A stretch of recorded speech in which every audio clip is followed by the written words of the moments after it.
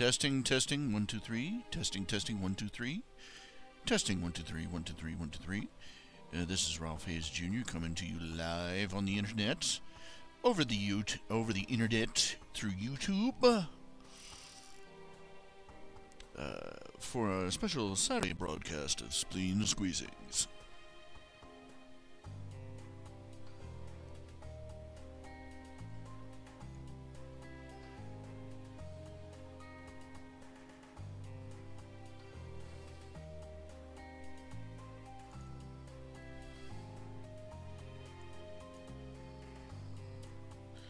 Now, we're going live. What we're doing here is, I'm having to raise a little money. This is just going a few extra hours trying to raise a little more money to cover my interwebs fees and stuff.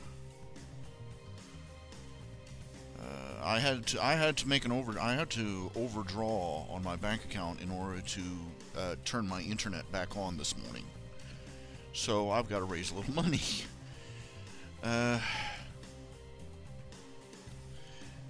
Let's see. As always, I'm doing commissions online. You can go to the website www.rhjunior.com/commissions. And there's a little thing there you can use to select whether you want a black and white or a color commission. Black and white start at 20, color commissions start at 40. $10 more for every extra character you want in the drawing. You place your order there. It pays through you pay through PayPal. You can use your credit card. If you don't have a PayPal account, you can use a credit or debit card, and PayPal will ring it up and send me a little email, and I will get I will contact you, get the description from you, and draw it live on the show. So exciting! Anyway. At least that's the plan.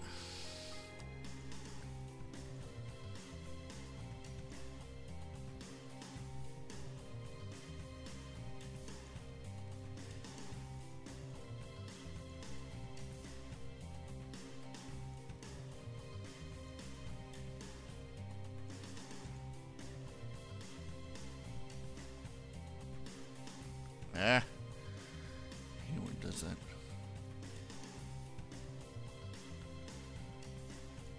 There we go. Okay.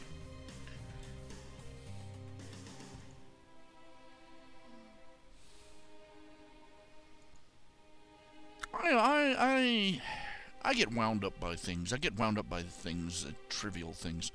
Of course, you know, everybody says don't sweat the small stuff, and it's all small stuff. Well, my perspective is the exact opposite.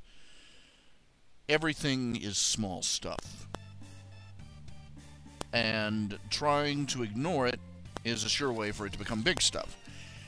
You know, they say don't sweat the small stuff. I say sweat the small stuff, and it's all small stuff. Trivial things, little things matter.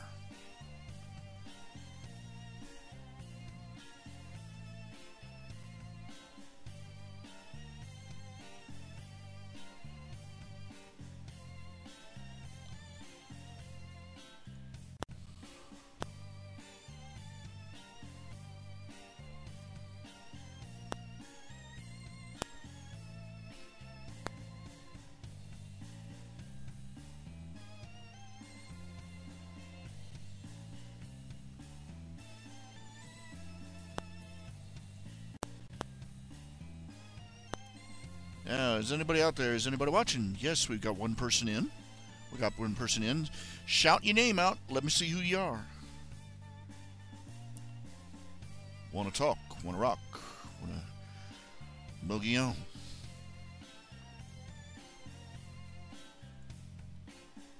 Let's see. Reference pick. The old Vic.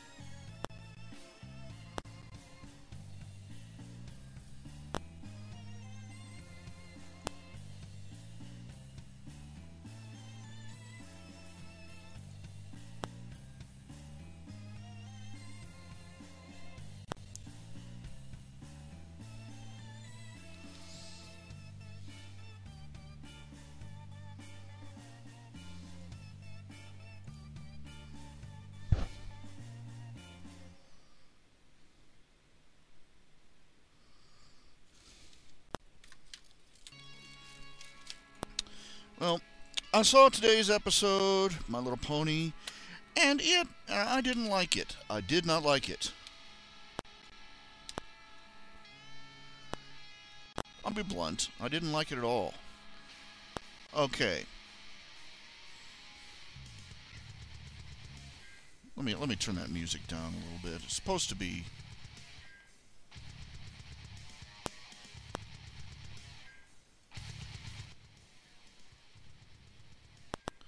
a little too loud there, I think.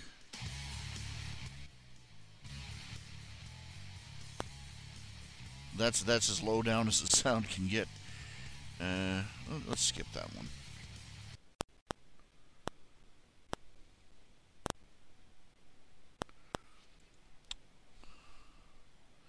Who's there? I know you're there. I can hear you breathing. Come on. Whoever's watching, please type something so I can see who you are. Want to say hey?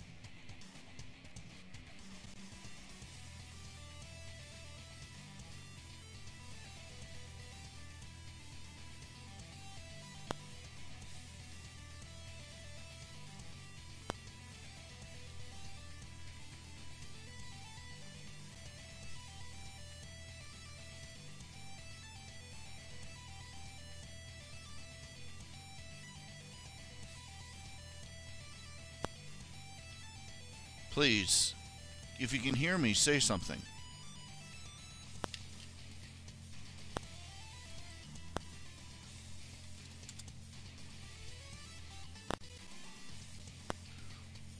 As always, if you don't give me feedback, I don't know if the audio's even going out.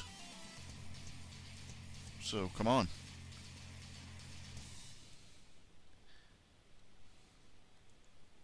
Where's the love? I said, where's the love? Ain't nobody talk to me.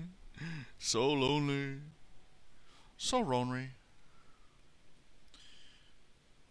I need to keep a Gmail window open. I need to keep a window open so I can keep an eye on Gmail, see if anything comes in. Just a minute. It actually works better when I use two different browsers simultaneously. Don't ask me why.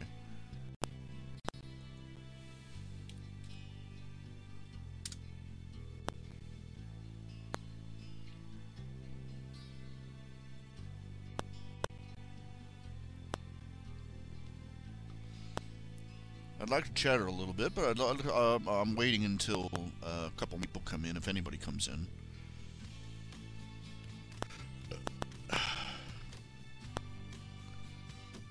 I swear, sometimes I think the only reason people disagree with me is because it's me. You know?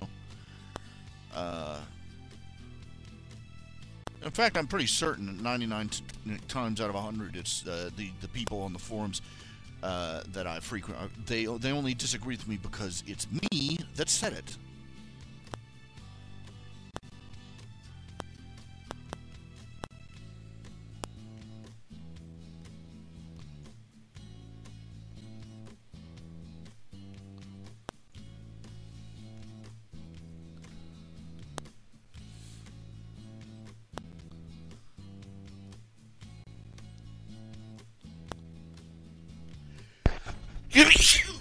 Excuse me. Woo! Cleared out the sinuses there.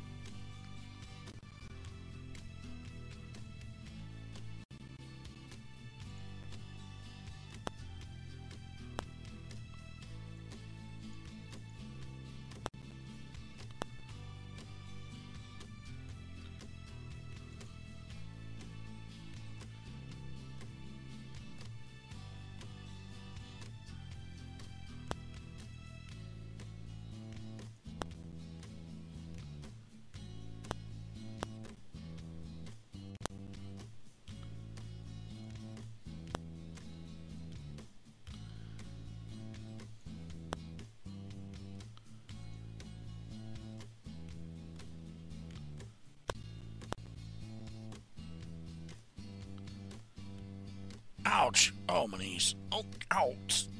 Ah. Oh, jeez. Ah.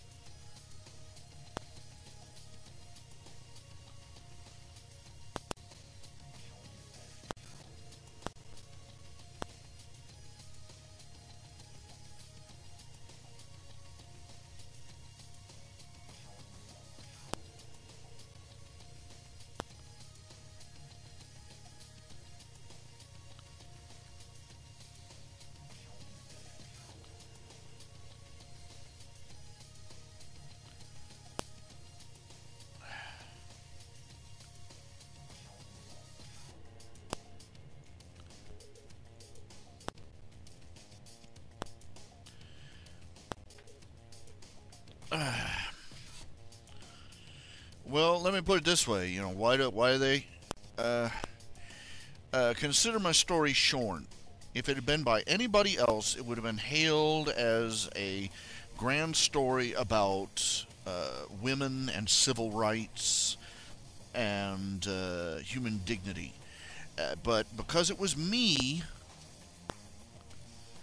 it was non-stop attack time.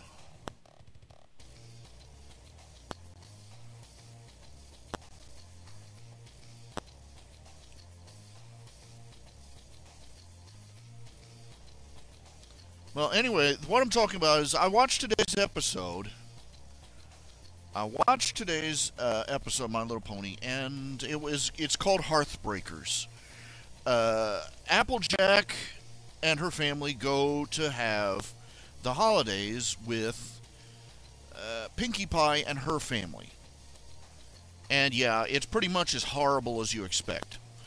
They don't, they're all looking forward to the holiday feast and the presents and the candy and all the traditions, and they get there and it sucks. Okay, they have rock soup. They don't have no food, just rock soup. No presents. This was really sad. They all go out on a scavenger hunt, is what it is. Pinkie Applejack asks, "What is this?" He says, "Oh, this is our family tradition. We hide, we don't just give each other presents. We hide the we hide the presents all over the rock farm."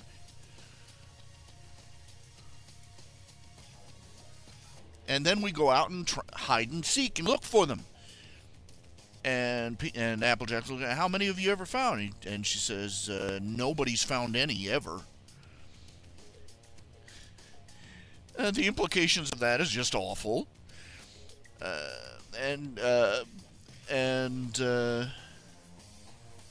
Well, basically, their entire holiday sucks.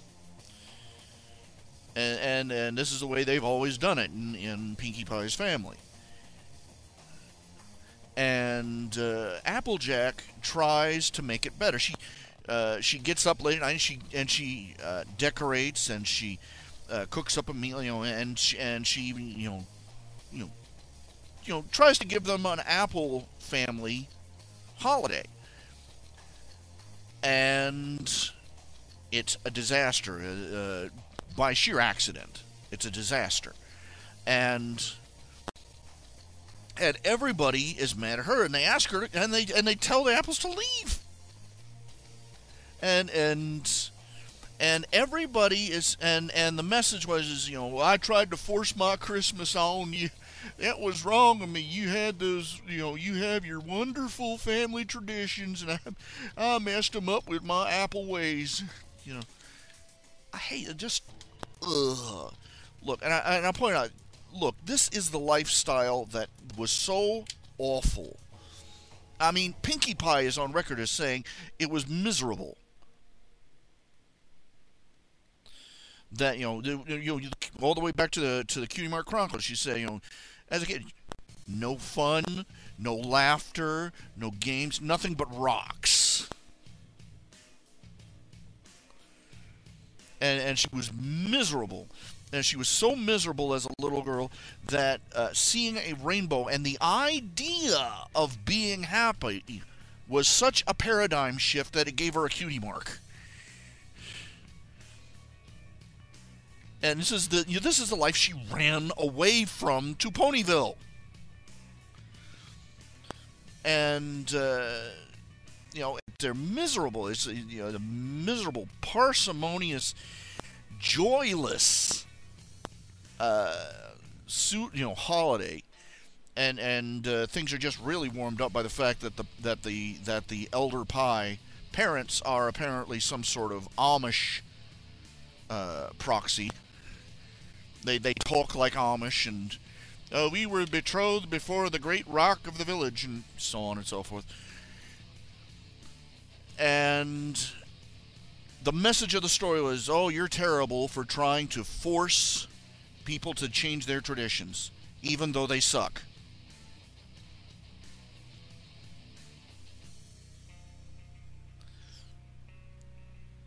And I'm like, what the hell, people? And I wrote, this is terrible.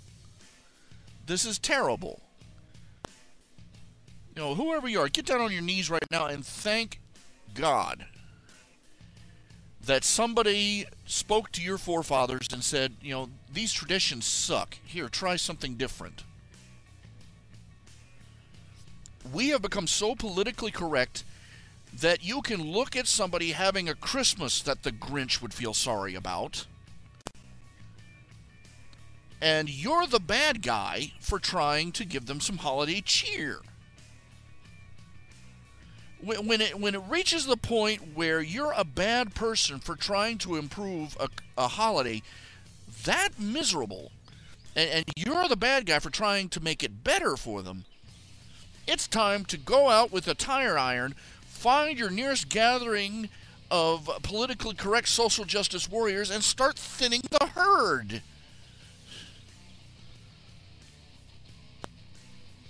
And I'm like, and everybody in the comments is like, oh, I would, oh, she was wrong for trying to force. They like living that way. Well, it's their right to live that way. They like living. Look, if you saw, somebody making their family live like that, you would write them up. You would report them for child abuse. Rock soup.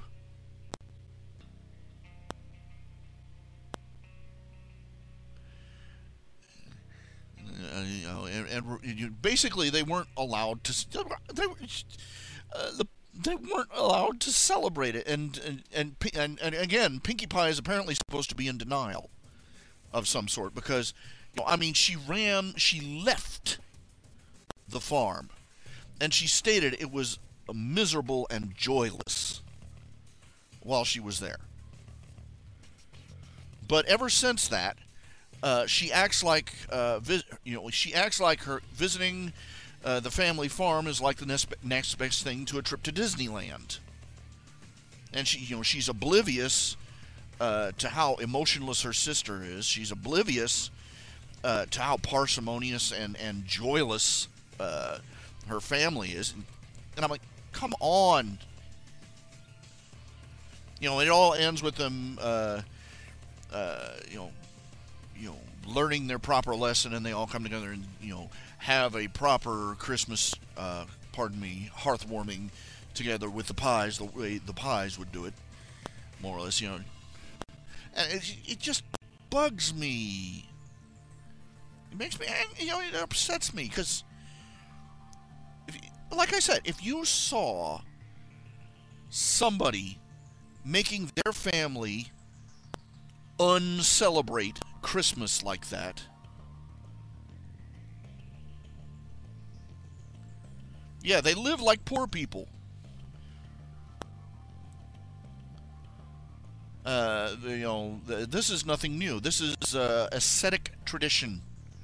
You see it in various groups. I'm sorry, even the Amish know how to have fun. Come on. I'm offended on behalf of the Amish that they're apparently basing this miserable existence on a straw man version of. This is a real straw man. This is the Hollywood understanding of the Amish lifestyle. They're miserable and joyless, and they eat nothing but rock soap.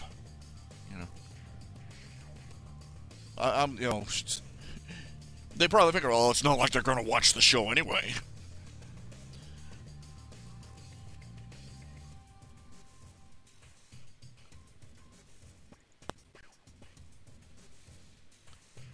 And people are arguing the point with me. I'm like, what the hell is wrong with you people? Are you retarded? They gotta be. I cannot repeat this enough. If they saw somebody making their family live through a Christmas like that. They would be the villain of the piece. They would report the parents for child abuse, and there would be a charity drive to give the family and the children a real. What's the excuse? Oh, it's their tradition. There's an old saying: tradition is the tyranny of the dead over the living. It's giving the deciding vote to dead people instead of to people who are so inconvenient as to actually be alive. Look, whoever you are, wherever you are, just get down on you. Just thank God, wherever you are, that somebody among your forefathers broke tradition.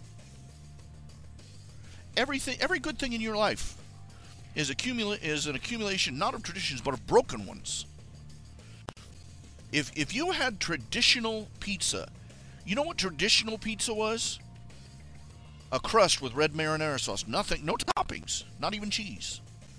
That was a traditional pizza. You know what? A traditional Christmas tree wasn't even decorated. A traditional, all the things that we treasure about our holidays and about our lifestyle, they came about because somebody broke the mold. There is nothing sacred about tradition, especially tradition that is tradition for tradition's sake.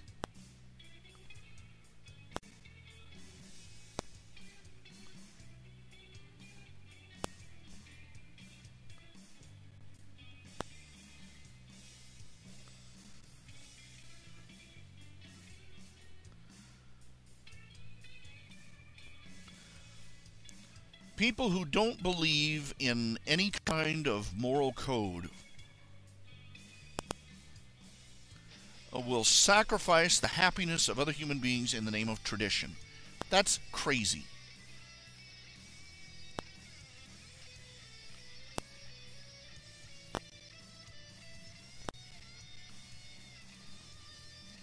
They won't bring, these are the same people that, it's the same thinking that leads to people saying we shouldn't bring modern education or medicine to the people of the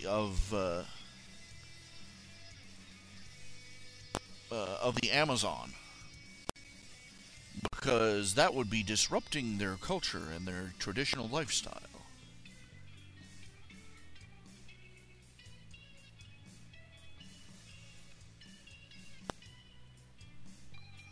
Seriously, there are people that think like that. There was serious talk back in the 19th century of putting Indians in Yellowstone and keeping them there like an animal preserve, keeping them away from the corrupting influence of the modern civilization. So, like bugs in a jar.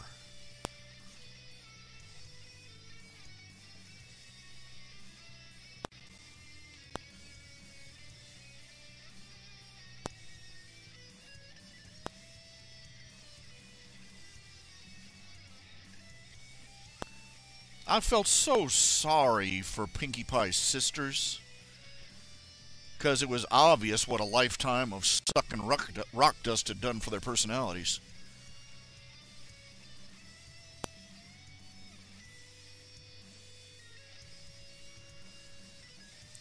One of them was just mean and cranky all the time.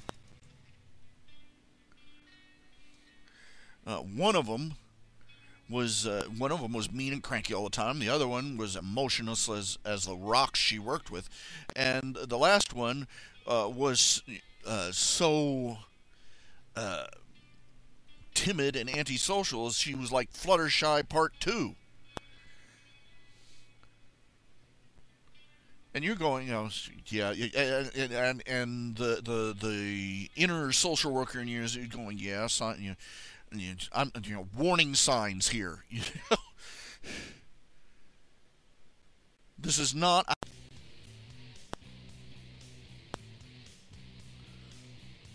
And it kind of appalls me that they decided that it would be some sort of pious, pseudo-religious family that would be the miserable ones.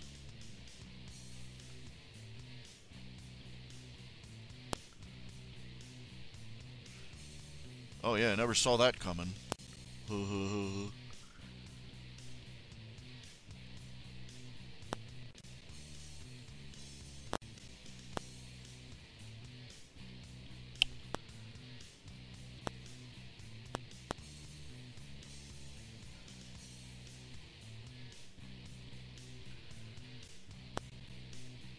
It's like people.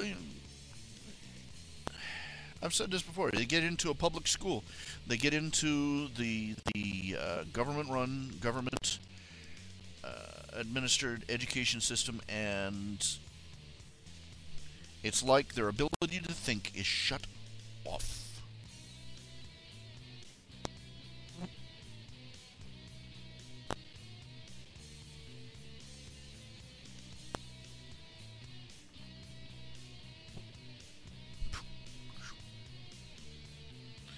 I mean, I remember reading, this was like 10, 20 years ago.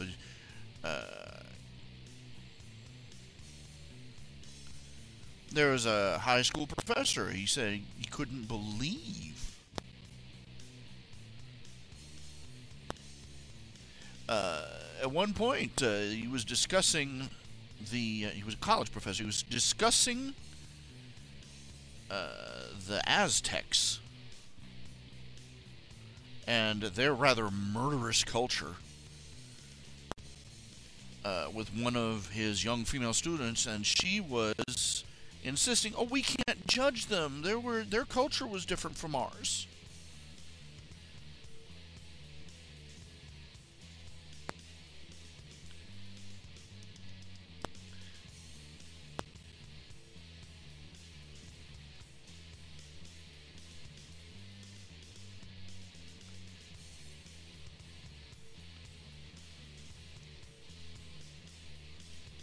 You know, it never occurs to any of these people that say we can't judge these cultures. They are, by doing that, they are passing judgment on our culture.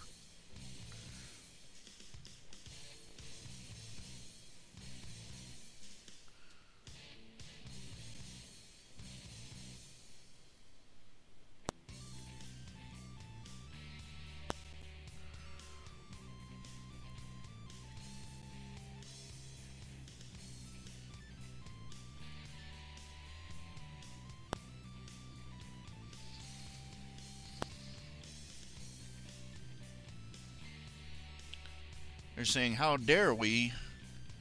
This actually happened. They had one of the commenters under the blog. He's, "Oh well, the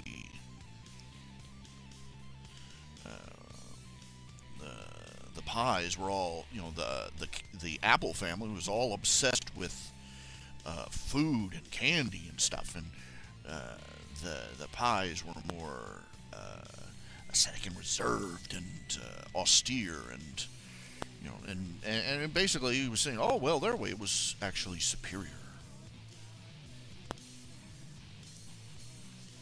Like, you retard, they were eating rock soup.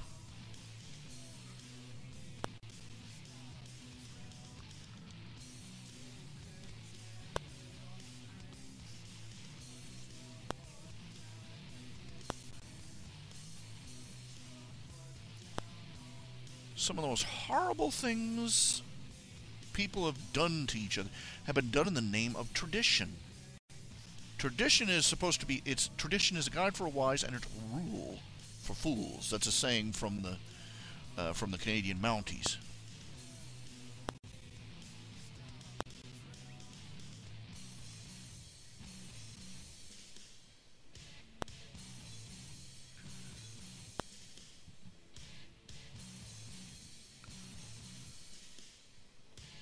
Frankly, traditions are like diapers. They should be changed quite frequently, and for much the same reason.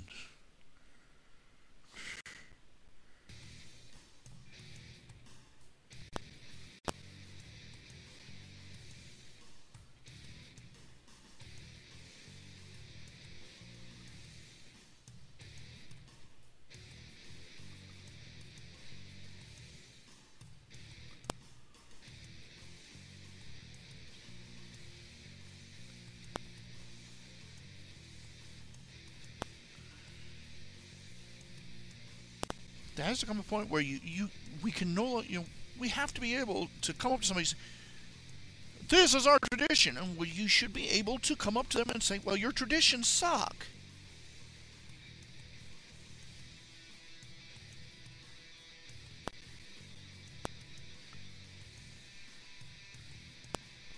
This way, your tradition sucks. This way is better.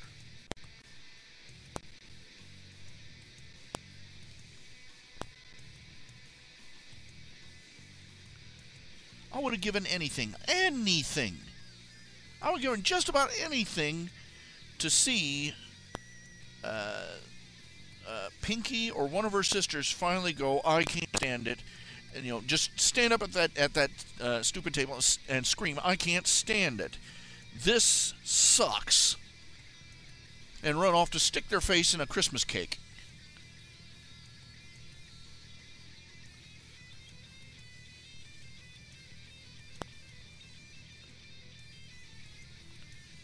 And instead, what do you get? How dare you criticize, how dare you criticize our sacred, our eternal and sacred and ever unchanging traditions of suck.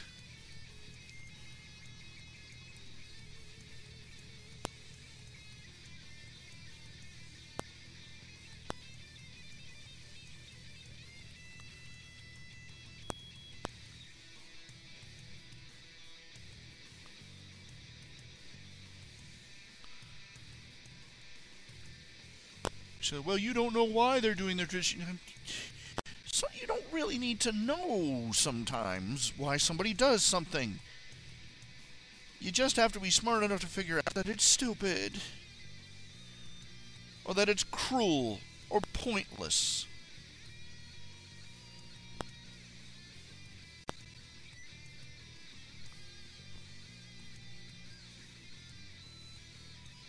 I mean, making kids go out on a hide-and-seek hunt for presents that didn't exist. Now, that's terrible. I mean, that's like end up on Oprah Winfrey terrible.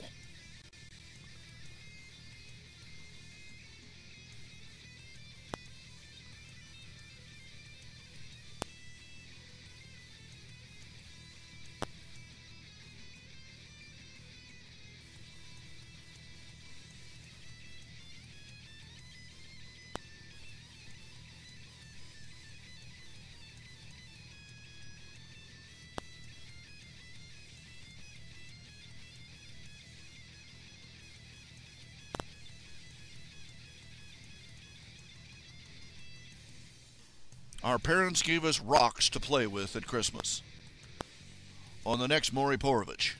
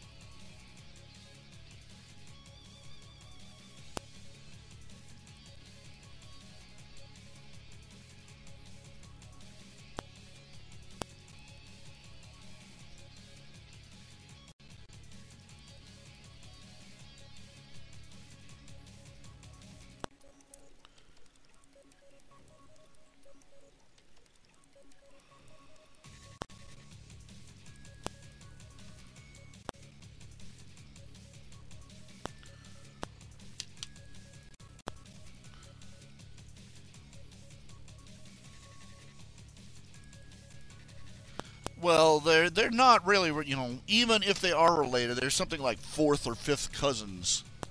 So yeah, you can still ship them. Marble pie. Yeah, there was way too much of, somebody on that show was shipping them too.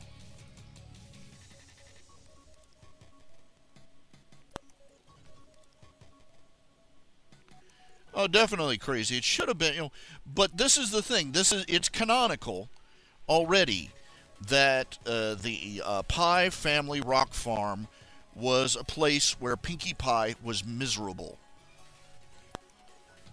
in her own words.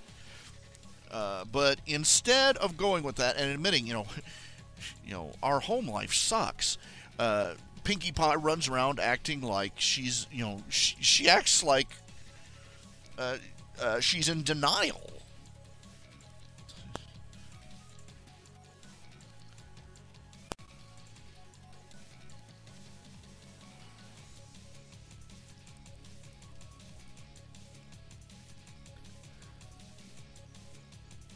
My sister isn't an emotionally devoid automaton.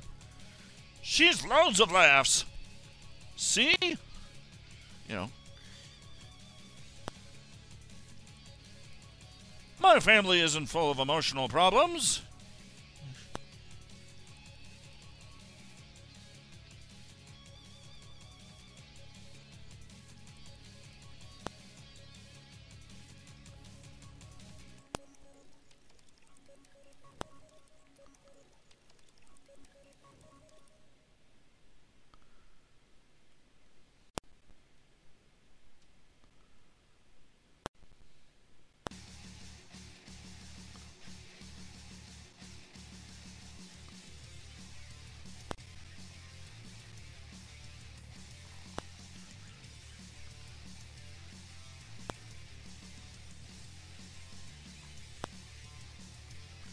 We didn't live a life of crippling poverty and deprivation.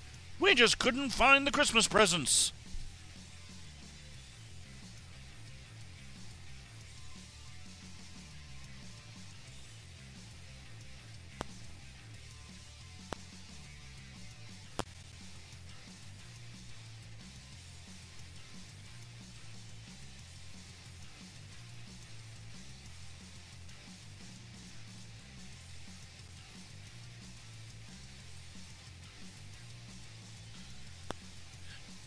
At the end of the day, the show is written and run by a bunch of people that are marinated in our PC culture. People in the entertainment industry, and people in the entertainment industry are spoon-fed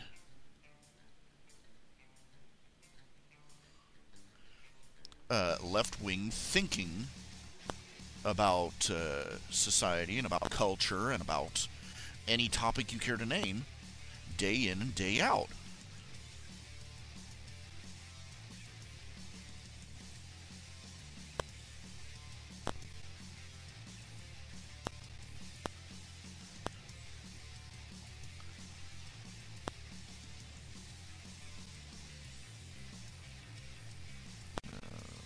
They live in a cultural echo chamber, and even the people that are that break away from the pattern, they can only break so far. You carry where you're raised with you.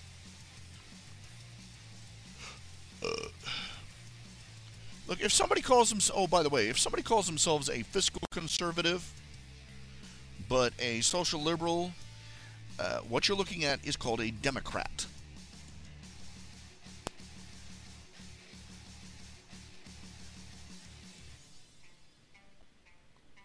It gets me that people act as if the fiscal policies and the moral policies are somehow exist in two separate little bubbles. You know?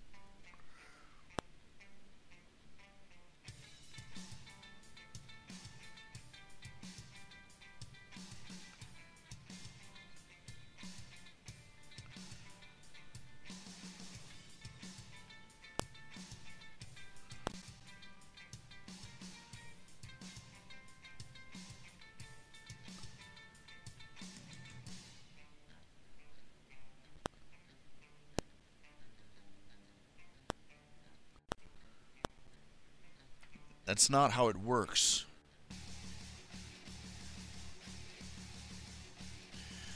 You can't insist on moral and ethical principles in one area and just let everything just go to hell and gone everywhere else.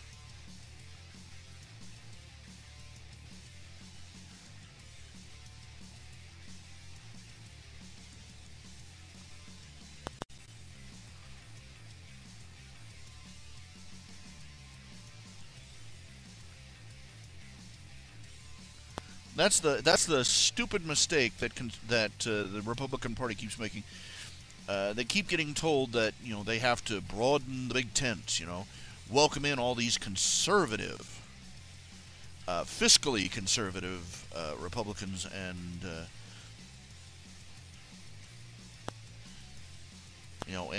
dump the social conservative values.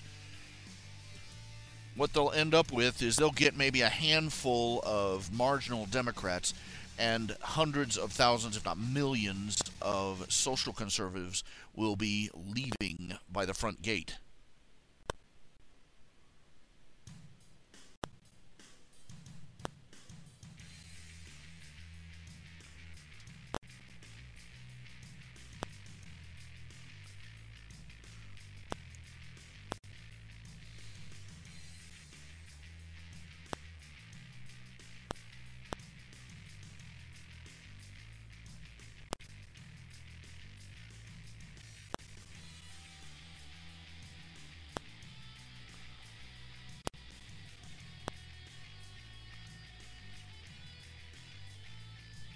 Issues overlap.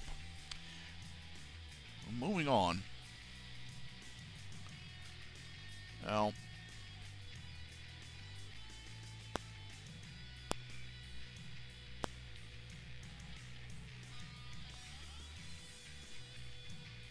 this is what I was saying about this episode is that social blindness that liberalism induces.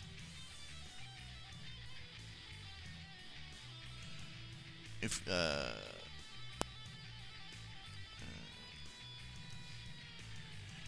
they see somebody living in a complete crap hole, they see him living in a mud hut somewhere in the Amazon. Oh, what a wonderful foreign culture! Aren't this natural lifestyle? Blah blah blah blah blah. But they go home. If they saw somebody living like that in their own town,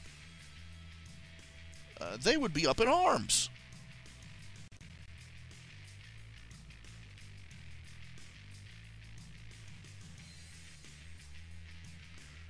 I'm sorry, a life of poverty and deprivation is a life of poverty and deprivation no matter where you are.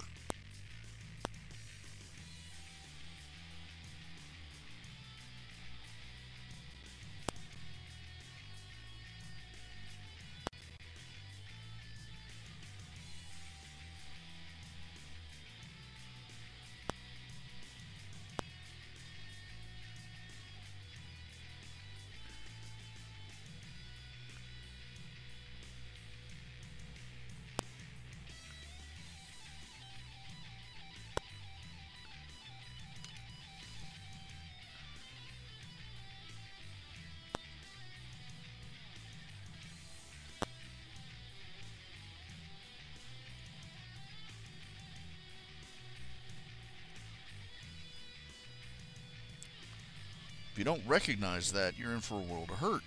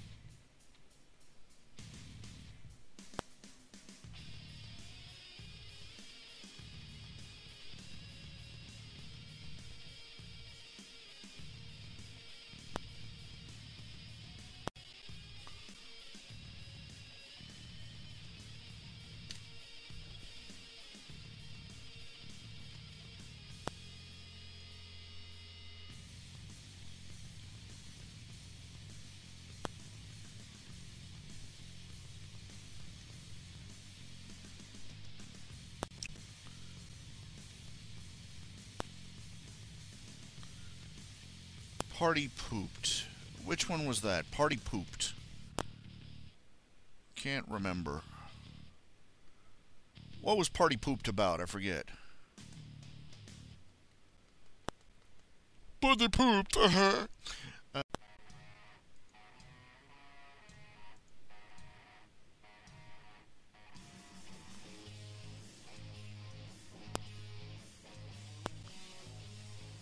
Party pooped.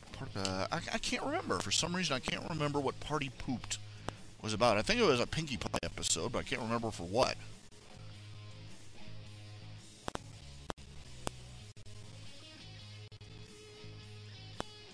And thank you to, well, I don't know if I should announce the name. Well, I just received a $5 donation. Thank you to, I want to say thank you to the name of the guy, but people seem to get upset when you do that these days, so I don't know.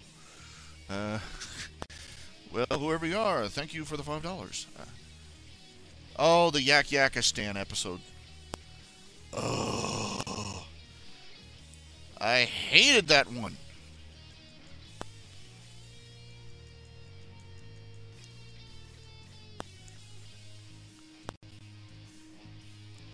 Basically, where Twilight Sparkle was a despite being a princess and an alicorn, was a doormat for these rude, obnoxious yaks. Because, and again, note the theme about disrespecting their culture.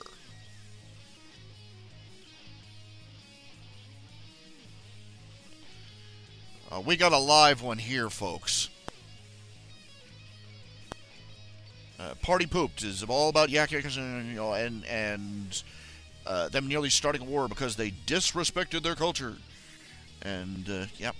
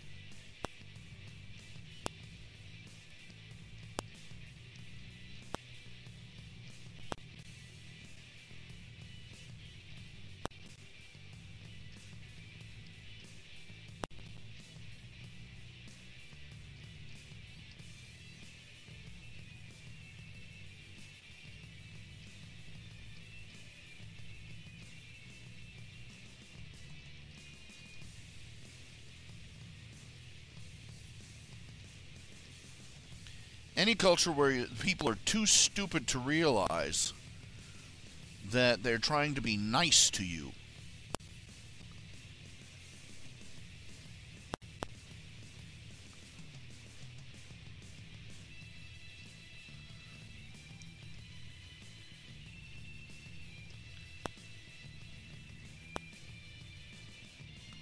I mean, the ponies are breaking their backs trying to make everything perfect for the Yak Yakistan's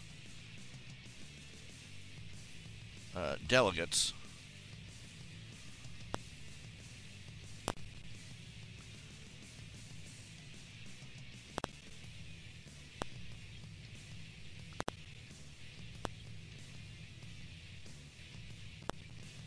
And the Yak Yakistans respond by breaking everything. Where I come from, that would have been a declaration of war in and of itself.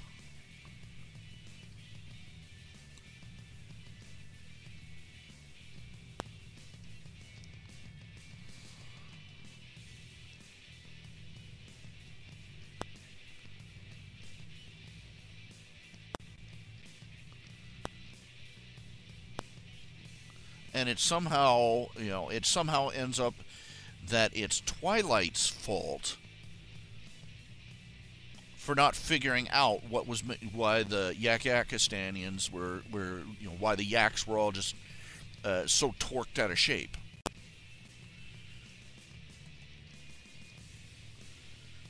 That's basically how people expect America to be with everybody else.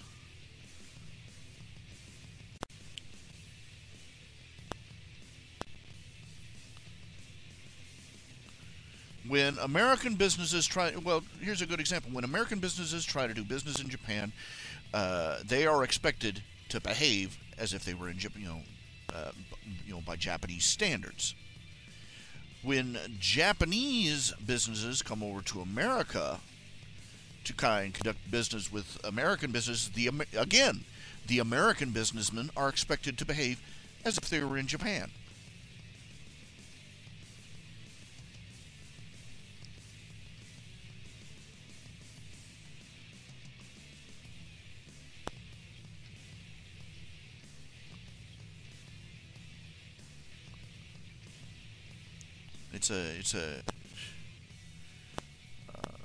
We are Americans, this whole ugly American crap. America is expected to bow and scrape to everyone else.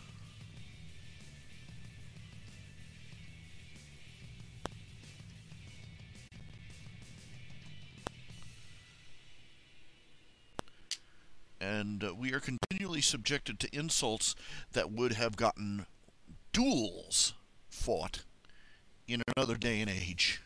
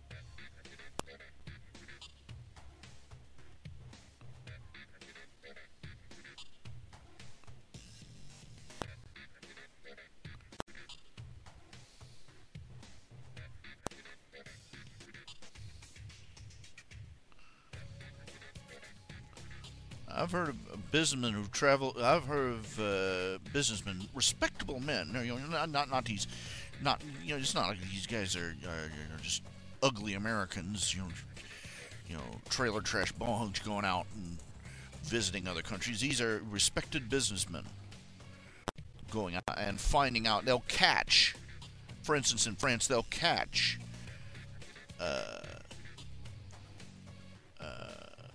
restaurant owners out in lies. One guy, for example, he would have to pretend to be from another country to get a reservation at a restaurant. He would call in as himself, and they would tell him, "Oh, we're all booked up. We are so sorry, Mr. American. We all booked up for this weekend." And he would call back later, pretending to be somebody from any other country on the planet, And, oh, oui, monsieur, we have a table just for you. And then, and they'd suck his butt like nobody's tomorrow. And there's just standard behavior.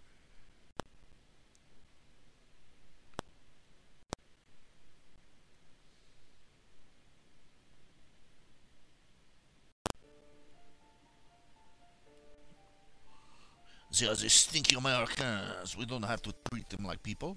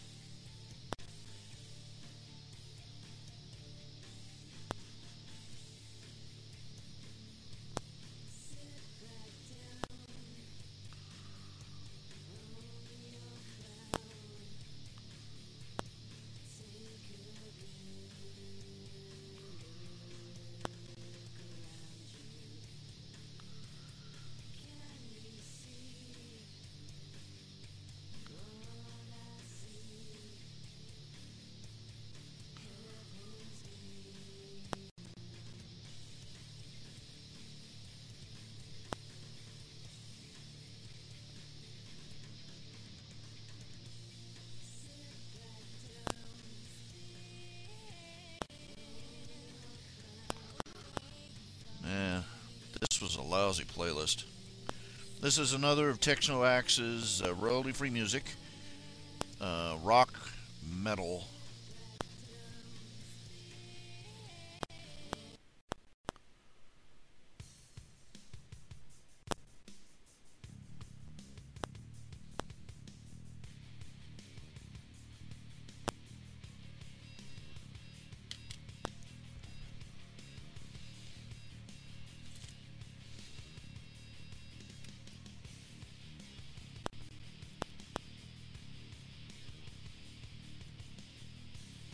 It just bums me out,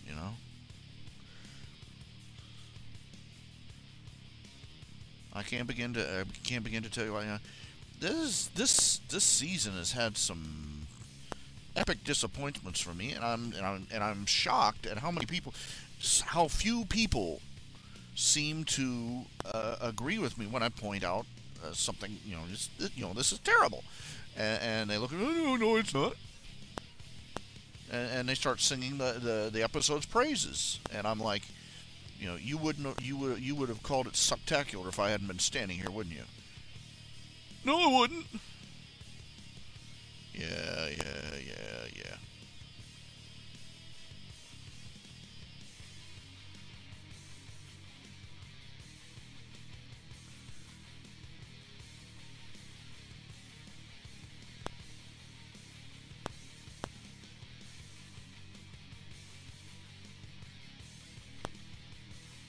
I just think it's really, really good. Yeah.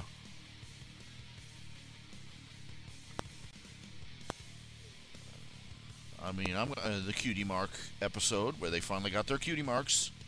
I say it again. I'll say it. I'll keep saying it, and I'll keep saying it over and over again. I have never been so disappointed in having one of my wishes fulfilled. This is what it's like to be granted a wish by a jackass genie. 5 seasons I waited for them to finally get their cutie marks, and discover that that special something about themselves and all that. And what do they get? A collective cutie mark.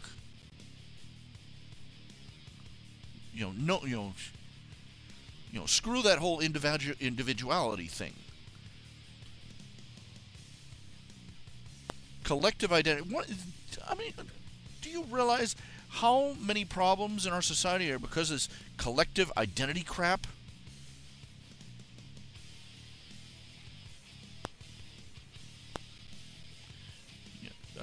It's a first step in socialism. Get people to stop thinking of themselves as individuals and start thinking of themselves as members of a collective.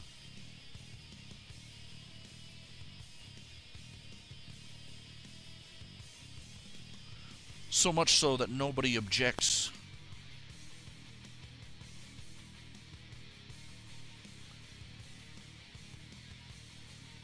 When it becomes status quo.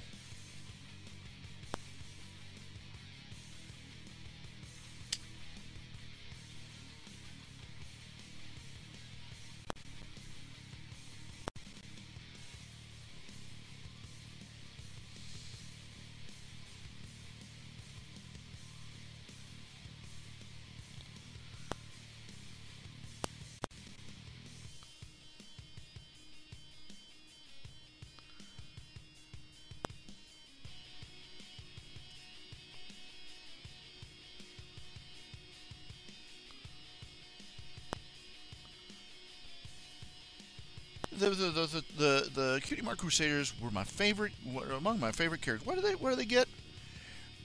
What is essentially a meaningless diamond-shaped blob,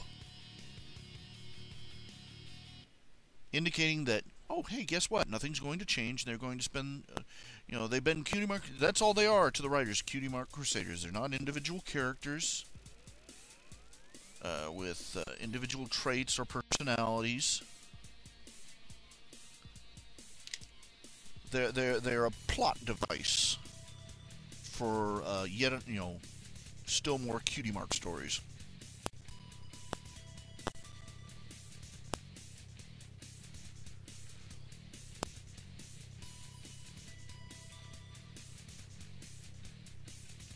Never gonna forgive them for that.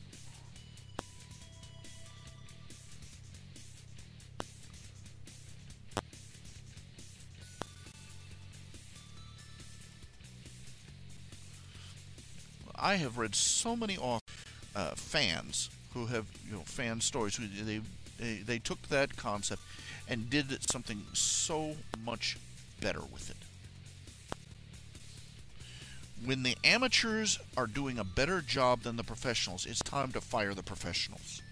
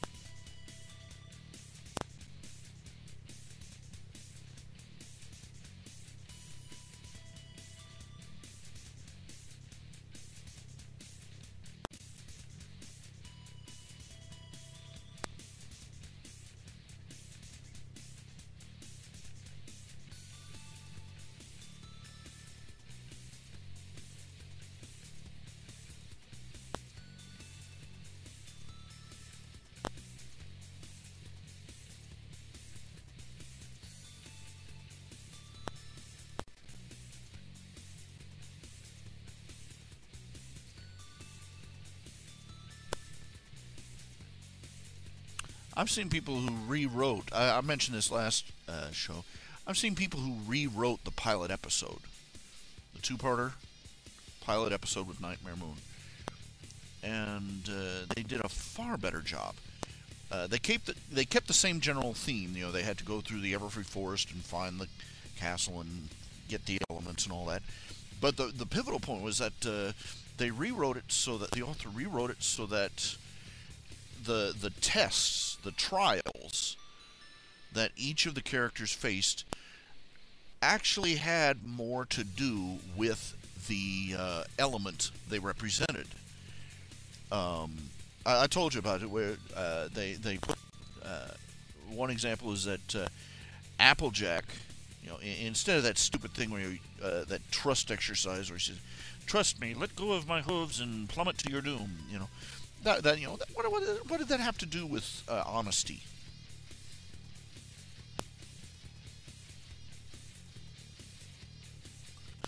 But in the rewritten version, the author had her. Let's see here, just a second here.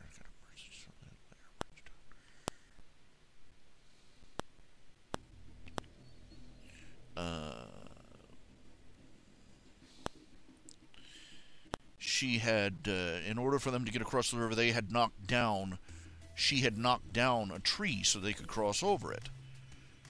And this had partially blocked the river, and this upset the sea ponies that were living in the river. And they made it clear that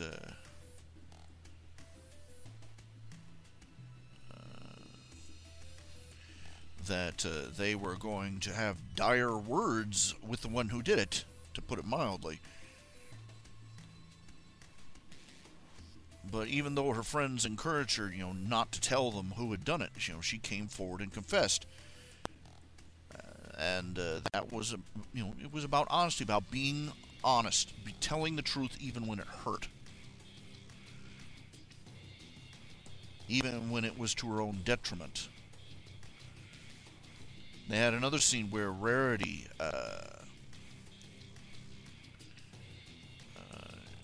earlier in the story, she had, it had been revealed that she was wearing her grandmother's locket. And they had to pay a toll to get past a group of diamond dogs. And for the sake of the mission, she gave, she gave up that medallion. You just run down the list, and some of the changes were subtle, some of them were totally different.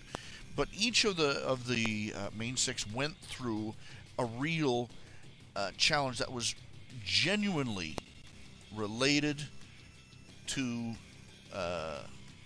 the element they represented.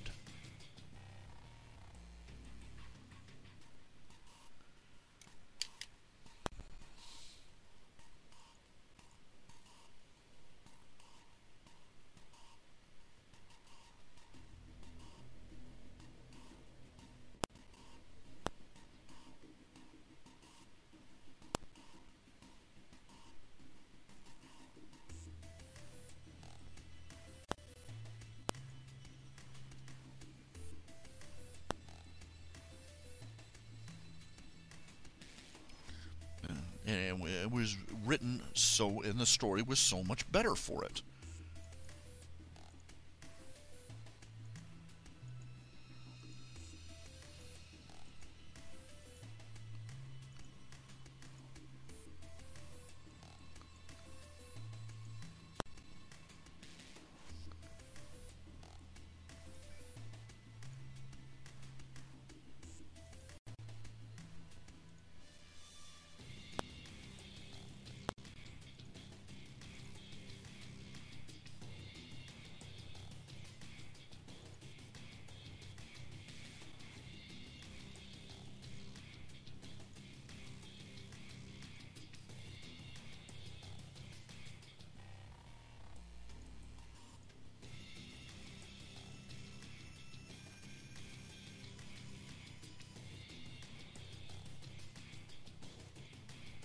You can tell when somebody loves what they're doing, and you can tell when somebody's just phoning it in.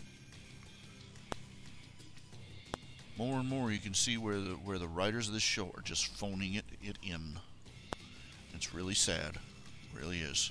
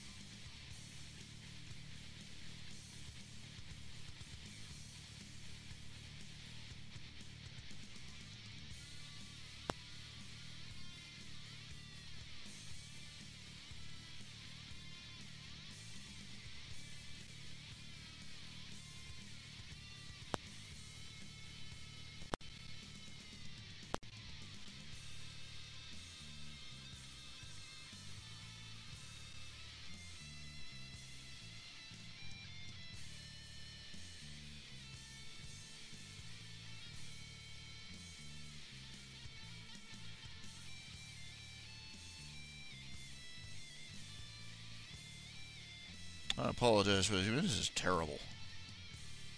Terrible music. I'll be right back.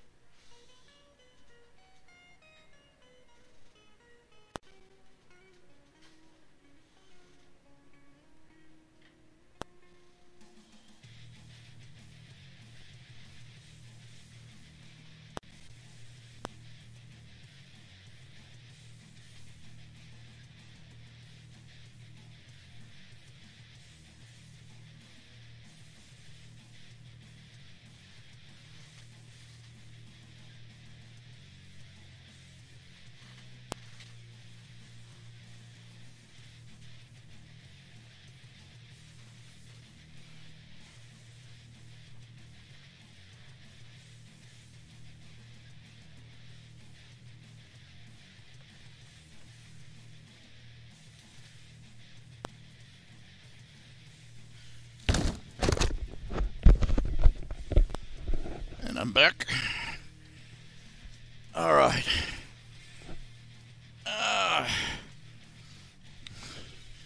Thus far, we made $40. Well, 45. Hooray. It just leaves another 50 or so to go.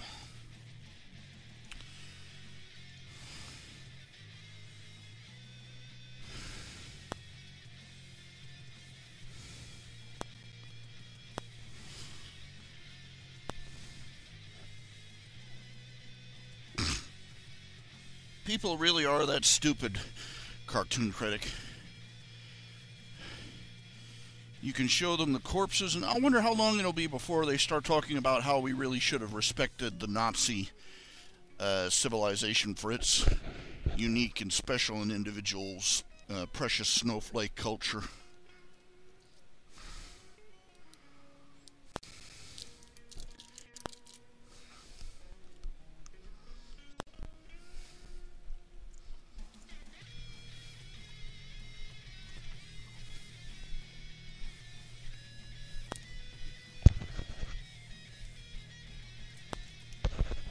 Pokemon reboots over and over again because they don't know where to go with it.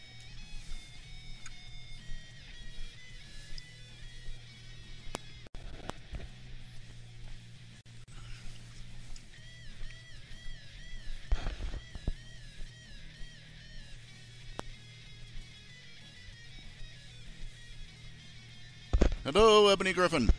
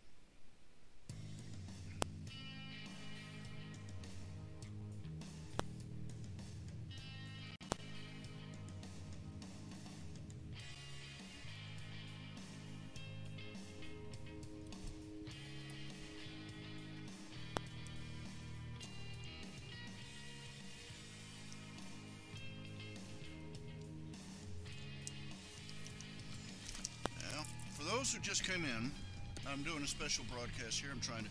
Had to overdraw on my bank account in order to keep the internet on. And so now I need to raise a little cash to try and pay for that before the fees eat me.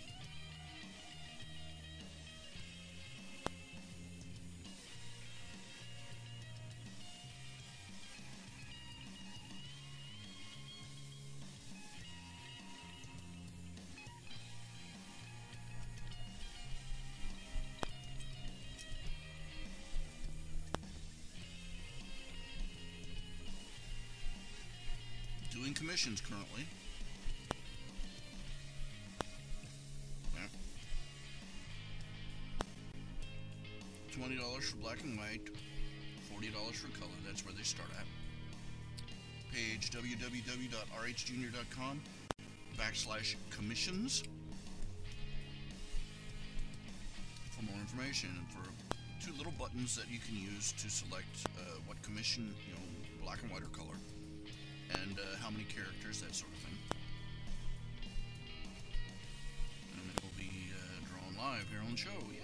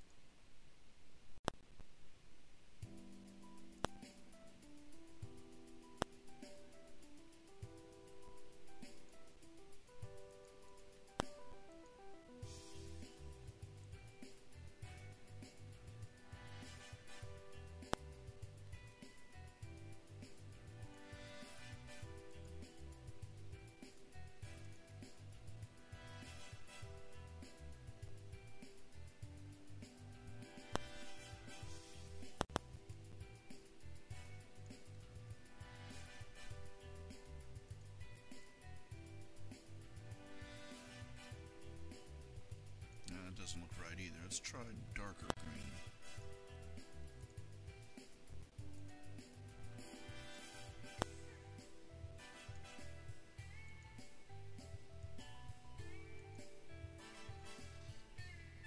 I suppose that'll work.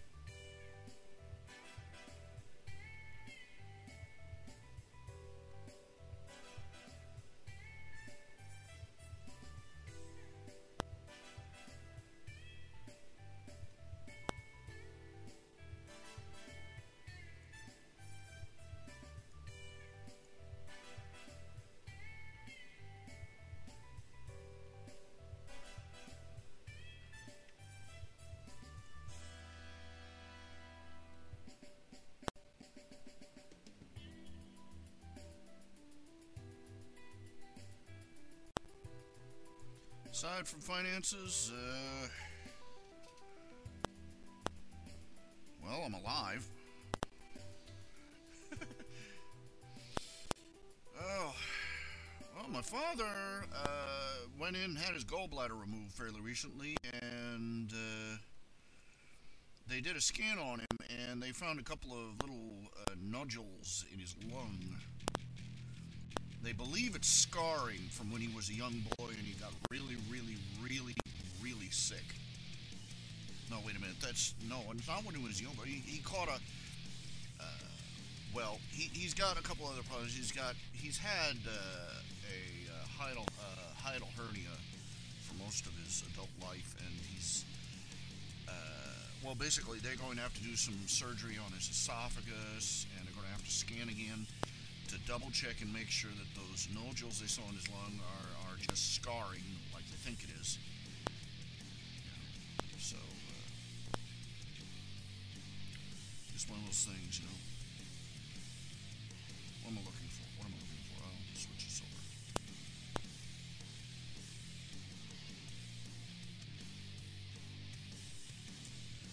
I was griping earlier, it's one of my hobbies, about the latest episode, My Little Pony episode, Hearthbreakers. It's written by, it's apparently written, the same episode is written by the same guy that did Party Pooped, the Yakistan episode.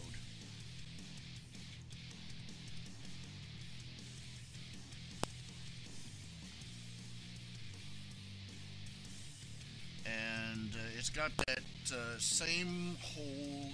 I kind of. There's only 2 episodes, but I kind of think this author, this writer, on. Oh, you must respect other people's culture, and screw your own. You ever notice that it's always the Westerner who needs to respect everybody else's culture. Nobody needs to respect the Westerners. You ever notice that?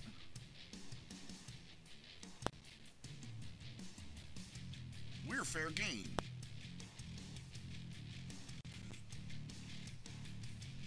The current episode Basically, let's put it this: the apples go to celebrate hearthwarming at Pinkie Pie's with Pinkie Pie's family, and Pinkie Pie's family, their holiday sucks.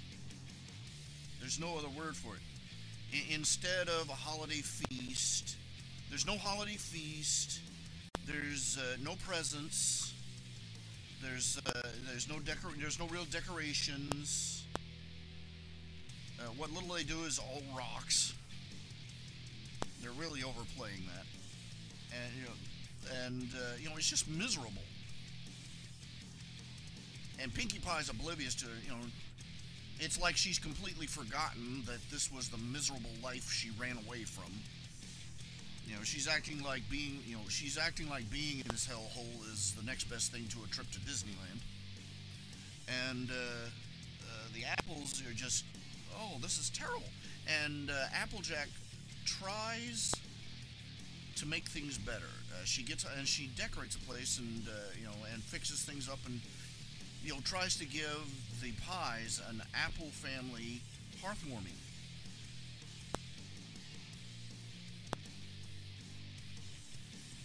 And it comes apart at the seams, and the pies are furious.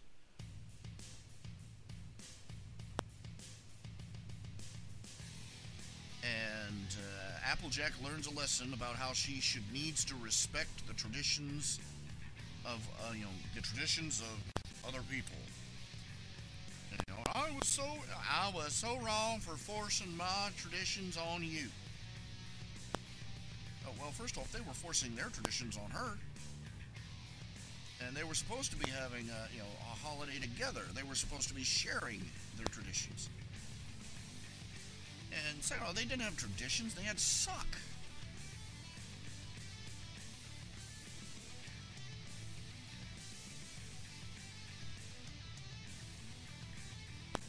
I'm sorry, the Amish, even the Amish know how to have fun.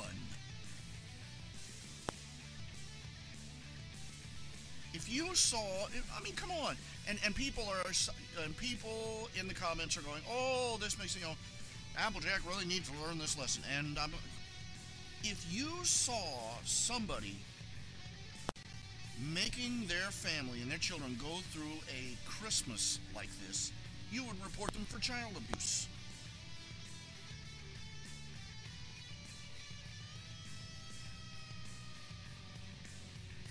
Now, she wasn't disrespectful or anything. She tried to do something nice. She wasn't mean, she wasn't rude, she didn't dump on their traditions or anything. She just tried to spruce things up. She tried to, do something nice. And everybody's, twisted up in a knot. Because she tried to make their Christmas not suck. Now, look, the saying that comes to mind, tradition, there are a couple of sayings that come to mind. First of all, tradition is a guide for the wise and a rule for fools. And two, tradition is the tyranny of the dead over the living.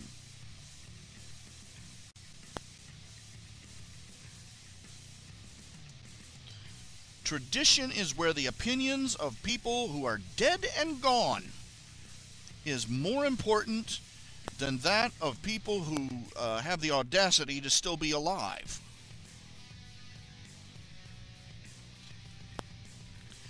And I'm sorry, but there's no way they aren't aware that their lives suck.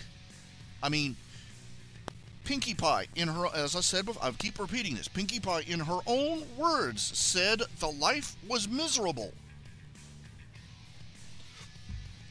It was so miserable that simply seeing a rainbow was enough to give her an epiphany that gave her her cutie mark.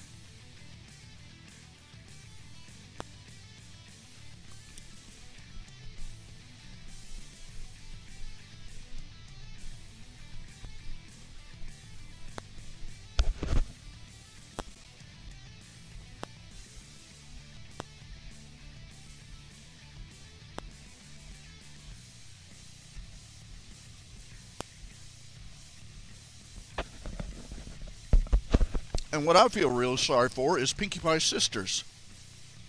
They're the ones that didn't escape.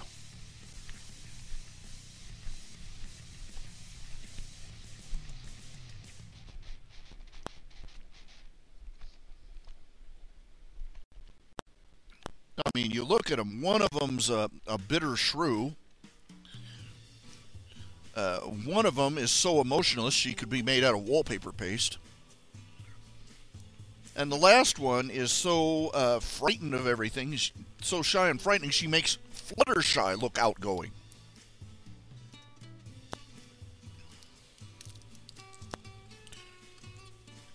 I would pay anything. I would pay anything to see an episode where one of those three daughters says, "I can't take it anymore. This is a load of crap. This life stinks."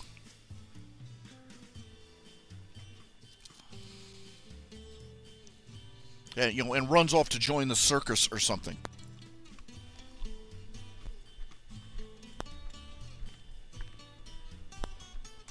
But I guess somebody decided that it wasn't PC for Pinkie Pie to go on saying that her childhood was unhappy.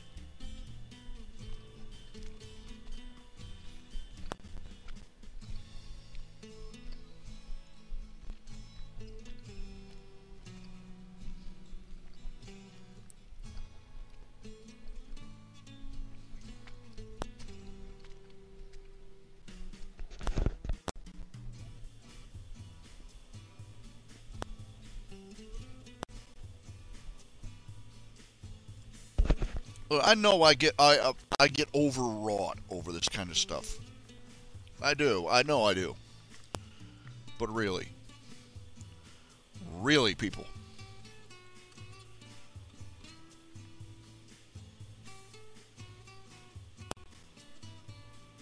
I got people. I posted this in my blog on the Film Fiction site, and people, it's just out of the woodwork. It's like these people are holding, they're holding on to, a ticket, and are just, waiting in the wings for their turn to come out and disagree with me about anything. No. They like this lifestyle. It's their choices. Anybody that says that, doesn't know too much about how tradition works. I mean, there are people out there that are living absolutely wretched lives, and they're afraid to change because of what their parents will say, because of what their neighbors will say, because of what because of what they think other people will think of them. Because it's all they've ever known. I mean, some of the most horrible human practices in the world are literally tradition for tradition's sake. Foot binding, whalebone corsets.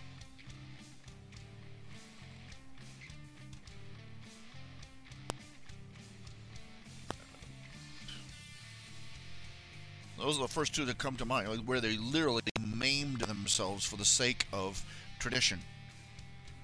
Crushing their rib cages, crushing their feet.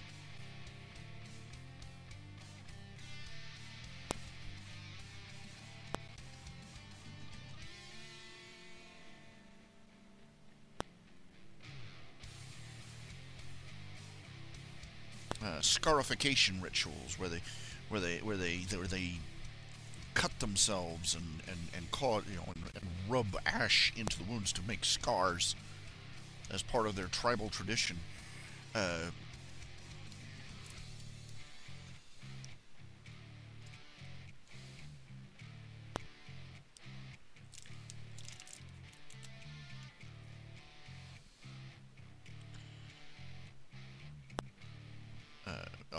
Cruel things like fox hunting.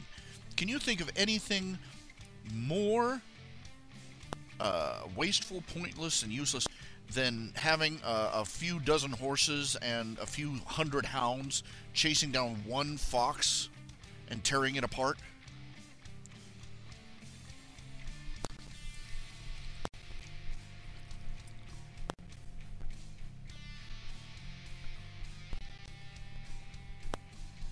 No, it would be, Ebony Griffin, hearthwarming would be for more of a 4th of July type celebration, except that's not how it's presented. It's presented as a Christmas proxy, a Yuletime holiday. So you just have to roll with it.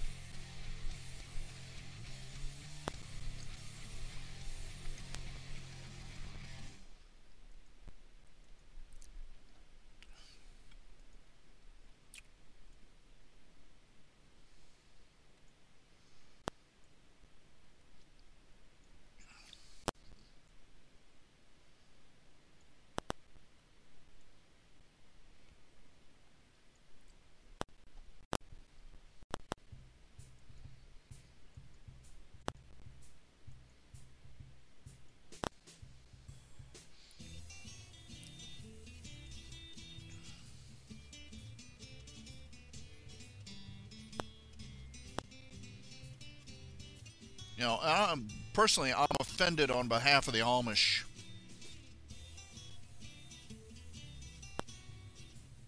Because this is apparently, you know, this is the Hollywood perception of what the Amish must be like. You know, miserable and joyless and, you know, allergic to fun.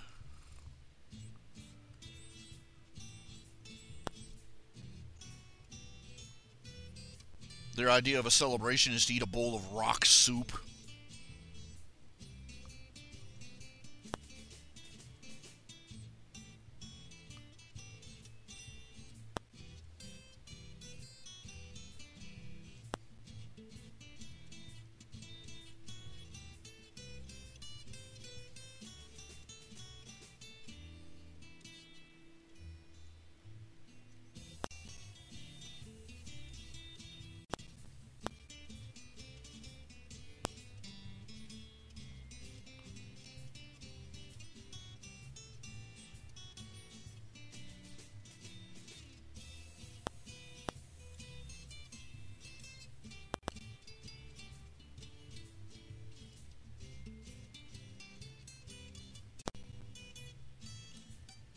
You know, I'll be honest. I think it's terrible that they had that. You know, look, the Amish are proof that they have Rumspringa, where the young, you know, at a certain age, they go out and live out in the regular world for a certain period of time, and decide whether or not they want to come back. And they claim that most of them come back. And to my thinking, that just proves that just how tight a psychological grip the elders in their community have. You know, oh, what a surprise! They think that if they live in, you know, they've been spent their entire lives being indoctrinated that if they live in a secular world that God is going to smite them. You know, I can't imagine why they decide to come back.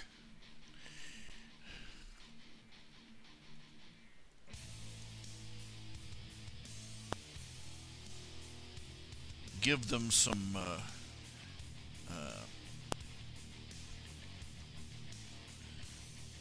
actual psychological help, and I suspect you'd see a lot fewer of them coming back. You know, the fact that people go back to it doesn't mean a thing. There are people who get out of prison. You know, there are people who get out of prison and who desperately try to get back in because they have been in, you know, it's the only life they can understand.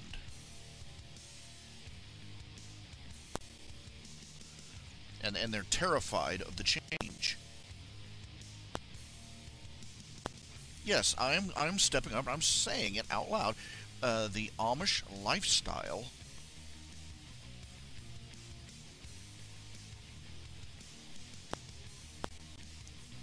is not good.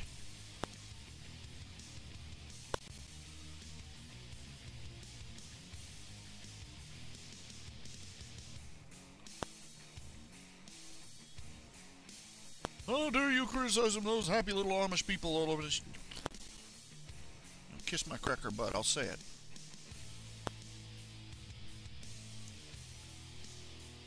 It's you know, the Amish, the whole Amish thing is a cult that's got traction. That's all it is.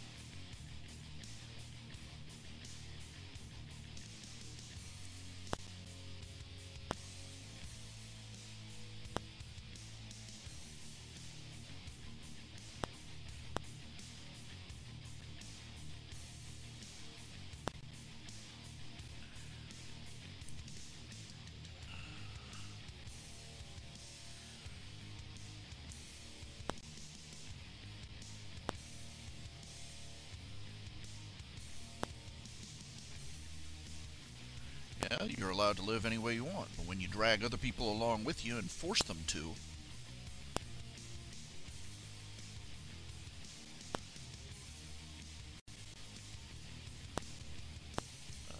the rest of the world has the right to criticize.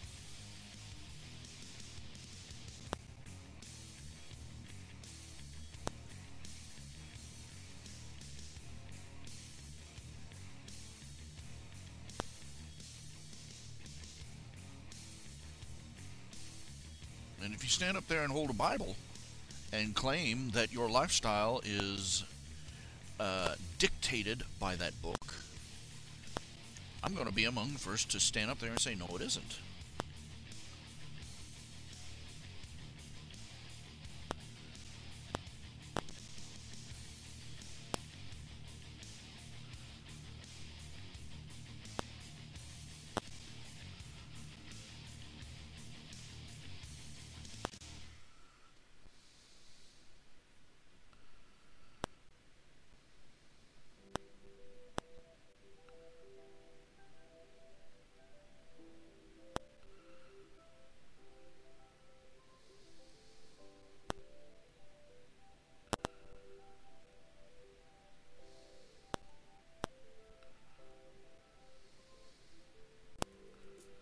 You can't hide. When God said, when we were supposed to live separate from the world, He didn't mean for us to try and hide from it behind a picket fence.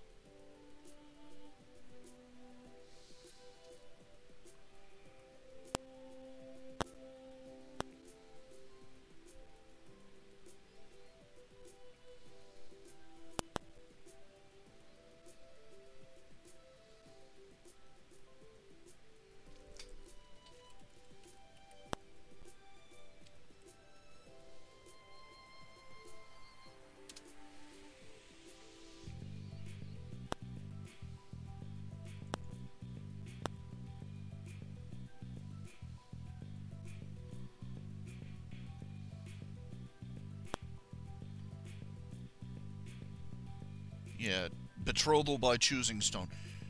Okay, you know my opinion on betrothal. People should not be trading their children like stock animals.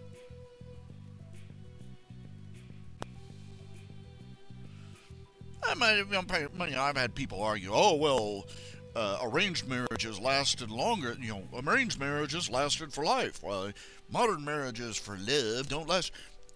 They lasted for life because there was no divorce. Of course they lasted for life, when the only way out of a marriage was death.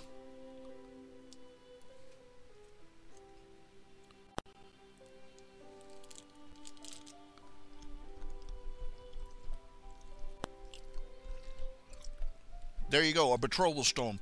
There's the fate of Pinkie Pie's sisters. How wretched. And the fact that they're getting holy decrees from this rock. What the hell?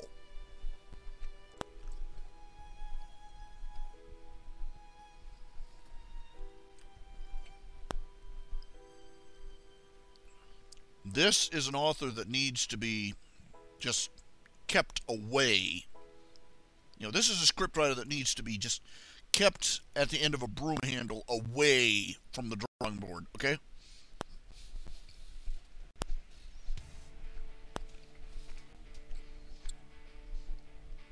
The phrase unfortunate or even horrifying implications comes to mind.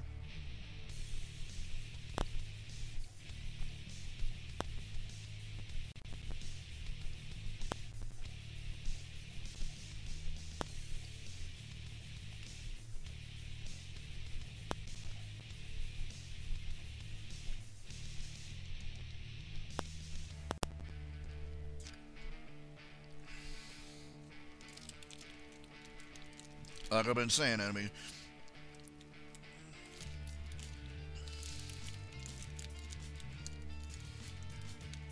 the writers seem oblivious to some of the unfortunate implications of the plot devices they use.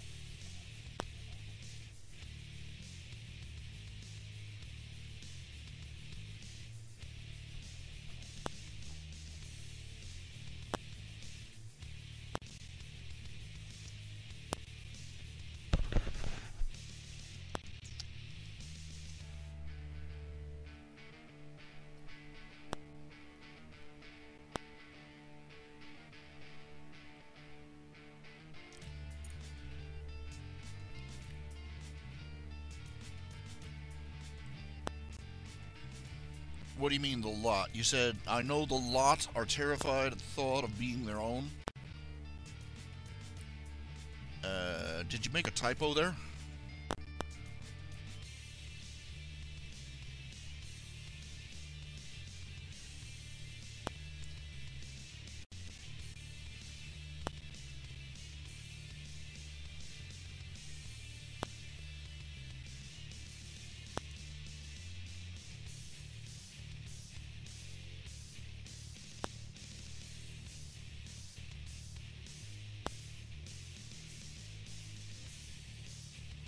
Oh.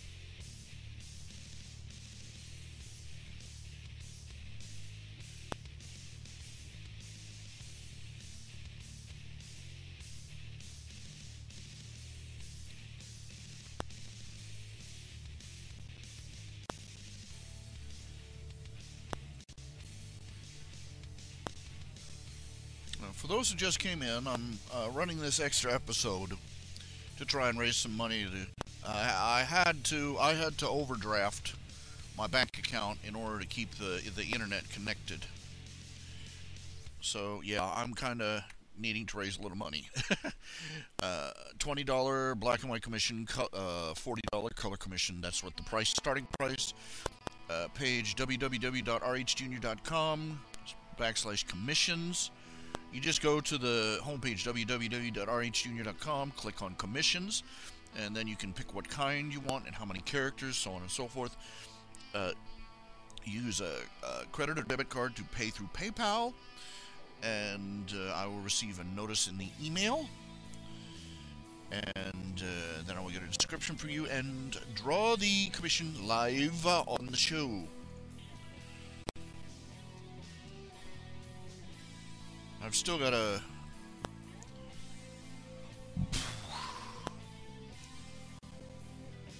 I'm still scratching for it, you know. I was always... You know.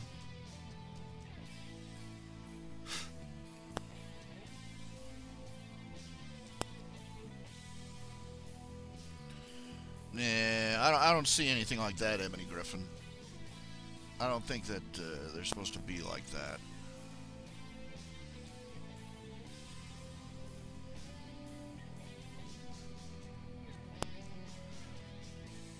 If anything, they're overly tolerant of things that are a threat to both themselves and their society. I mean, they willingly live in towns right next to forests filled with monsters. They routinely have sealed evil in a can pop its lid and show up on the front porch. The instant any major threat is out of sight, it's as if it has been completely forgotten. I mean, not 24 hours after Chrysalis got run out of town, they're going about having a wedding party as if nothing had happened. I'm sorry, that's the time that the armed forces ride out.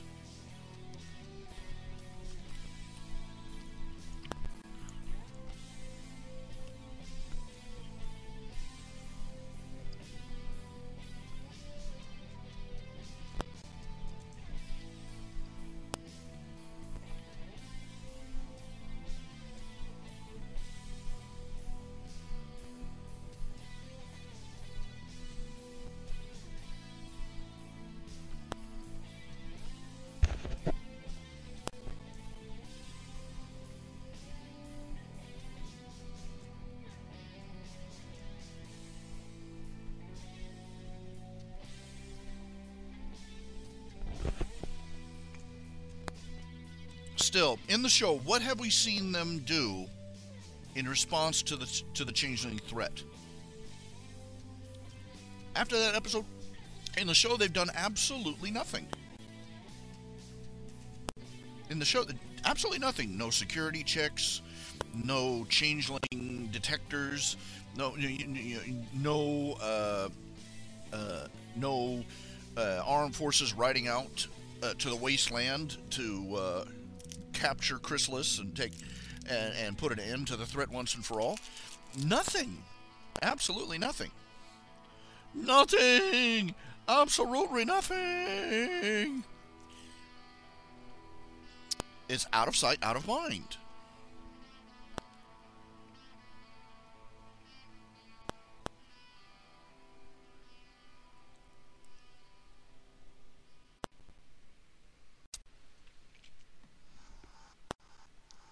No plot continuity, basically.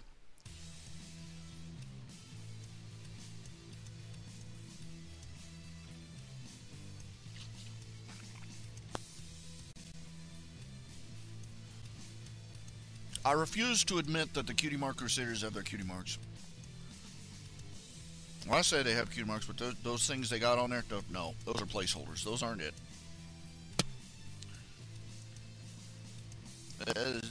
It's a little purple smudge on their hip. You have to get an extreme close-up to even see what it's supposed to be. I'm like, yeah, sorry, sons of guns.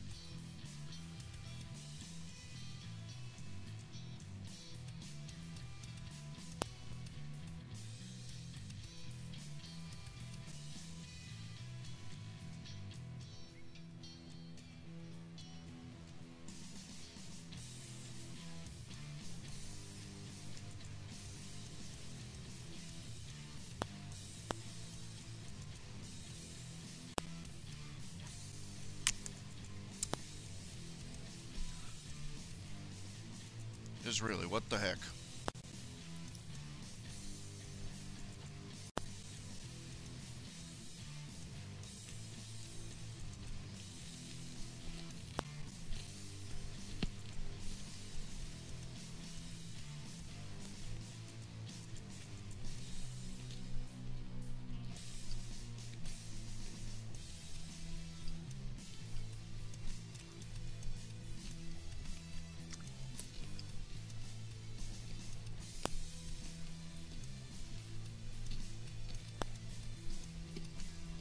Yeah, I wanted to read my email.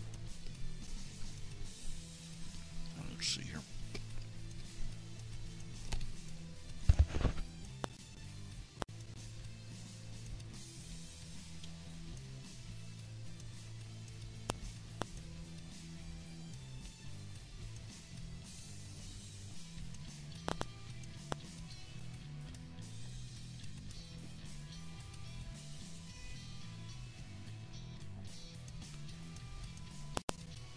Come on, you stupid machine. Come on, what is it doing?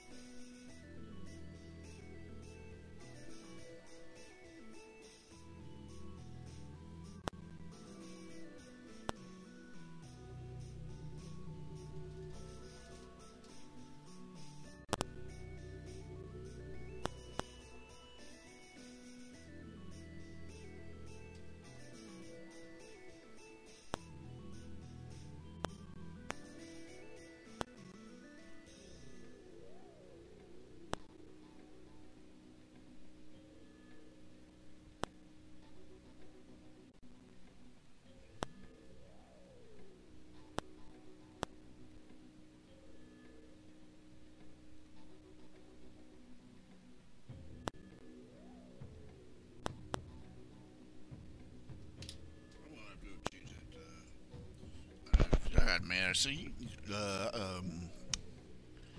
in the forums, let's see here, film fiction. I got mad. And I posted a blog entry on that latest episode, and I finally came back, and all the people that just came flying out of the woodwork at the beautiful opportunity to disagree with me on something. You know, you people are all, some of you all are retarded. I mean, if you in real life saw somebody make their make their family celebrate Christmas that way, you would report them for child abuse.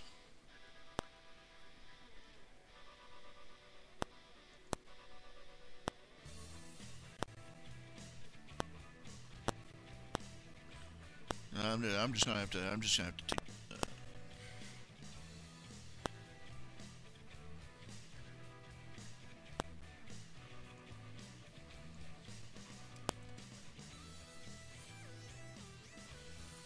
I'm serious. If you saw a family throwing a Christmas like this for their kids you despise them. You wouldn't care what excuse they have. Oh, it's against our religion to be happy. What? you would not accept any excuse for it. You would not accept any rationalization for it. You would call it terrible, and you would be right.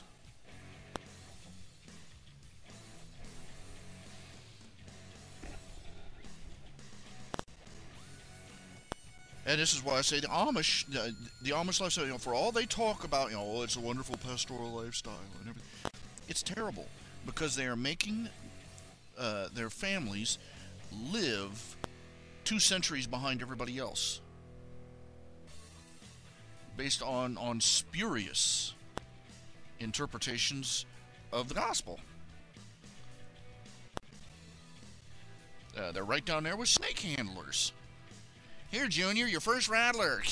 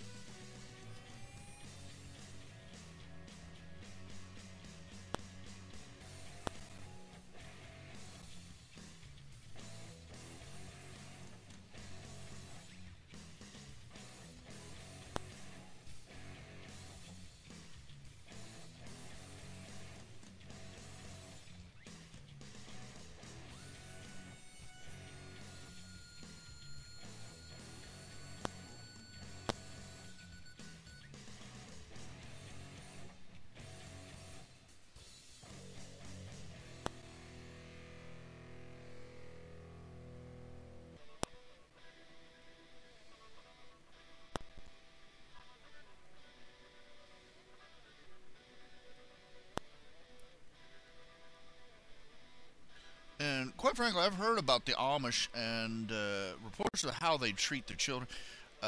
Many of the regular practices of the Amish would be considered abusive.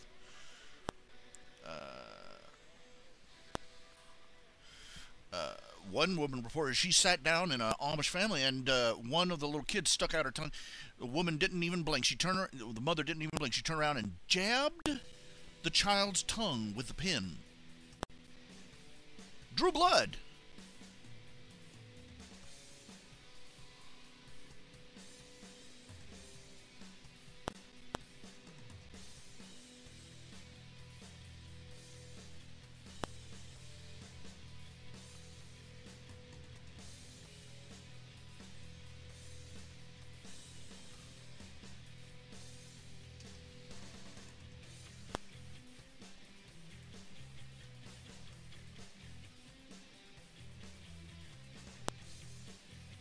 And this was, and this sort of thing, just perfectly normal.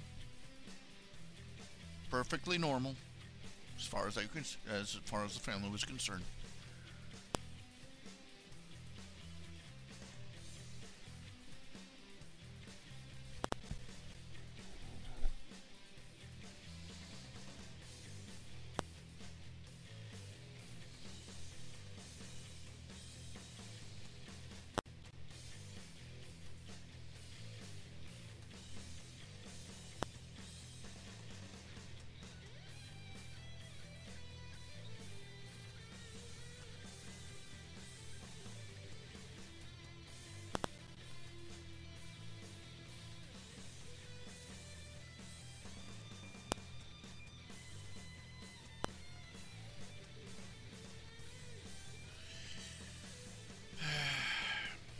Yeah, what Celestia did was necessary.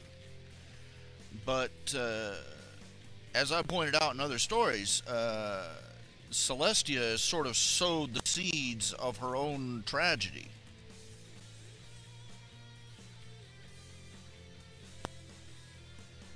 How she handled it afterwards is pretty terrible. Now think about it. Suppose you had a sibling. This sibling did something terrible, robbed a bank or something, and you turned them in and they had to go to jail. You did the right thing. It was heartbreaking, but you did it.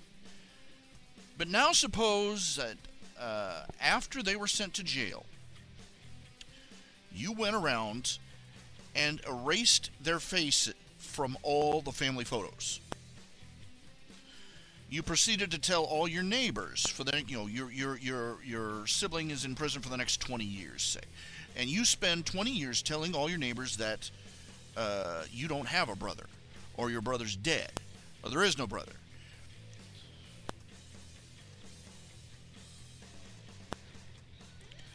And you also spend that 20 years telling a story about somebody who looks strangely enough, looks exactly like your brother in prison, about how this guy is an axe murderer who killed and ate a neighborhood baby. Then 20 years later, your brother gets out of prison. He comes home. Your family home has been bulldozed. There's nothing left. It's basically, it's been burned down. There's nothing left. Just a ruin where his family home used to be. He finds out that everybody in the neighborhood doesn't know he exists and has been told horror stories about somebody who looks like him who killed and ate a baby.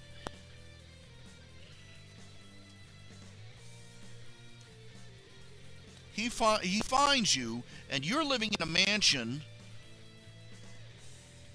And not only are you living in a mansion, you're driving around in his car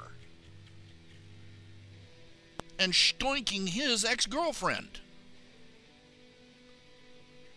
And all you have got, after you've spent 20 years in prison, and you have nothing to your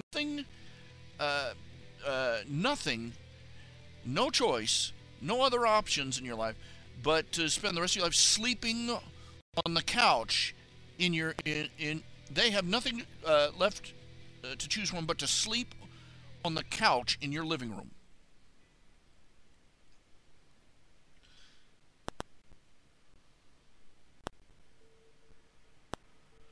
That's what Luna came home to. She was supposed to be a co-regent with Celestia. Yet, what little we have seen indicates she was basically shoved to the side. Even after she came back, she was kept off the stage for almost 3 seasons.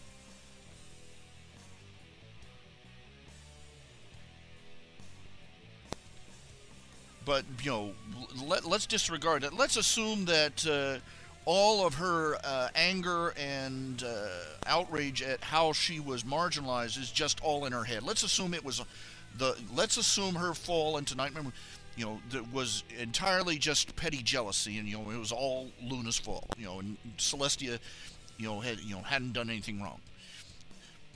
Luna gets home. She finds out that her childhood home has been left to rot in the middle of a jungle. Her sister has erased her from all the history books. Nobody even knows she exists. And in the 1,000 years that she's been gone, they've got a horror tale about a boogie monster named Nightmare Moon that eats little foals.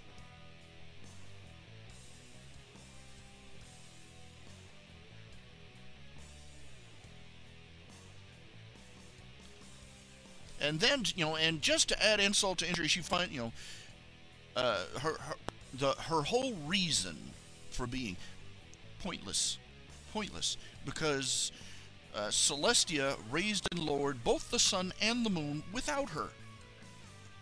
Her whole purpose for being a princess, raising and lowering the moon, being in charge of the night,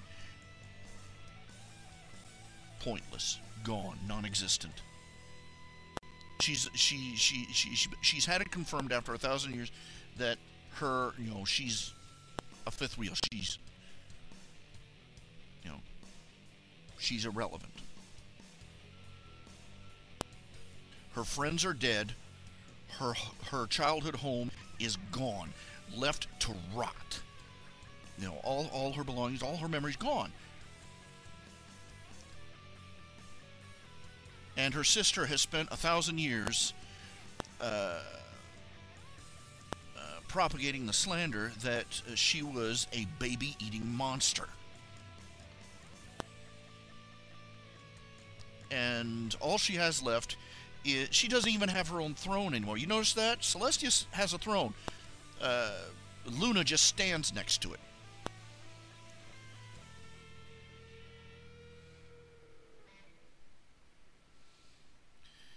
And basically everything that was wrong before she left has just had 1,000 years to be made worse.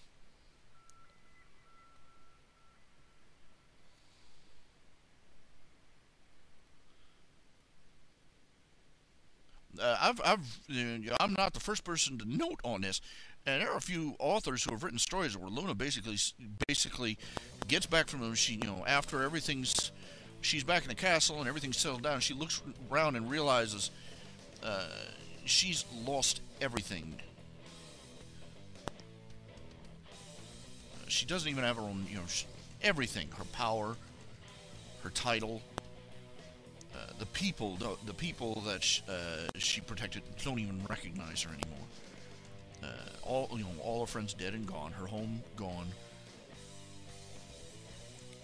And her sister has, just basically. And what is the first words out of her sister? Now, basically, her sister walks up to her after she's cured and goes, "Now will you be a good girl and behave yourself?" This is the point where you get up and say, "Take this job and shove it, Celestia."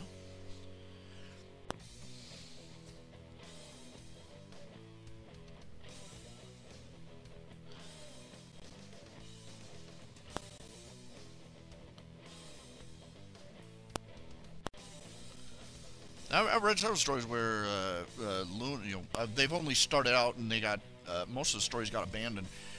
Where Luna basically does just that.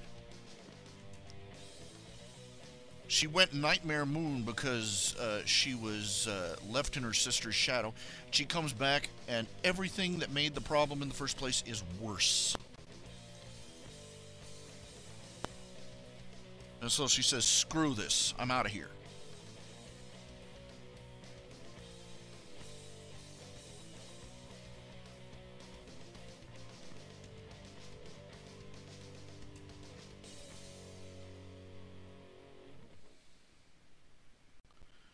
Fear, shame, surrender.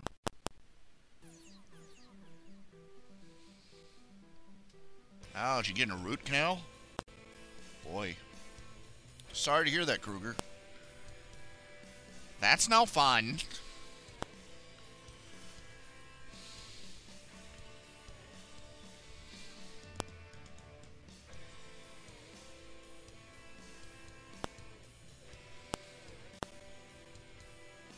That's not good.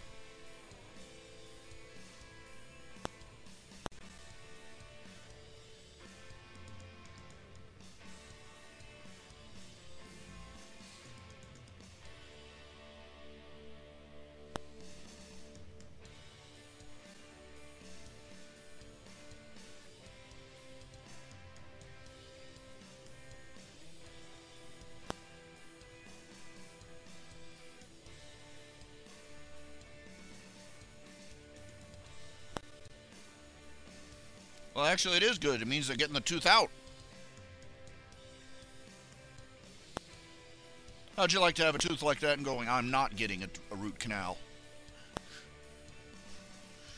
Perspective, you know?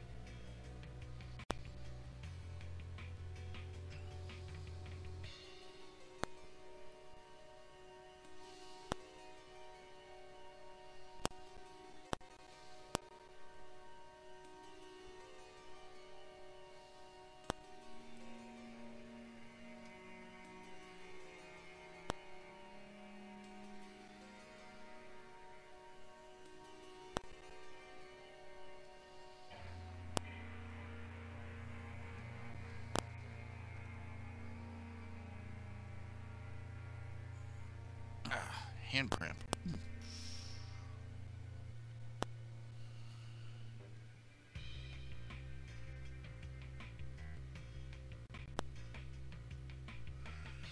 This is why I've gone to lengths. I point out that Celestia is, she's not evil, but she's not infallible either. And some of her mistakes are pretty egregious. You know, even canonically, she's made some pretty awful mistakes.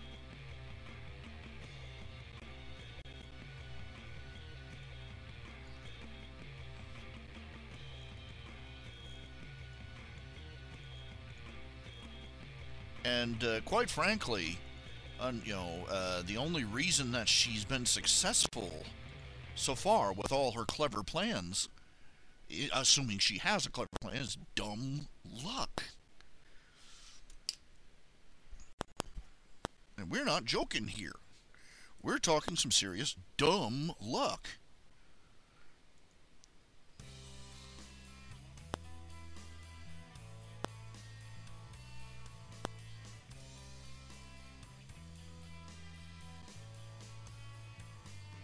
Yeah.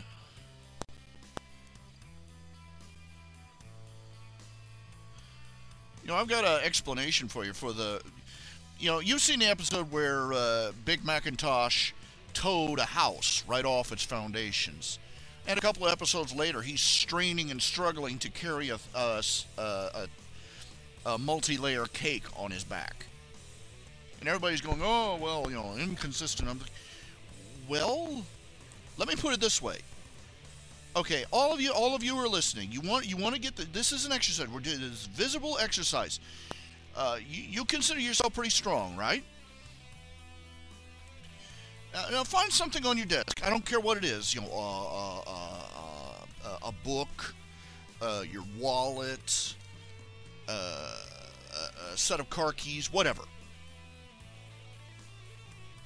Okay, set of car keys. You know, just anything. Little pill bottle, just, well, for example, take your wallet. That's pretty light, just heft it in your hand right now. Just do that. Heft it. That's light. You can carry that all day, right? Now, put it in the palm of your hand and hold it out at arm's length.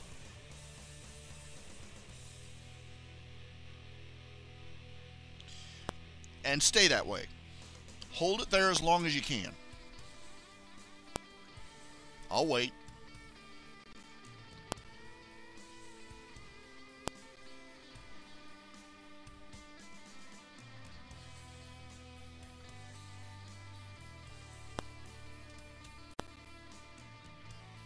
Okay, just sit there and hold. Don't lower your arm. Don't bend your elbow. Hold your arm out straight. Hold that. Hold your wallet in the palm of your hand out at arm's length. To the front, to the side, doesn't matter. Getting kind of heavy, isn't it?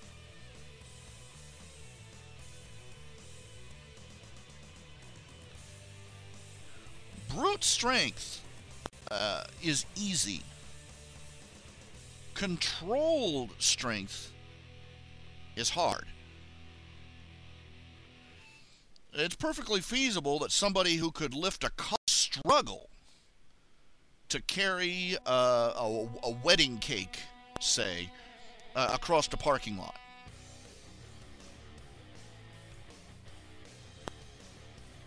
And would experience actual strain from doing it.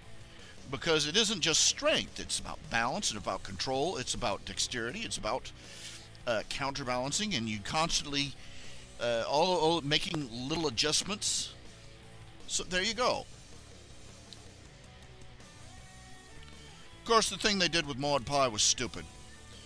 That was, in both cases where she, one where she threw that rock into the middle of a lake, and now she can't lift the giant egg boulder.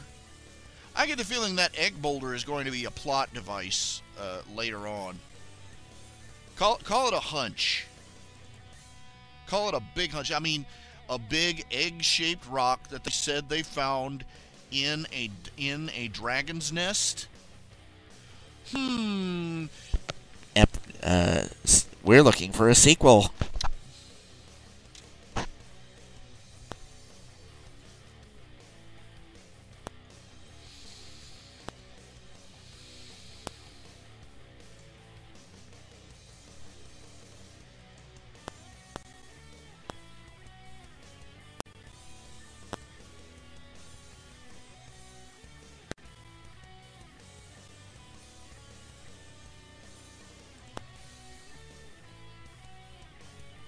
Now you see. Do you see what I'm saying though about the issue of strength? It's not just about strength. They show a lot. You see this a lot in various episodes. They'll show a superhero who can lift who can lift a tank, struggling to handle something else that's far smaller, and that's perfectly reasonable. If you take certain circumstances into account, like the fact that you have to, it's an issue of control. Now, where was I? Where was I looking for? Yes, here we go. Let's see. Let's see.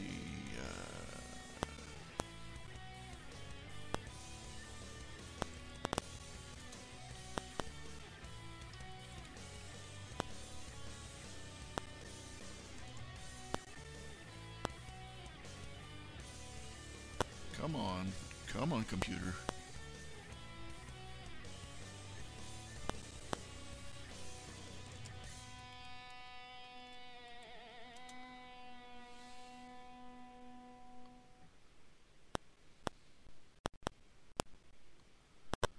Ah, I was to picture the handle in my head. I couldn't quite figure that out. Ah, there we go.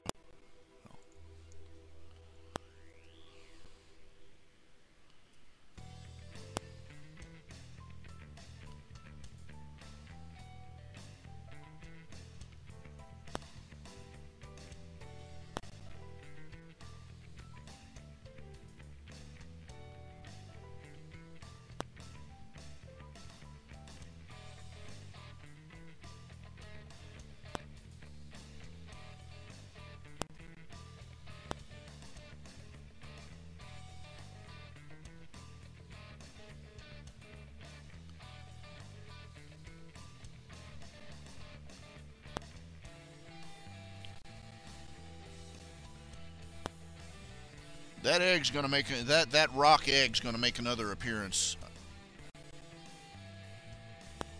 It just screams it. And of course, Celestia's gonna be saying, "Egg? Whoops." it'll be Celestia's fault again, of course.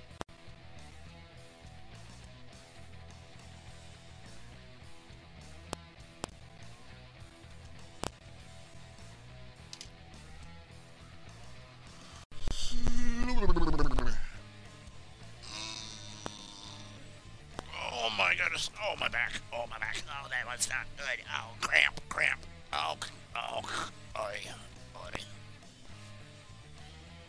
You ever go to stretch and get a cramp across your back muscles?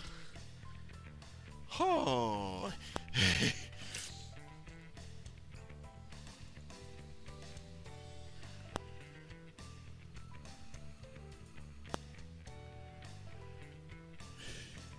Not what you call invigorating, you know.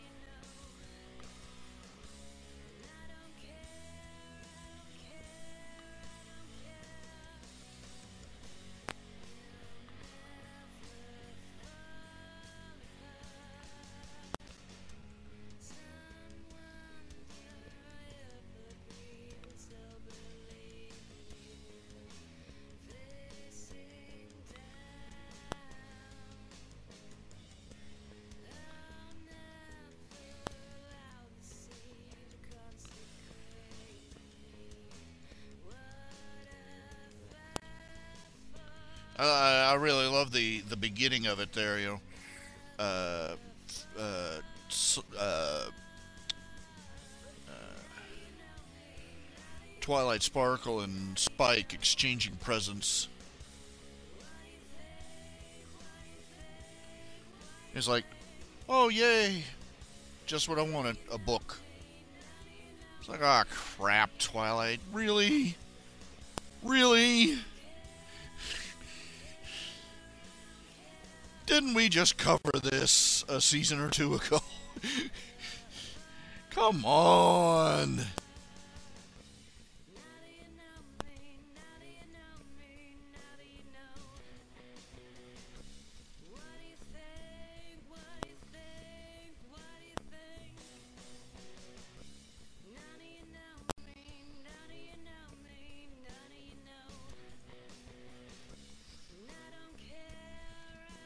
Really, Twilight?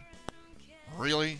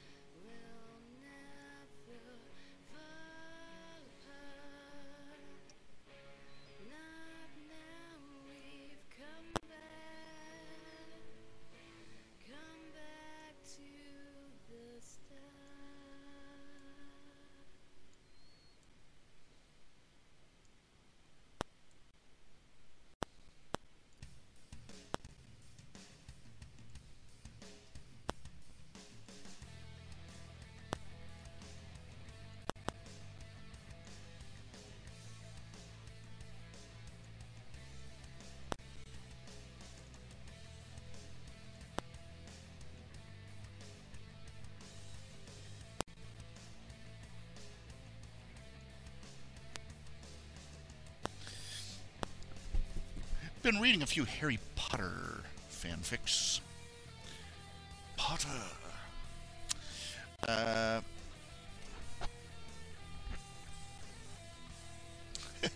there are some that seem to have been abandoned, and I'm like, oh, I wish the author had continued. There was one. There was one that, due to a magical accident, Harry Potter. I forget whether it was supposed to be his animagus form or whether he just his. No, actually, he was supposed to have been transformed into this permanently.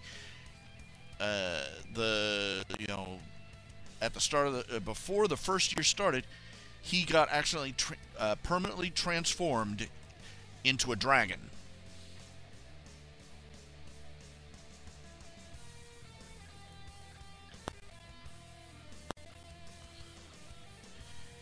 And the story, the guy quit writing the story after just a couple of chapters, and I was like, oh man, that would have been. What you wouldn't pay to see the look on Voldemort's face. So, Potter, we meet at last for our final confrontation. Come out of your cave and face me.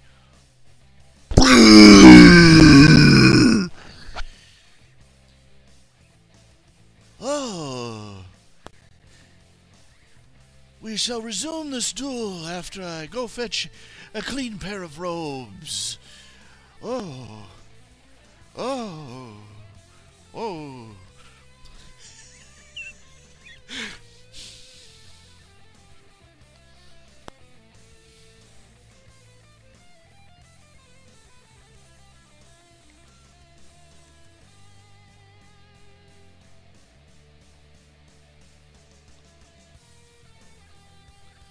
I mean, that was sad. That was really sad. The episode with the pies. I mean, uh, they had fake food, stone soup.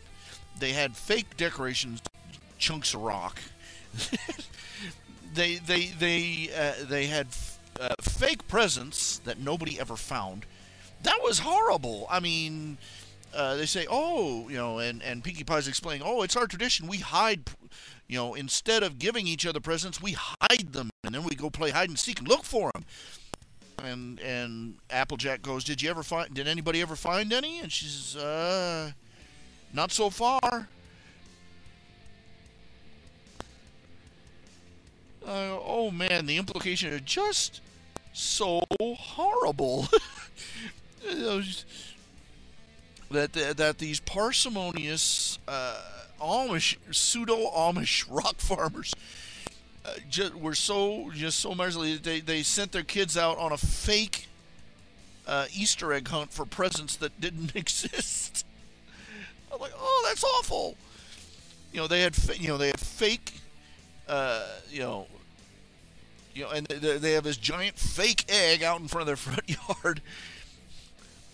They don't even have a real flag. And when they're doing the scavenger hunt for that rock, it turns out they don't even have a real rock for the hunt. It's a picture of a rock. And I'm like, oh, good grief.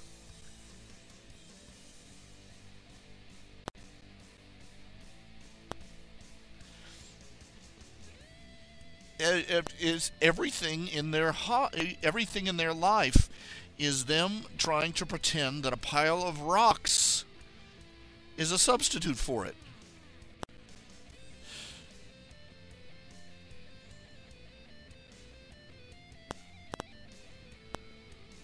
And it's just awful. Anyway.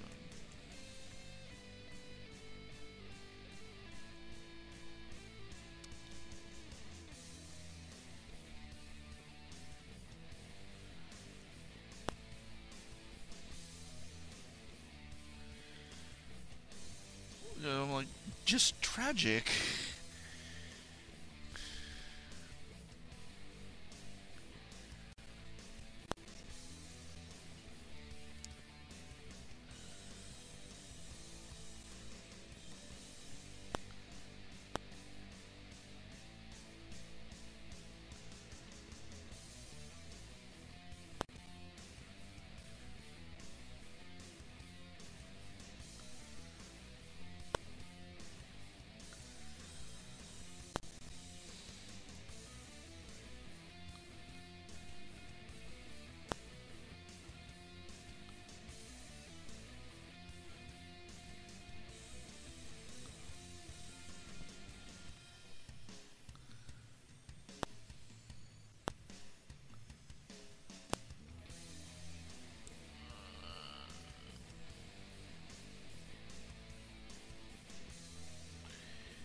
This is how far it's come. We've reached a point where we're no longer allowed to look at something that sucks and go, this sucks.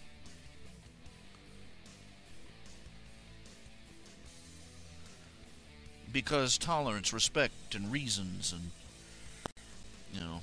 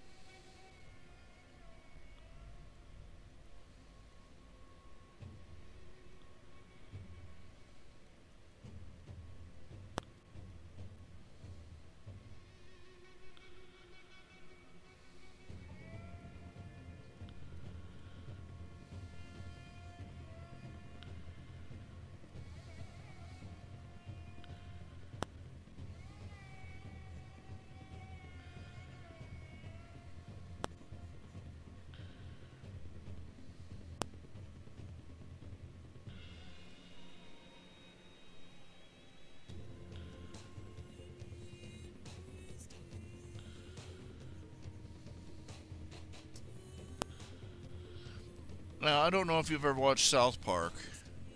I've seen a few episodes. You know, as you can say, I've seen a few episodes, but you can't say you've really watched it. You know,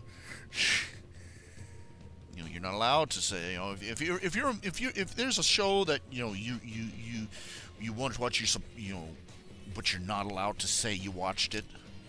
You can say you've seen a few episodes.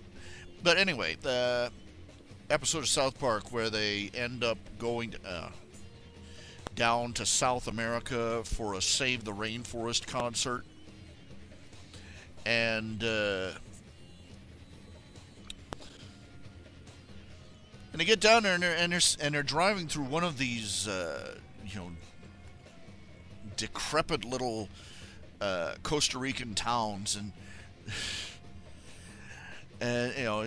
they're looking around, and Cartman and the others are commenting on just how horrible it is.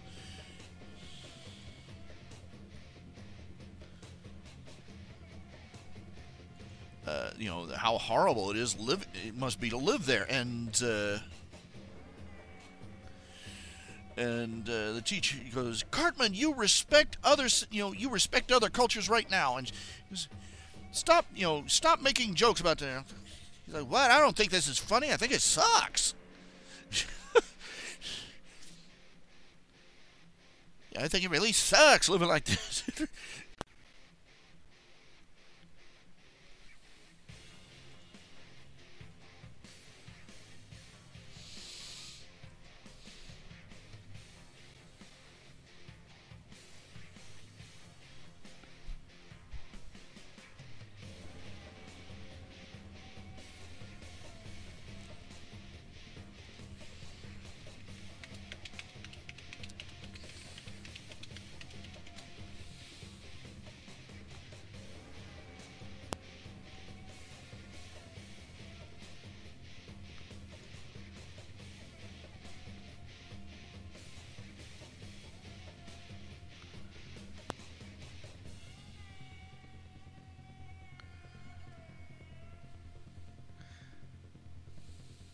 I'm not sure what color to...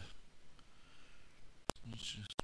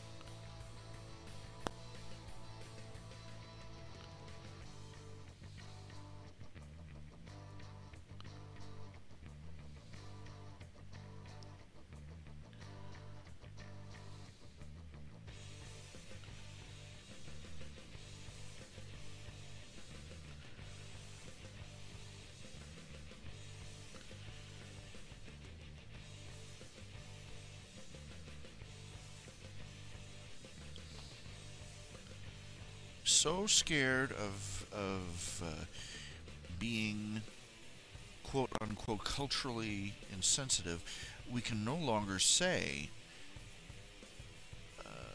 we can no longer look at things and say this sucks. It needs to change. Well, what does that tell you?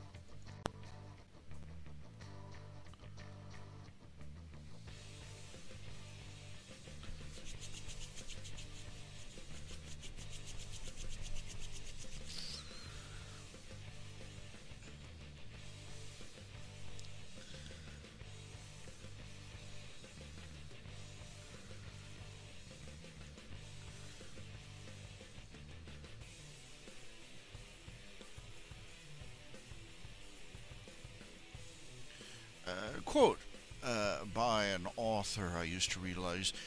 He said, "A culture does not have a right to exist." No culture has a right to exist. It's not a person.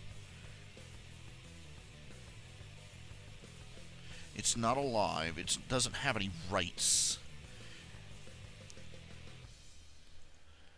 And if it is unfit to continue, it should be stopped and cast aside.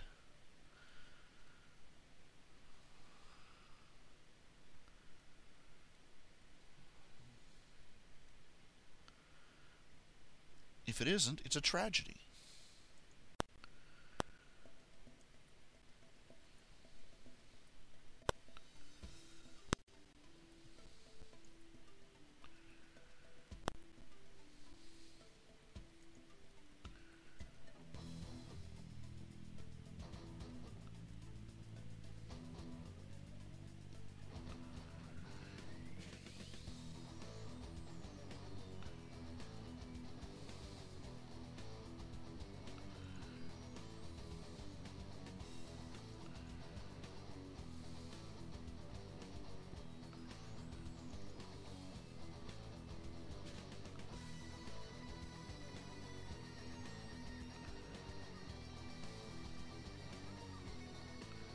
Yeah.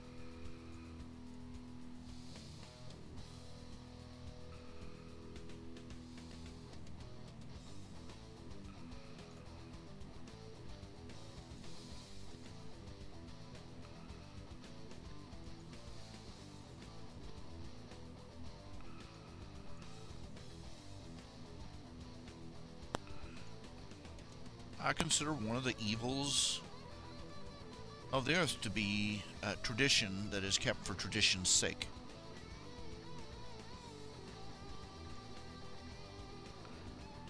Tradition for tradition's sake. That's one of the evils of the earth, as far as I'm concerned.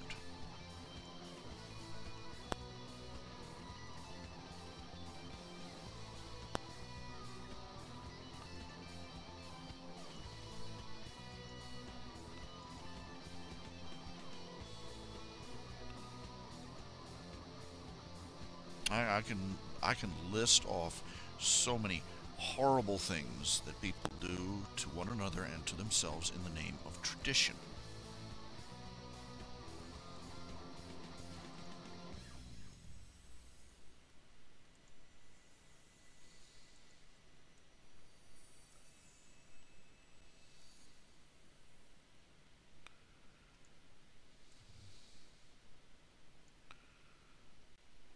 make a list a mile long.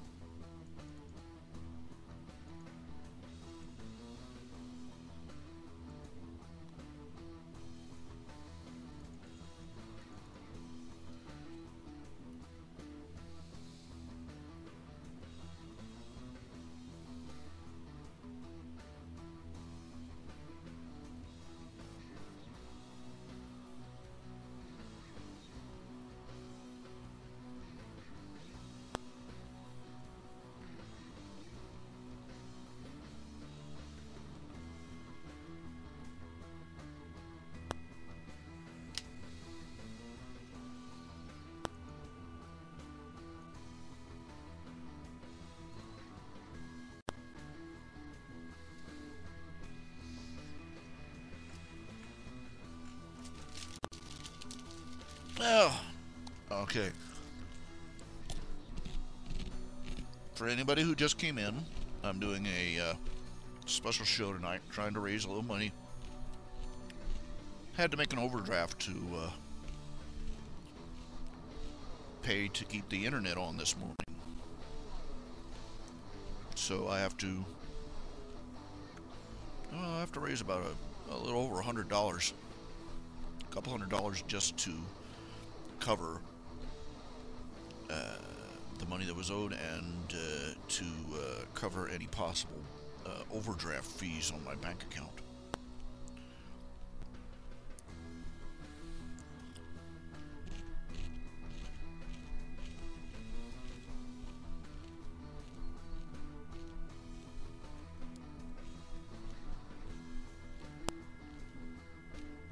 I'd like to go on and raise a little bit more money. I'm still, I'm flat out, and I've still got lot rent and taxes and everything else under the sun to pay.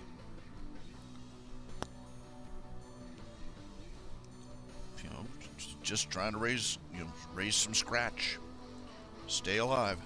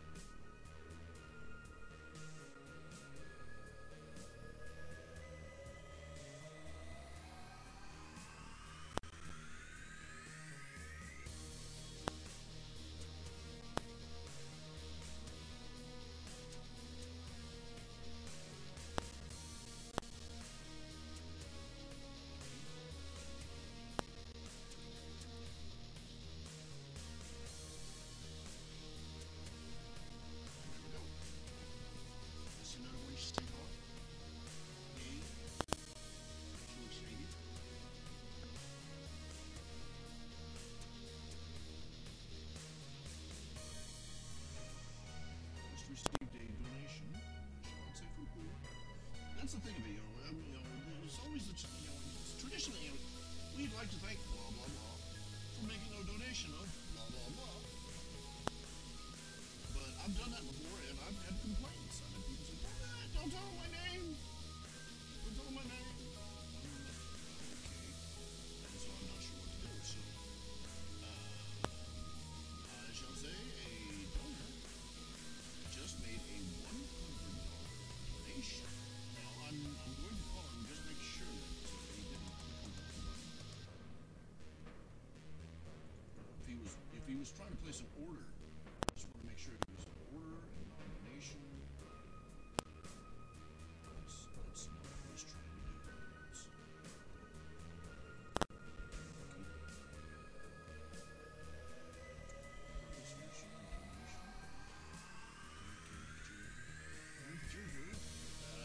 I just showed you his name, didn't I?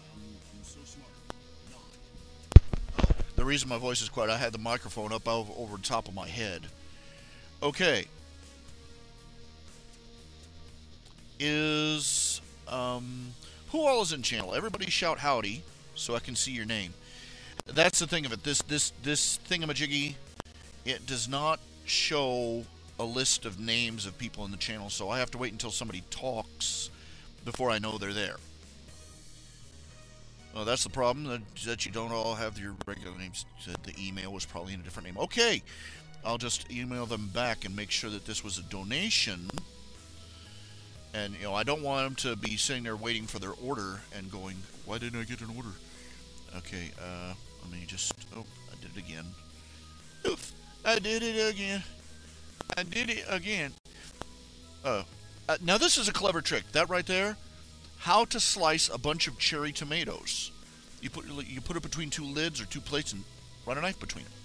You can do that for cherries or cherry tomatoes or strawberries or whatever you need to slice in half like that. And I'm like, that's so clever. It's so clever.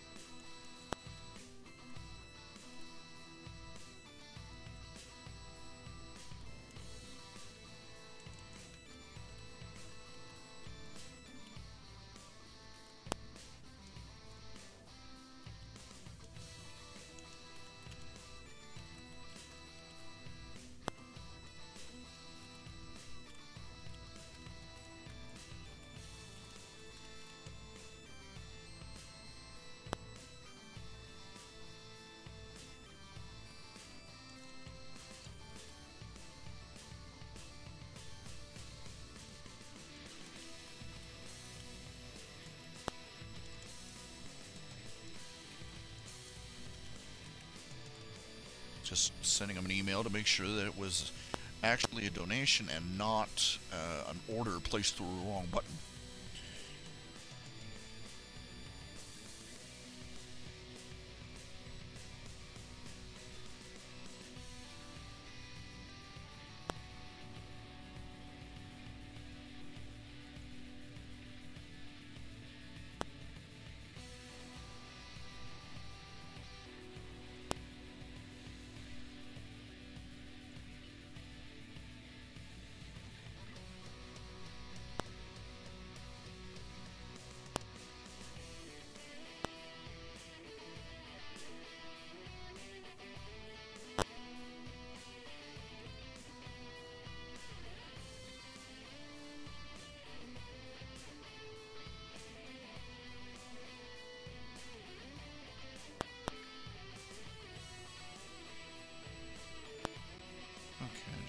Just wait. There we go. Okay. Okay. Yay. Ha. Hey. Ho. Hey. Ha. Ho. Hey. Hey. Yeah. I'm sitting here. I got like. I got a pile of wrappers in front of me. You can guess why. It's nearing Halloween. You can guess why. I bought 2 big bags of Tootsie Roll candies. You know, mixed Tootsie Roll candies. I bought 2 bags because I figured I was going to eventually nibble on it anyway. So at least this way, if I manage at least partial self-control, I will still have a bag left to give out on Halloween. And I'm happy to see that this year, because October 31st falls on a Saturday, Marietta is celebrating Halloween on Halloween. That always aggravated me. Okay, it's Halloween. Okay, it's the 31st. It's the last day of October. It's October 31st. It's not supposed to be a week before or 2 days after or whatever it is these townies, these city hall people keep coming up with. I'm like, why are you doing that to me? You know, it just doesn't seem right to do it otherwise. You know.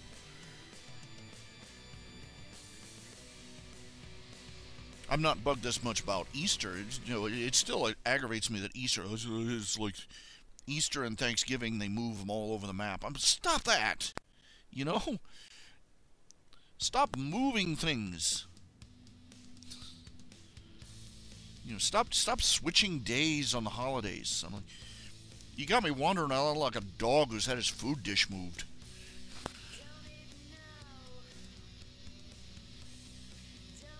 Wow, this music sucks.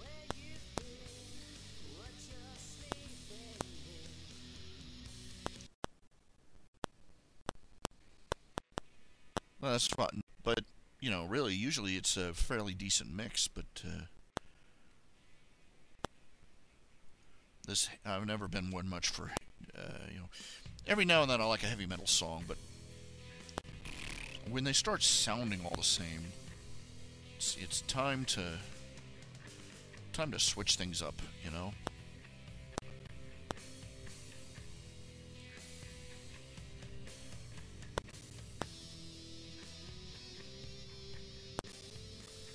Okay, I've got an old commission from Kruger that needs to be done. He's a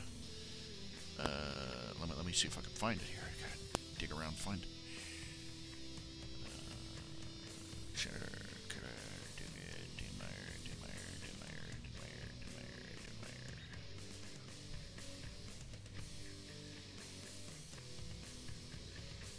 Old one from Jim Vox. There's one from Kruger. There's Kruger. Let me change the camera over. Did you get this one? I thought I sent it to you. I just want to make sure I sent it to you.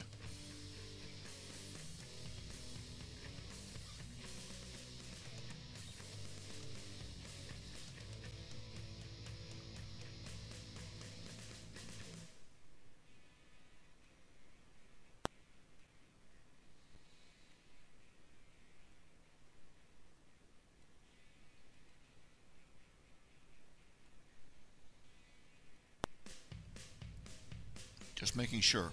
I just, you know, it's important to make sure that you got the products out to the customers. Oh, I'm probably gonna have Estelle run into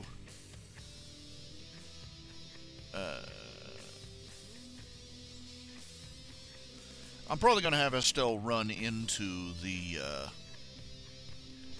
Pops Auto Girls eventually.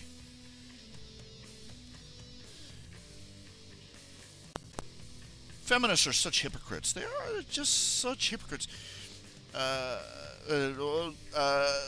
They spent years, you know, burn the bra. How dare you say a woman can't dress any way she wants?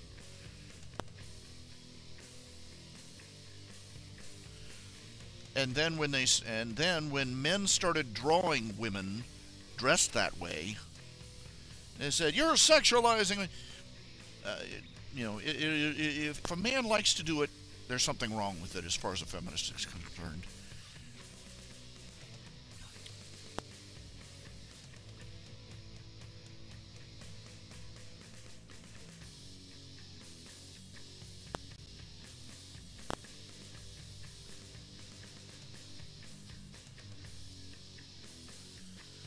Let's see. Lists. Playlists. Let's see if I can find a better playlist from TechnoX. TechnoX produces royalty-free music.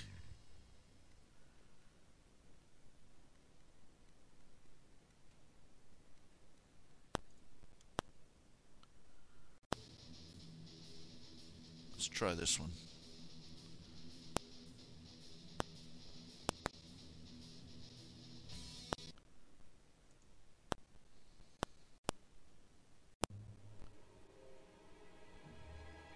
A little bit Halloween-y thingy.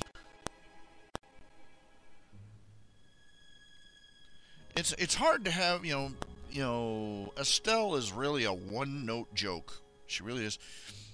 Basically because, like her real-life counterpart, she has no personality. Okay, that was childish. Okay, I admit it. That was spiteful, childish. Funny, but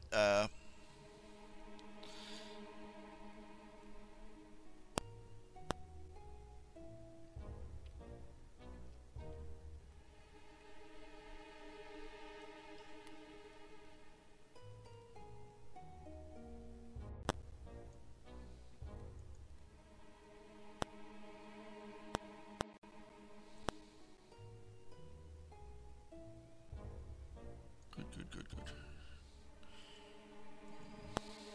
Okay, I had a train of thought, and I just lost it.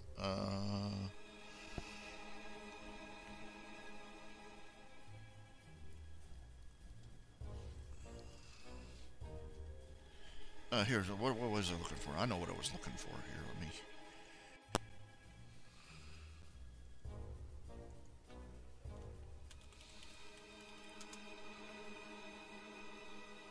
Images.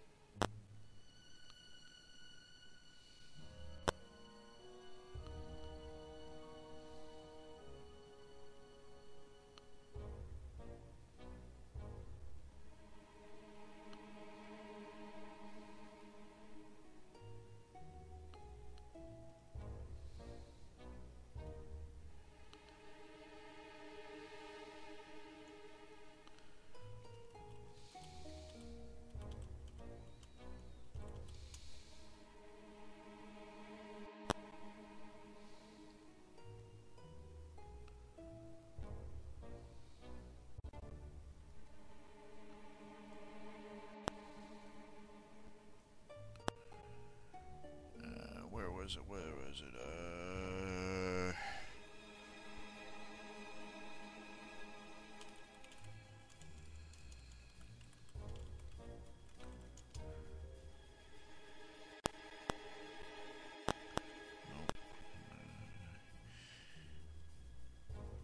Talking about feminist double standard is like,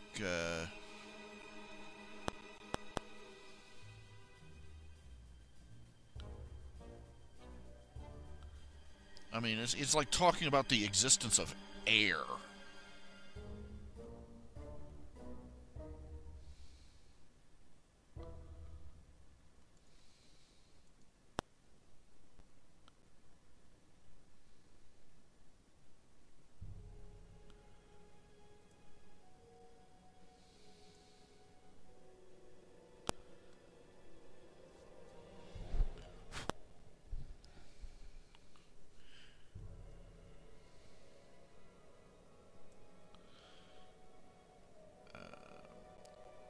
You see these women in these slut pride walks?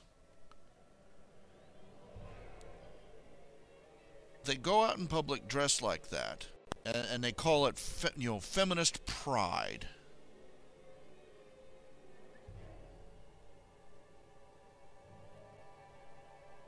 They call it feminist pride.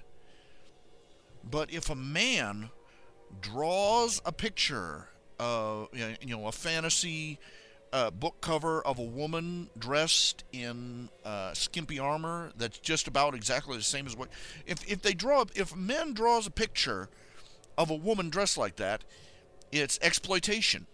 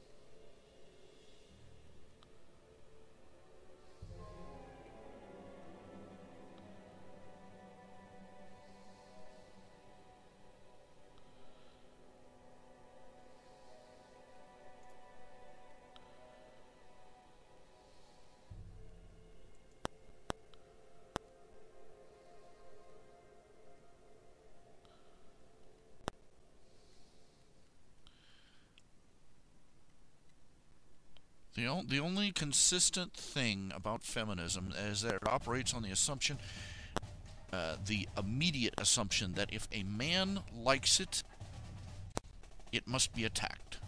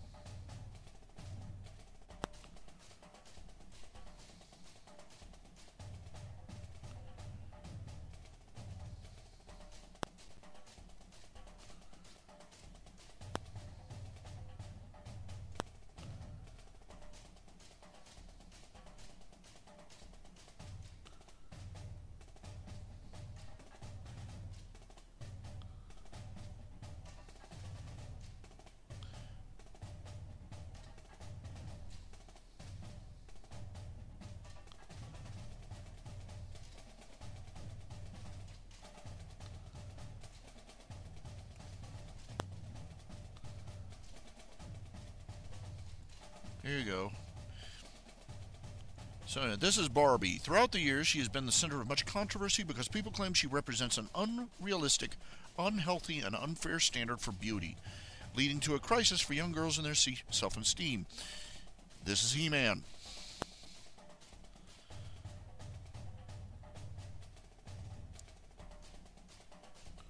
You know what the scary thing is that when an athlete looks like that, these bodybuilders, when they look like that, they are actually at their weakest.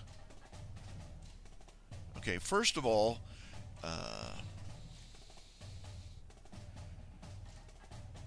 you don't get that chiseled look without being dehydrated.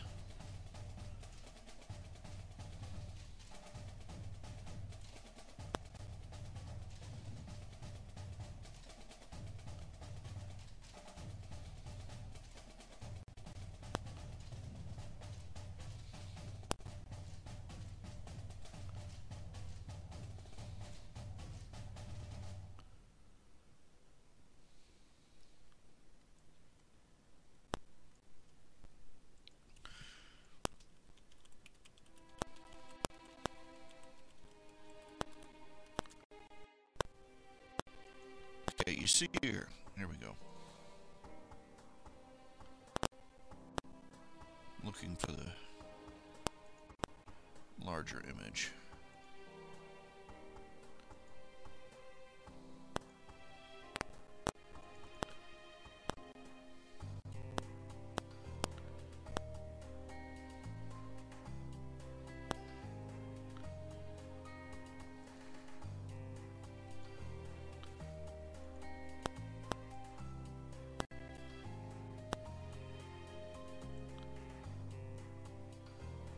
Dang it.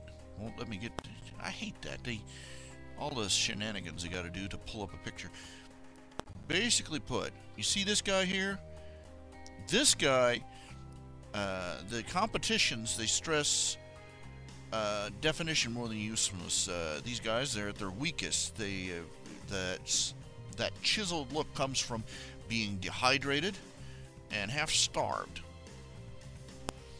And this build also puts upper body bulk and a trim waist. They have no core body strength. Now this guy here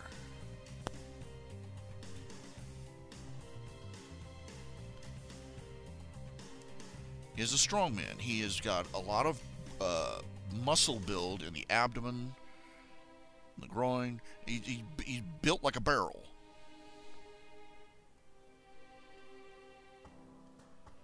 They have very thick waist because of all the core muscles right through the torso are developed to prevent spinal damage and herniating organs during heavy lifting.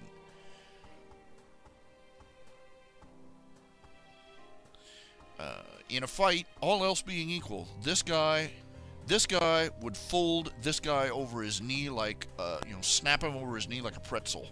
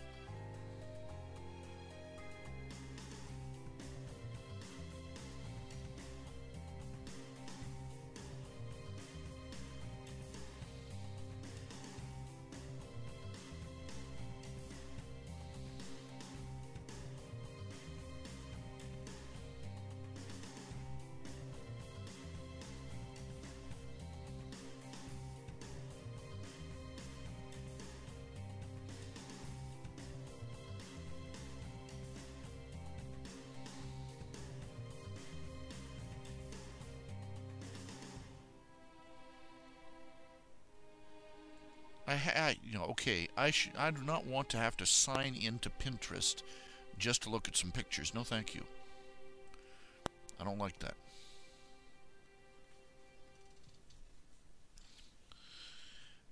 Well, the problem is that the Lorax was nonsense even back then.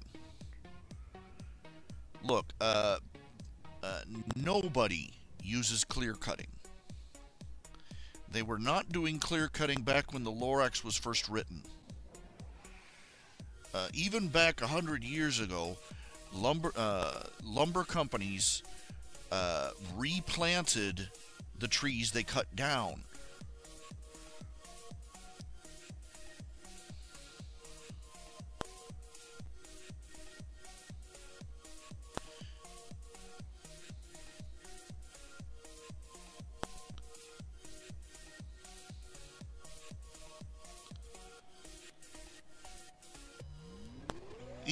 Even the fretting they did about the rainforest was garbage.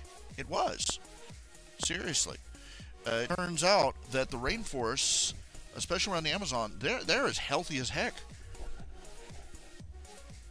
Most of the, for lack of a better term, folklore that has sprung up about the rainforest is outright nonsense.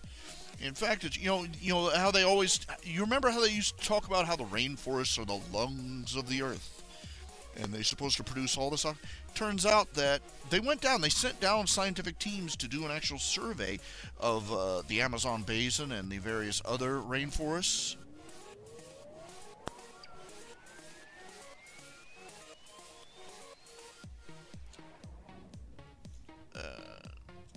Netfox, most of, you know, whether you're talking about trees or any other environmental issue, most of the things that the Lorax is about were already on the mend when he wrote them.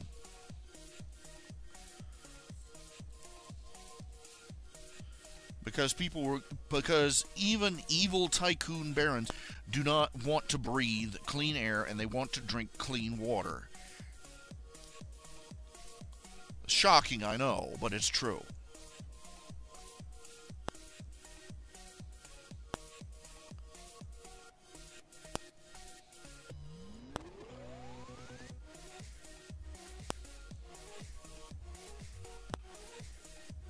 And like I was saying, the rainforests are not the lungs of the earth, it turns out.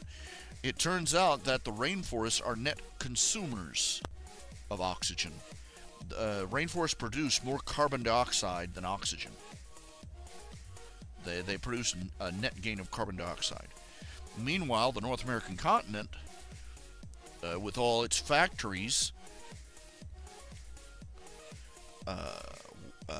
businesses, automobiles, and backyard barbecues, is a net consumer of carbon dioxide.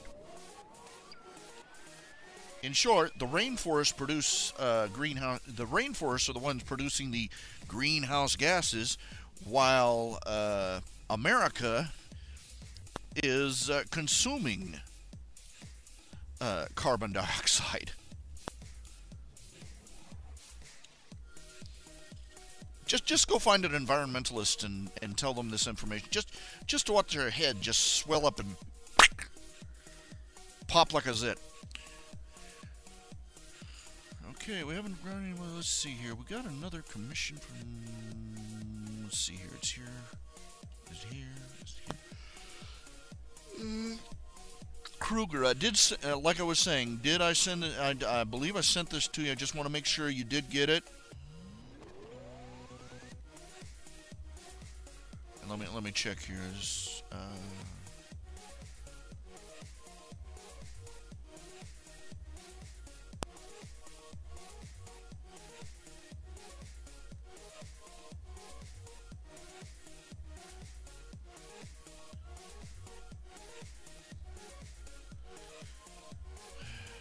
Don't mistake your nostalgia for a favorite childhood story for proof of the wisdom of that story.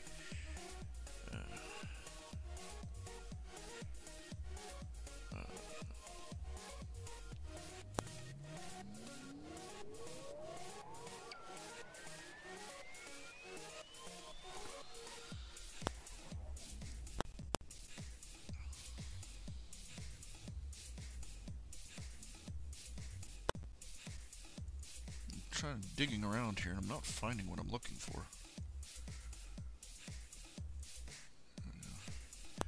I believe Kruger, I already sent that to Kruger. I'm not going to worry about it. I'm just...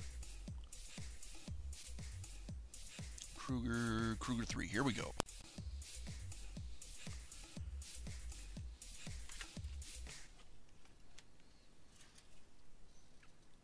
Ages ago, Kruger commissioned me to draw a cartoon of Winter smacking Spring upside the head with a 2x4. I don't know why, but let's see what we can get.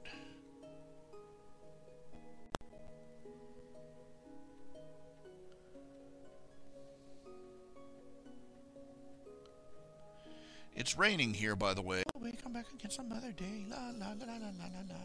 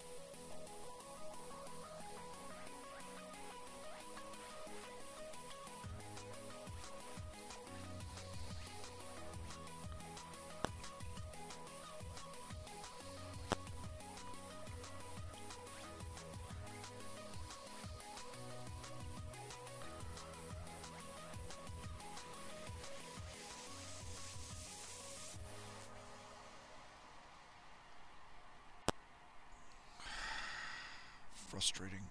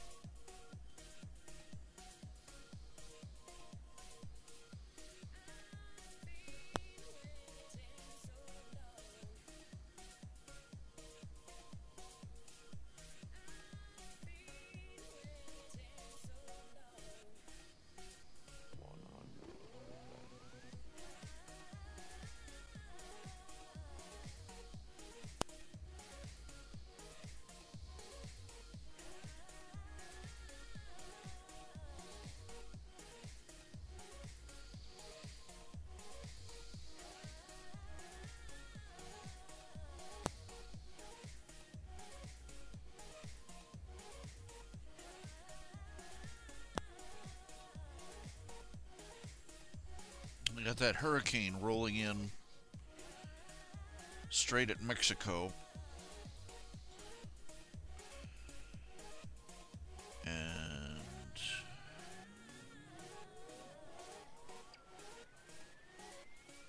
okay, this thing is supposed to be literally off the charts for hurricane ratings. I didn't know that when I first heard about it. That's disturbing, and my prayers go out that God will get them through safely with no loss of life. But I have to say, you know, I will admit my first thought was is that we are going to see a massive surge of illegal border crossers using the storm either as a excuse or an opportunity.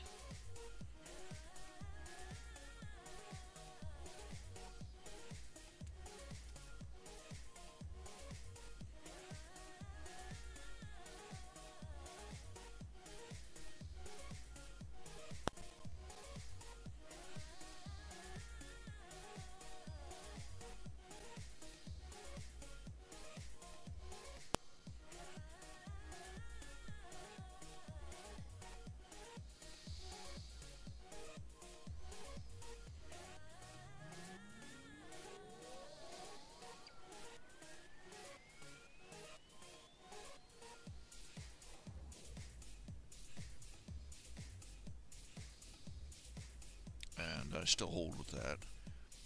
I still believe it's true.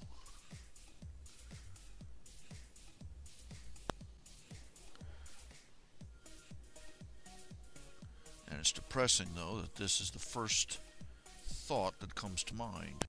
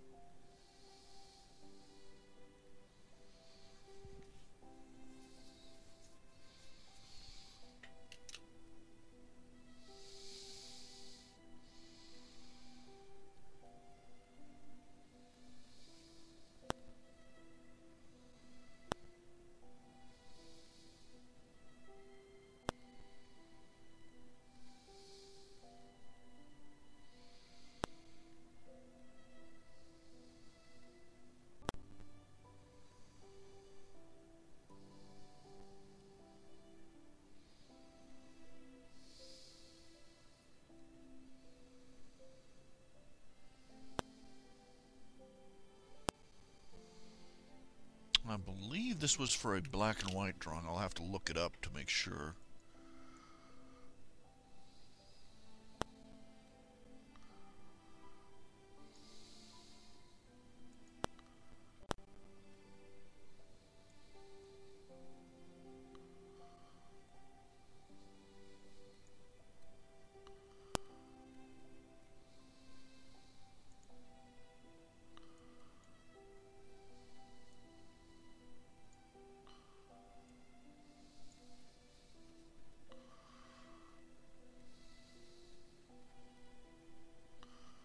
It's a steady drizzle outside right now.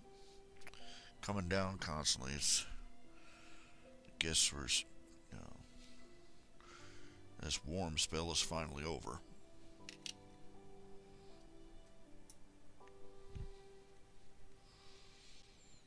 I'm going to keep going for a while. I mean, let's see here.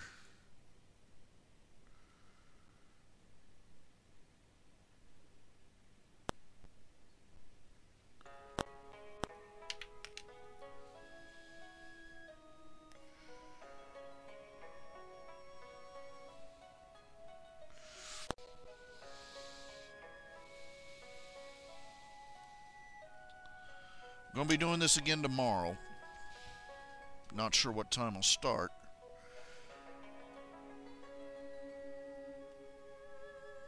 I'm probably just gonna keep at it day in and day out until I start getting through this pinch. It's sad that it's come to this. It's I'm just gonna keep doing it on a regular basis. I'm gonna start. I think from now on, it's just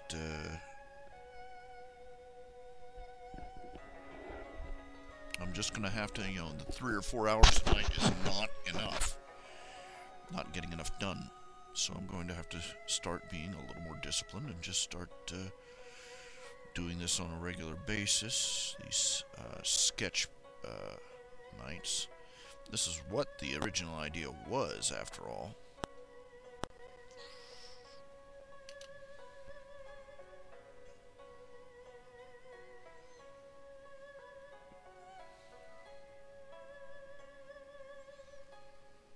Just gonna have to get the lead out and start behaving like a responsible adult.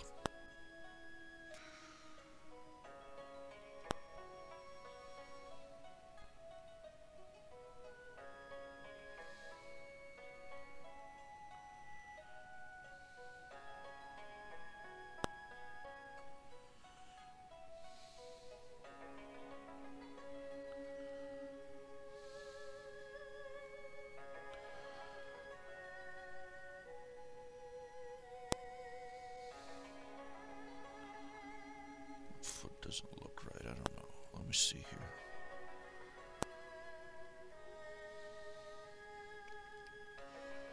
I'll try a different way here. It doesn't quite look right. Come on.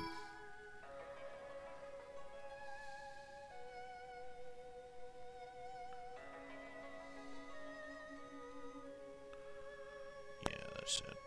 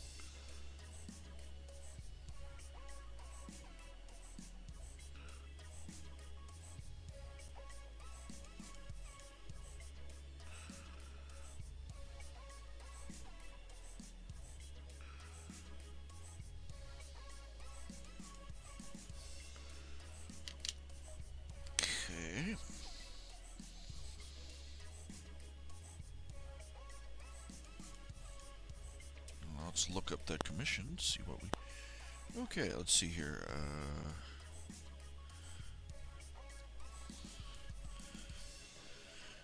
Of the three, yeah, BB.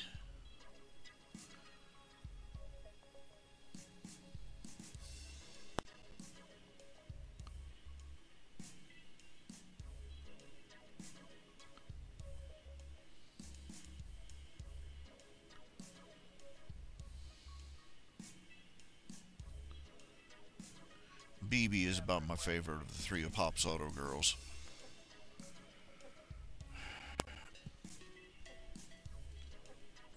But I like them all three. They're more of a... without the other two, you remember that BB is the one that...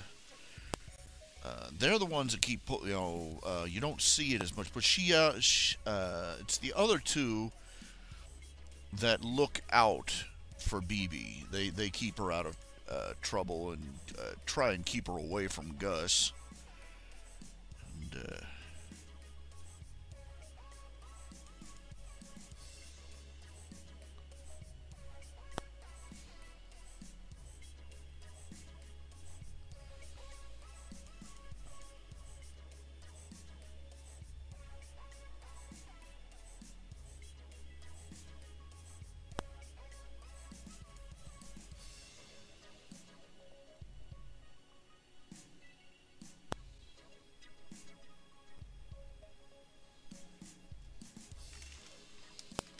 yeah.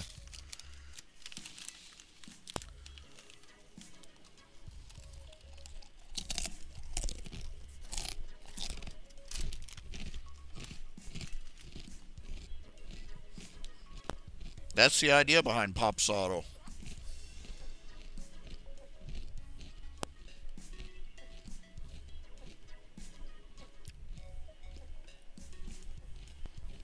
He started as a regular business and became a place for little young girls to get a job.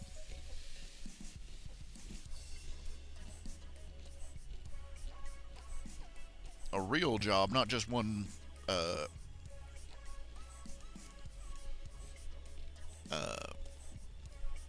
serving burgers or waiting tables. They learn some skills. He looks out for them and they look out for him.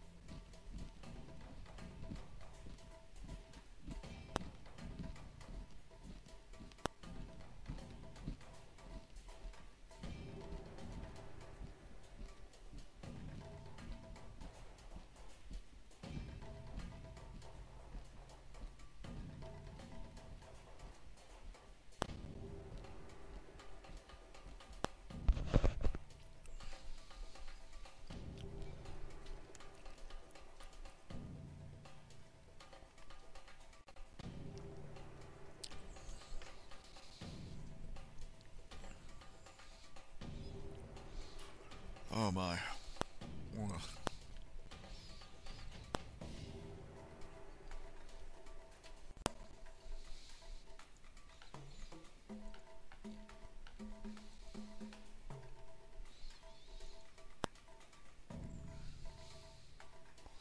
See if we got any new commissions. Anybody else want to put in a commission? Nothing today. Nothing yet.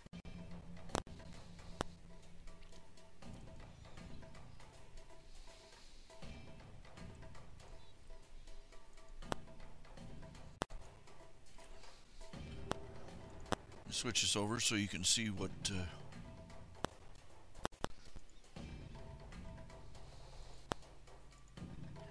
there we go.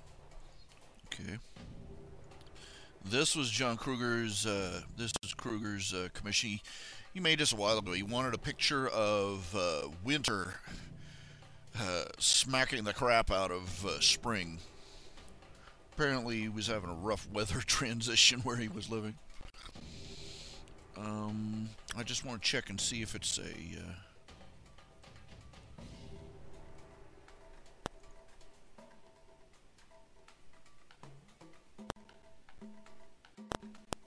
Kruger, here we go. Here we go. Here we go.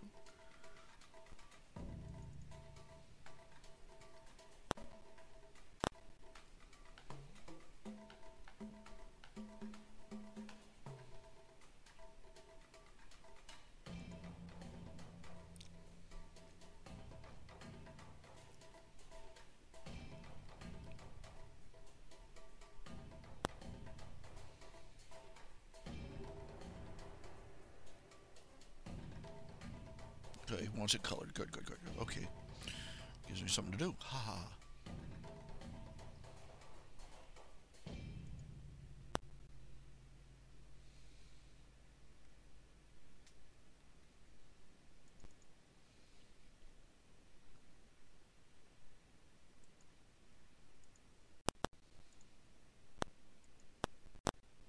Nope, nope, nope, nope. I didn't want to do that. That's...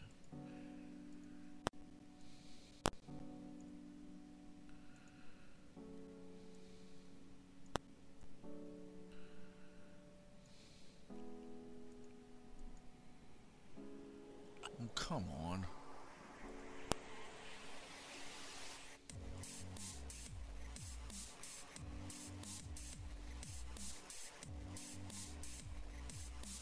Alright, what's missing?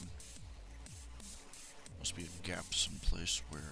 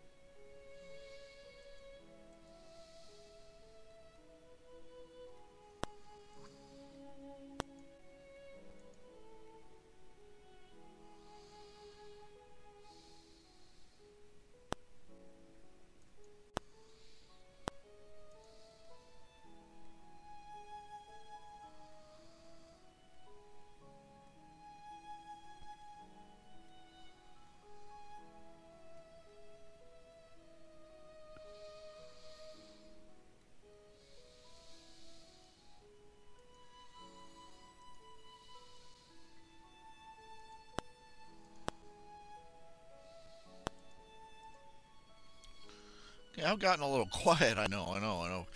Um,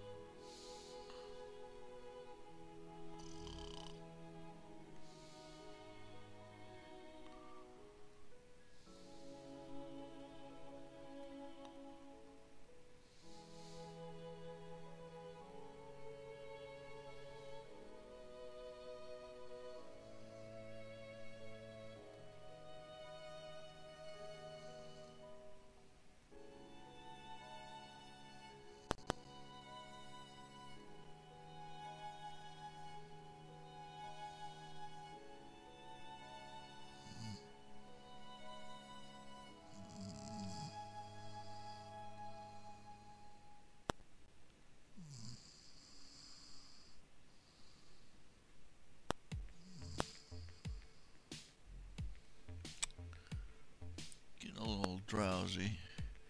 It's closing in on 11 o'clock right now. I'm going to keep going till at least midnight. Let's see.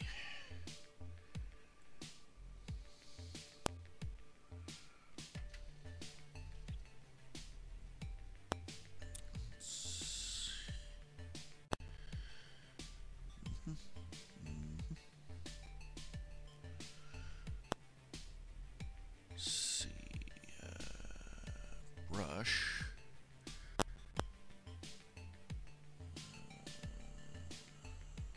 Wrong tool, and tool. Airbrush. Effect. Star sparkles, soft, mute blood stain, yeesh. Pattern. Okay, we got flower pattern here. Snow crystals, bingo.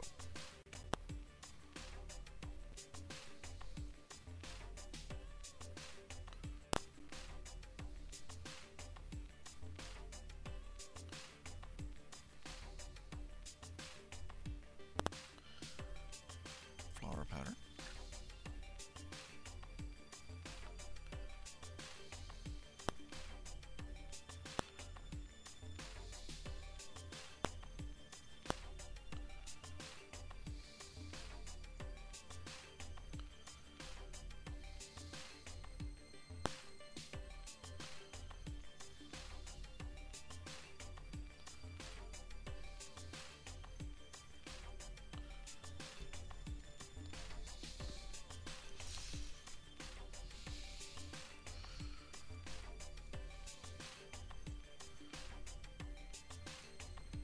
Yes, I'm very pleased with that. Yes.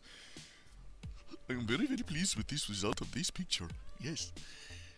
Okay, let's see here. Let's see if you can see it. Okay. Yes, Fluttershy. She's so adorable. Yay, Fluttershy. Yay, Fluttershy again. Randomized. What the heck?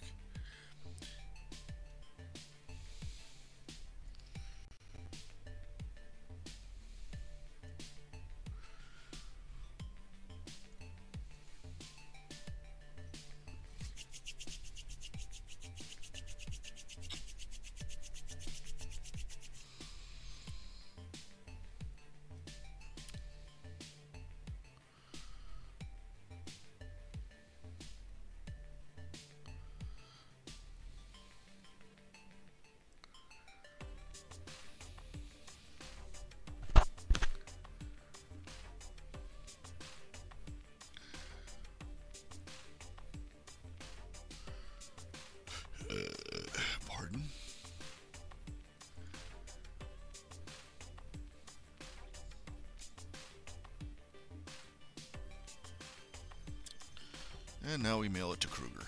Yay!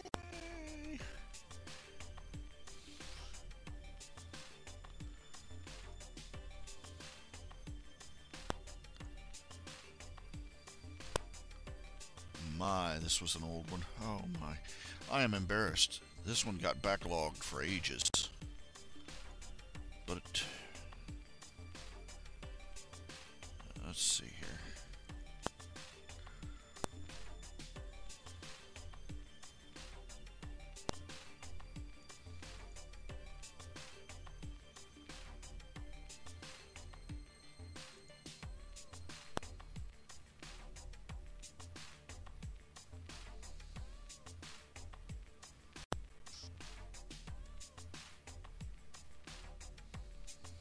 And there we go.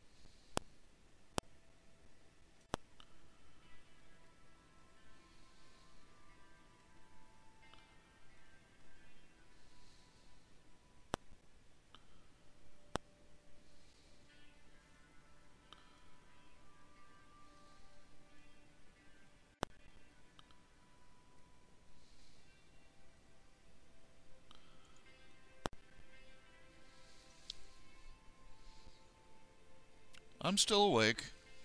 Testing, testing. Hello? Can you hear me?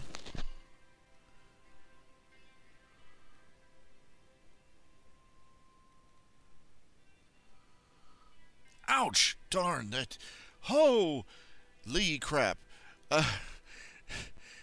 Joint in my shoulder just popped. Hey, it's Aches and Pains Theater. Yay! Alright. Any update on Darth Vulcan? Well, I'm working on chapters for everything. Right now I'm working, one or two sentences at a time for each one.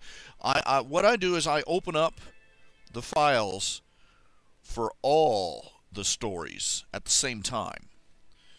And, if I think of a couple of sentences to add, I'll just stop it. Oh, let's typey. That's how I make progress. There are stretches where that's the only way I make any progress. One or two sentences at a time. Ow.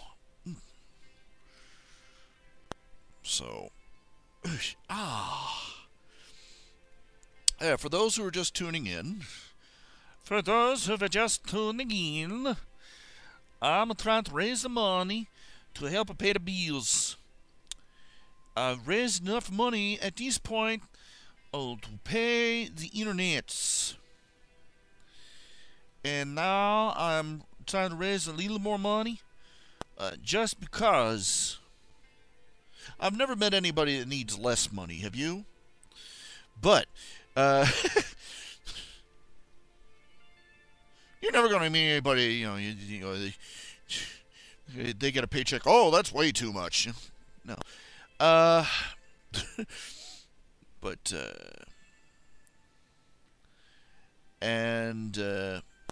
what I'm doing is I'm trying to putter along till midnight. Right now, I'm going to be doing this again tomorrow, and pretty much every day after that from now on for forever. And oh, how do you like my space guppy there? That was one of the experimental ship design ideas I had for Space Ranger.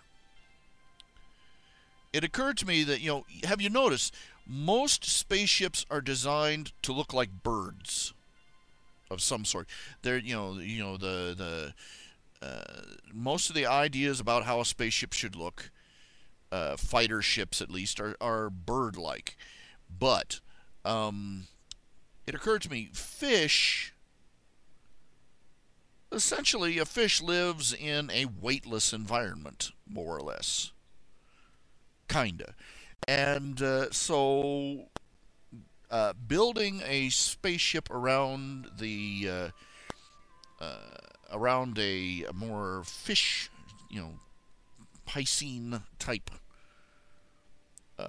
structure, it makes more sense. Actually, it's supposed to be a goldfish. It's based off a goldfish, actually. But it occurred to me that fish were probably a better design idea for vehicles designed to work in zero-G. If you want something that looks cool and still functional. Where was I? Oh yeah. What I'm doing is I'm doing online commissions. You go to my website, www.rhjunior.com. You click on commissions, and it shows a page where you can click. There's PayPal buttons on the commissions page that lets you decide whether you want a black and white picture or a color picture, and how many characters you want in the picture, and so on and so forth. And you click on those, and you can make a payment through PayPal. You can use a credit card or debit card, even if you don't have a PayPal account. And you pay through there, and I get a little message, goes ding, in my email. And I read it, and I contact you and find out what your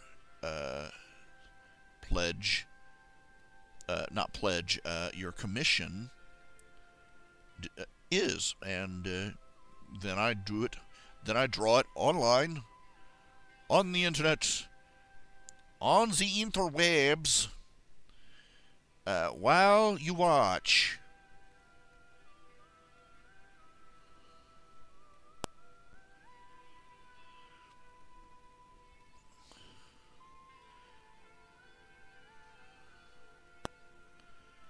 I've made fun of the Star Trek designs before. I mean, let's face it.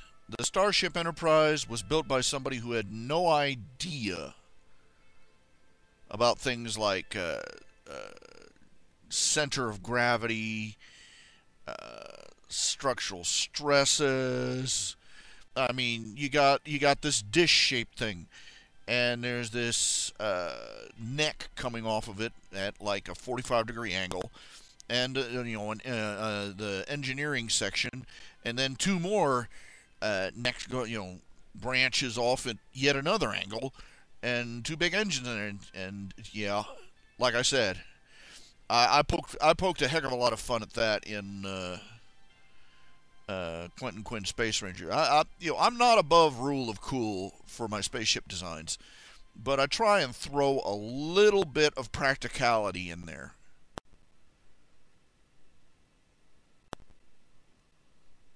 I haven't got a real good look at the Defiant.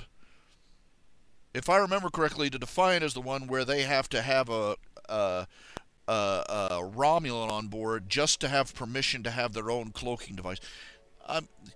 That plot point was written by such a limousine liberal dipswitch. You know that? Can you imagine America signing a peace treaty where America would forego stealth technology, but the enemy could use it still? You'd have to be a suicidally stupid idiot to agree to a quote-unquote peace treaty like that. And it would last exactly as long as somebody else figured out how to make a stealth technology of their own.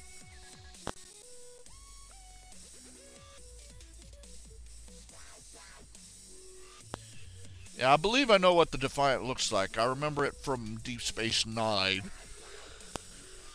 Vaguely. Yeah, it's probably a little bit more sensible.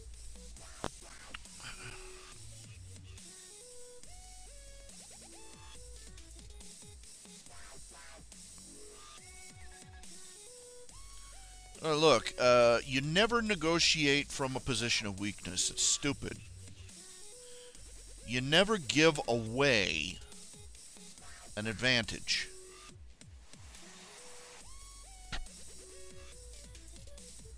Diplomacy is the art of going nice doggy while looking for a big rock.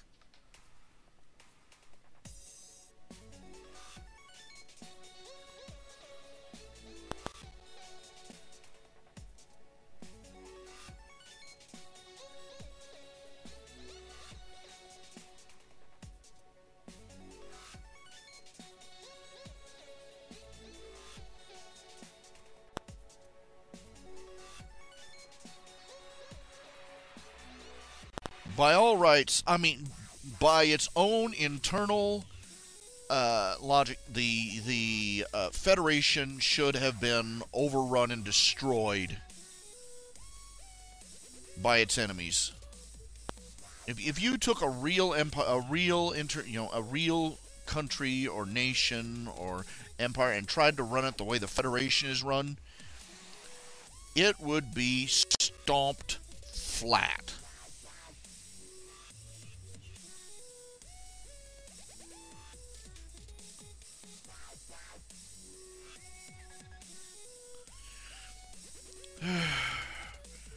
Yeah, we are the big rock. Unfortunately, we've got people who think that we should act, yeah, we don't have to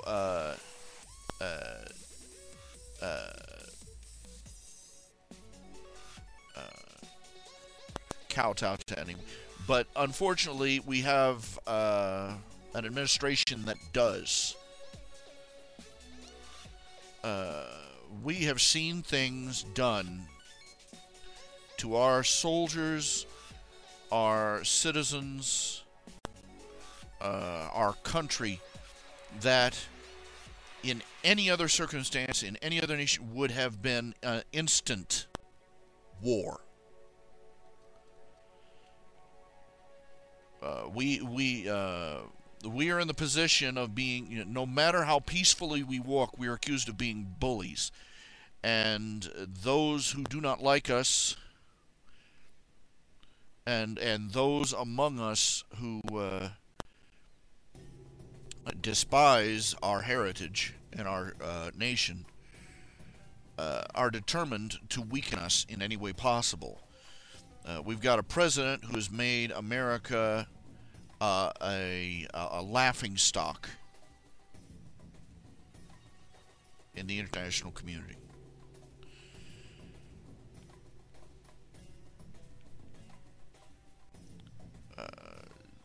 This is the reason the terrorists keep up the crap they do, because they are fairly confident, and with good reason, they are fairly confident that America does not have the nerve to get up and thoroughly kick their ass the way they need it.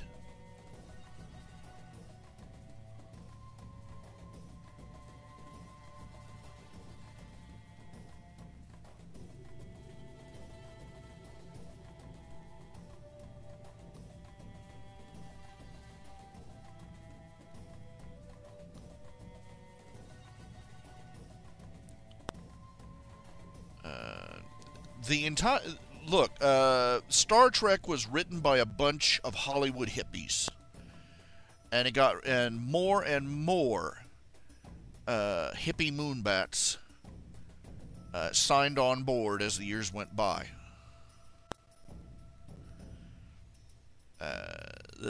All the Hollywood leftist drivel. It was especially the next Star Trek: The Next Generation, especially was a spigot, a spout for them to gush leftist hippie backwash stupidity.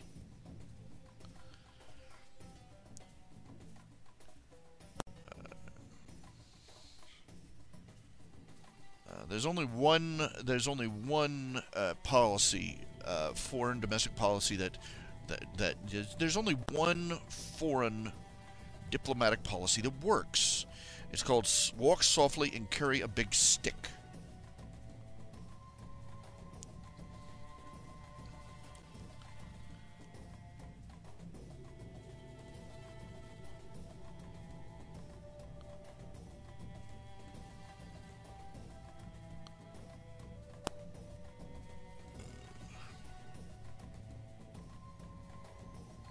Diplomacy is useless unless it comes with power to back it up. Nobody listens to a diplomat from a country that has nothing.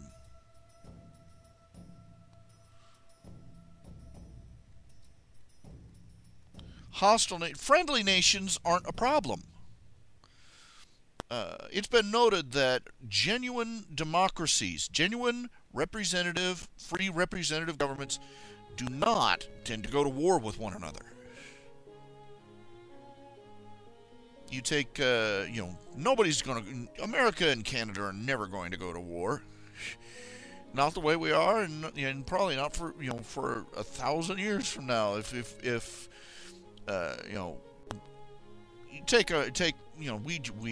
We've got no quarrel with each other. Because we are both, by and large, representative governments, open market, free capitalist. So we have no reason quibble with each other. I mean, we literally have cities. We've had settlements and cities that literally sit on the border between between Canada and America, and they managed to both halves managed to coexist.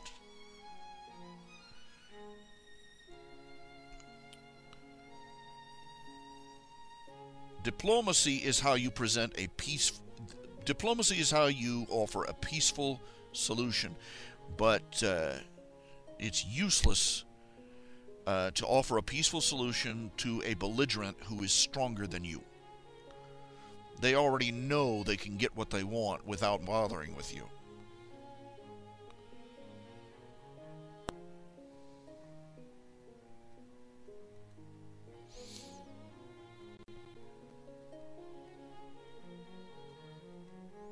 God only knows how they work it out, but they work it out. These divided cities, that is, divided cities and counties and towns and such, they make it work.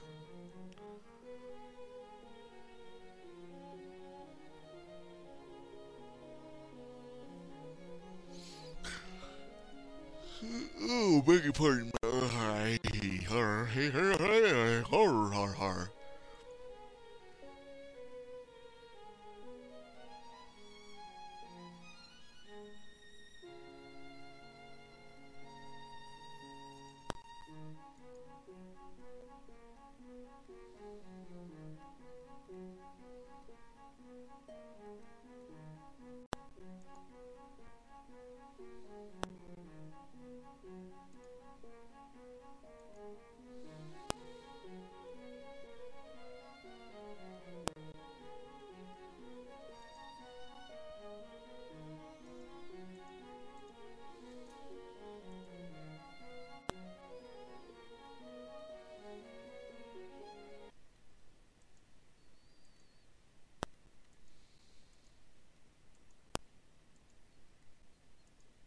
The music stopped.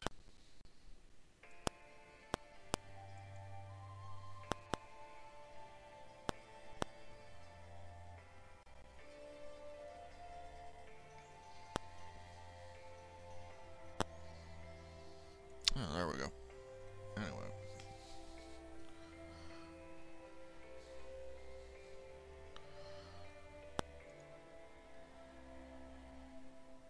Which one are you talking about there? Oh, that one, yeah. I would say that her facial expression is the one that says back away slowly. End up with a face full of claws.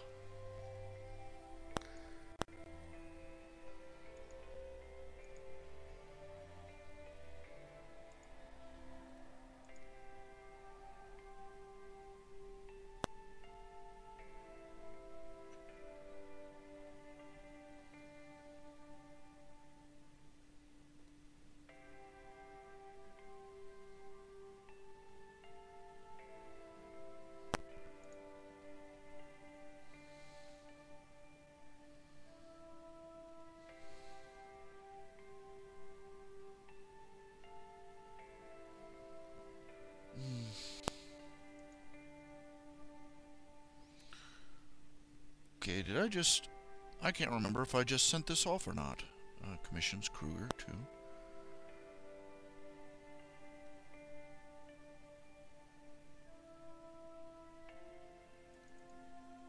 Hold on. Let me see if I sent it. Sent mail. Kruger. Oh, come on, computer. Yep. Sent off. Good.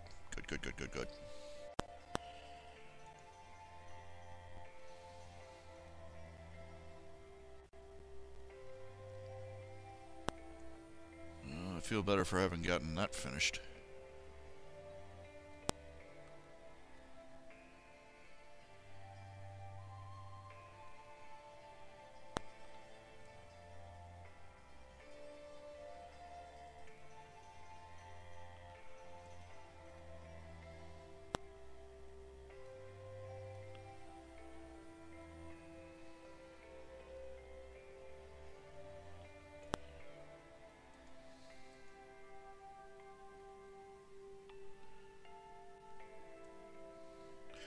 I have gotten out of the habit of signing my work. I've got to start doing that. It's a very dangerous thing to do. It's an easy way to lose valuable work.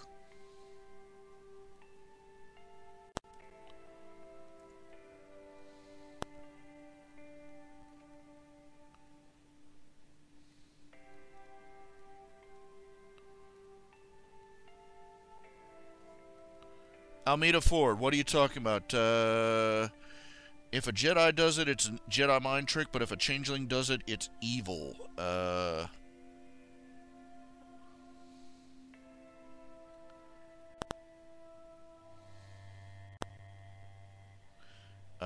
What are you referring to? That's sort of out of the blue right there, Almeida. What are you talking about?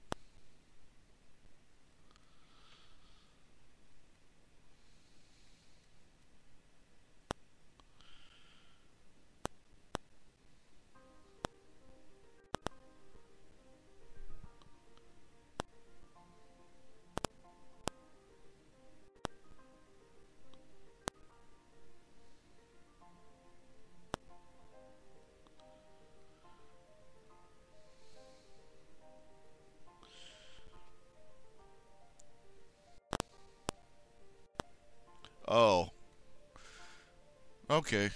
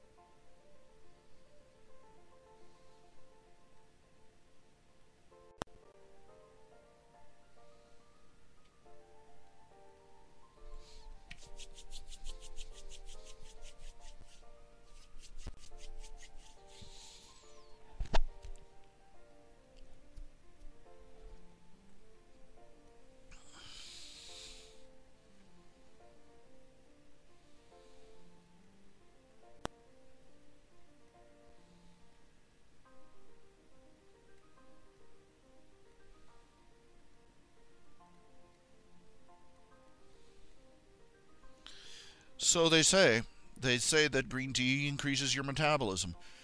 They recommend it. Of course, most of the tea people drink is usually black tea or Pico cut black tea, orange Pico or Pico cut.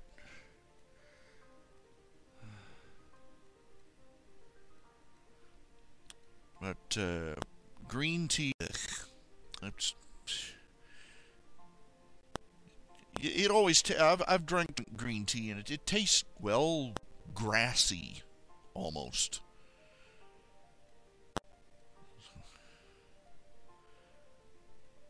But if you're trying to lose weight, making yourself. There are worse things to chuck back right before bedtime than a glass of green tea.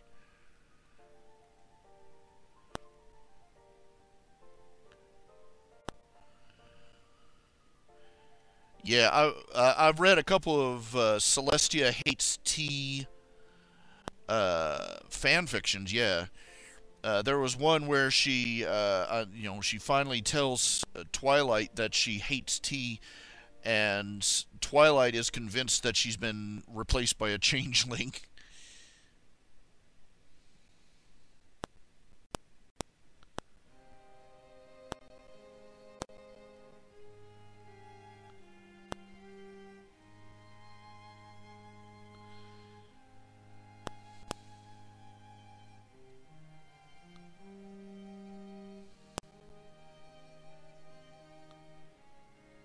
Did you ever see the cover that some of the comics, some of the My Little Pony comics are funny. They're fun to read. My favorite one is the one with the cover of where Luna discovers coffee. The front cover shows her standing on top of a pile of empty coffee carafes, and she's saying, "My goodness, I feel like I could fly." And Celestia's like, "We're putting you on decaf."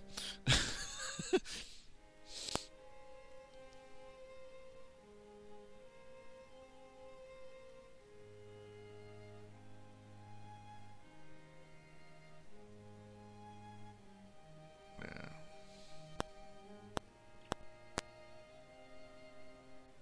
Have you read the short I did called Red Meat?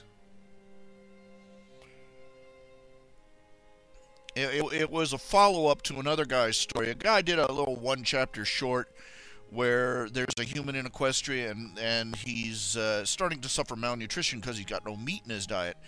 And the ponies are discussing, what can we do? Where can we get meat for him? And he says, oh, we couldn't kill these, and we couldn't do this because Fluttershy get us. And then they say, well, what about Angel?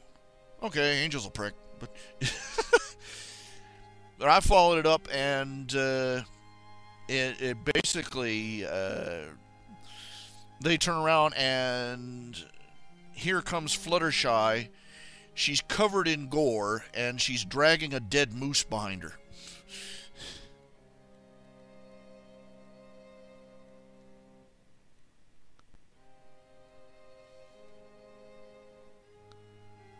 Yeah.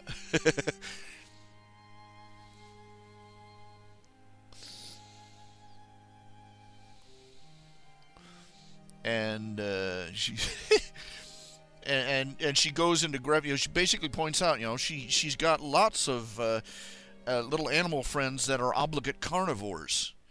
Dogs, it's a common myth that dogs can live on an omnivorous diet.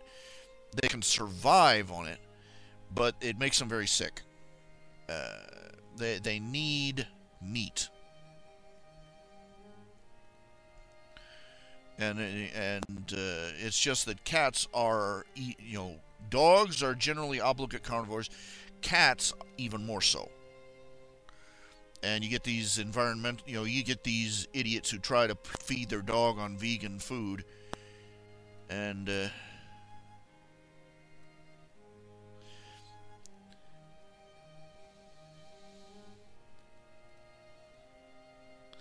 well, come on, he's only one rabbit. How far, how far would he go?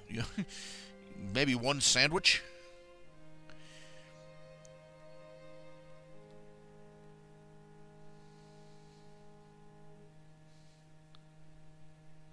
Of course, she comes in dragging this dead moose, and she explains, she gives, this is where she gets meat for all her little obligate carnivore animal friends, and she begins to describe the process. She basically gives last rites to sick and dying animals, and she just, and by the time the conversation is over, all the rest of the main six are riding the porcelain bus, calling Ralph on the big white telephone, uh, making a sacrifice to the great god Buick.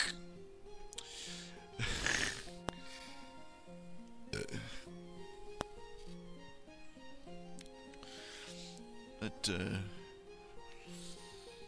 really, I mean, I've pointed this out before. Okay, first of all, horses have been known to eat meat. There's this one. I mean, animals that people thought were just obligate herbivores have been caught eating meat. There was this one island where there were several deer, a population of deer that got stranded there, and they come along one day and they're examining it, and while they're watching, one of the deer goes over and finds a baby bird in the trees, munches it down like popcorn.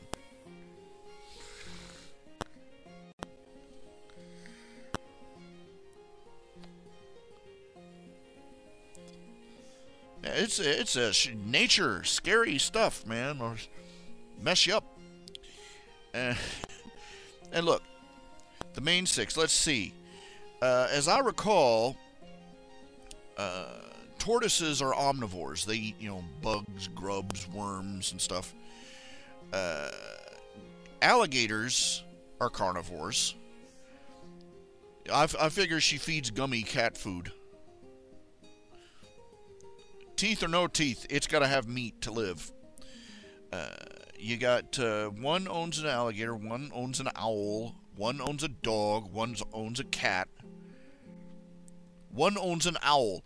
Carnivores, all of them. They're not feeding them carrots.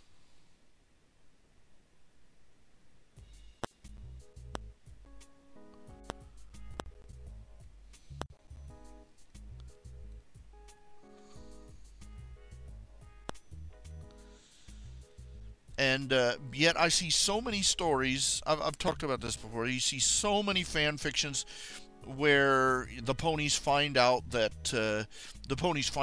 humans eat meat, and they just lose their minds. Oh, they're monsters, and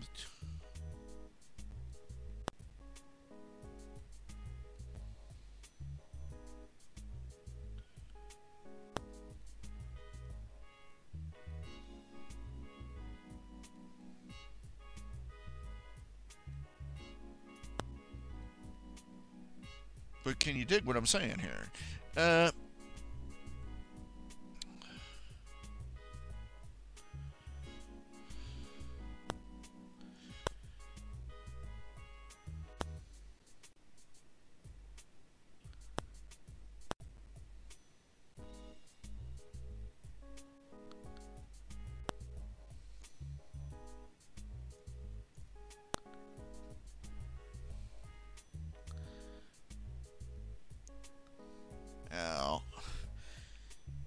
That's just some of the silly, I told you about this one story. I forget what the name of it was, but it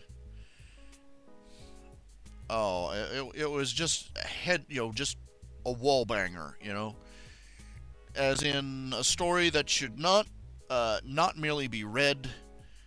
The story should not merely be set aside, but thrown aside with great force into the nearest wall. Basically, this human ends up in Equestria. He lands in the Everfree, and after several days of wandering around, he's starving to death. He finds his way to Fluttershy's cottage. She's out at the time, and this is where the stupid never. From the point on, the stupid never stops,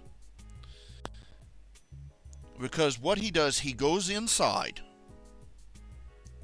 Goes into the kitchen, walks past all the food in the cabinets and on the shelves and in the refrigerator, gets a knife,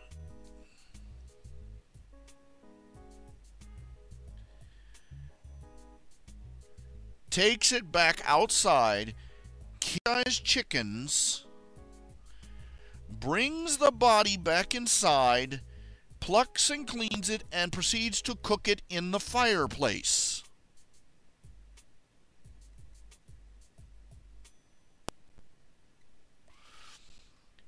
How do I begin to list the number of stupids in just that part?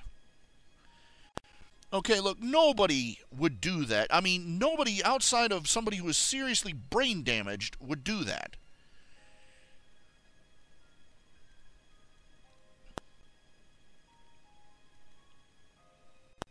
It already went. He walked. I repeat, he was starving to death. He walked past all the food, and he decided.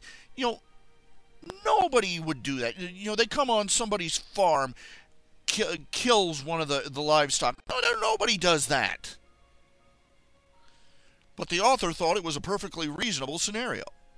And of course, the ponies find him, hysterics, screaming, panic, violence, so on and so forth. And now he's stuck in Equestria. He's stuck in Ponyville while he tries to work to pay Fluttershy back for her chicken. And all the ponies there think he's a cannibal monster. And they're vicious and racist to him and everything else. And to top it off,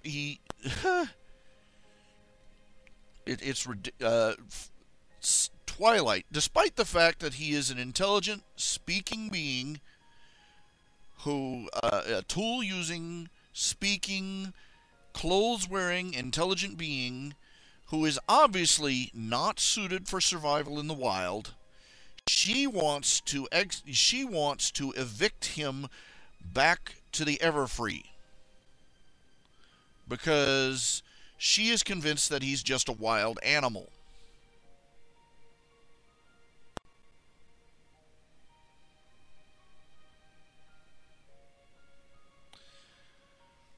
He can't even, it's ridiculous. It's his backstory is even stupider.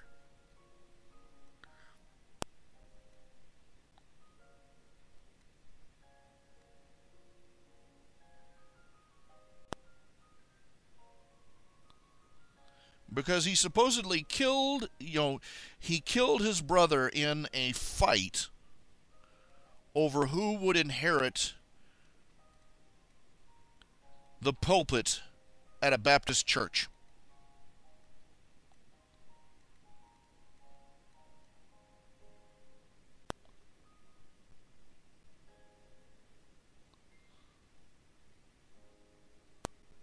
I commented, dude,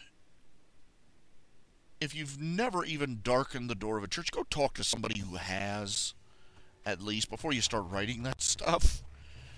I just listed all the things that he got wrong. Nobody, but Baptist churches do not pass down, from father to son. They're not a heritage. The church elects a pastor.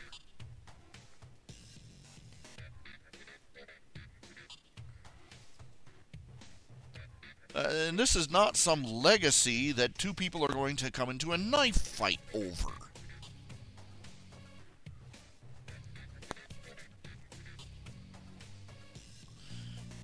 It's just, and the story gets worse as time goes by, believe it or not.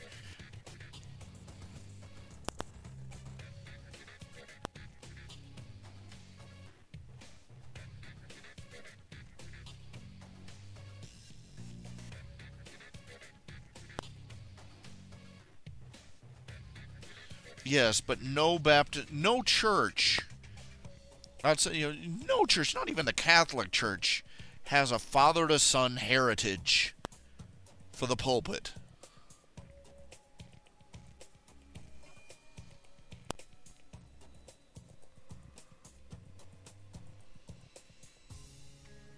The author's from Stupid Town. That's where he's from. Ugh.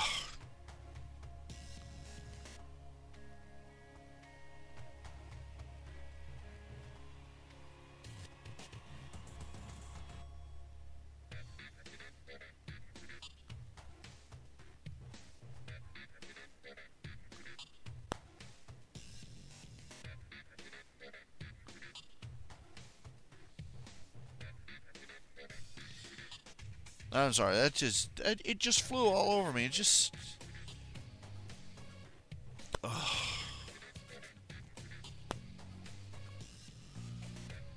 Anybody who knows anything about being a pastor would not fight for that job.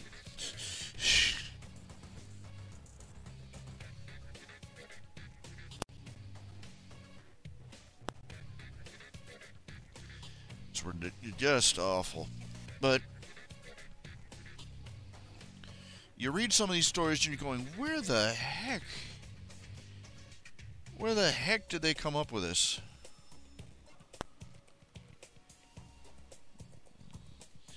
It's like, I don't know, they forgot to check the expiration date on the milk before they drank it or something.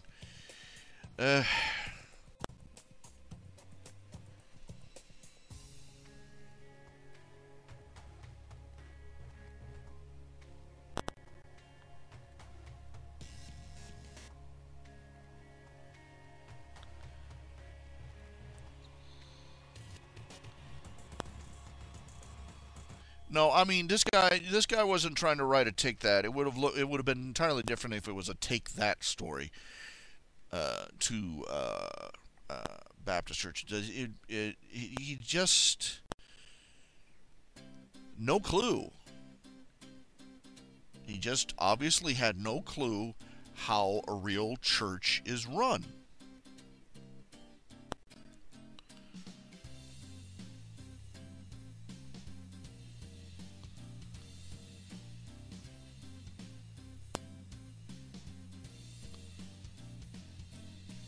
No clue at all. And logic was not this guy's long point. Let's just leave it at that. He thought it was perfectly reasonable for a man stranded in the wilderness, upon finding a home, to break in to the kitchen, steal a knife, go out and kill a chicken, and cook it in the fireplace.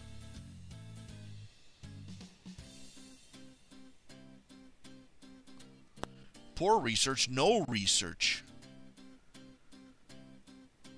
The man with no brains, yeah. The man with two names, rather.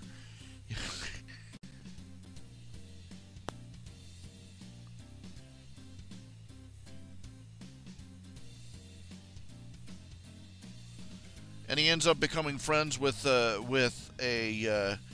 Lyra, who for some reason in this story is mute. And her ex-boyfriend is a psychopath. Just...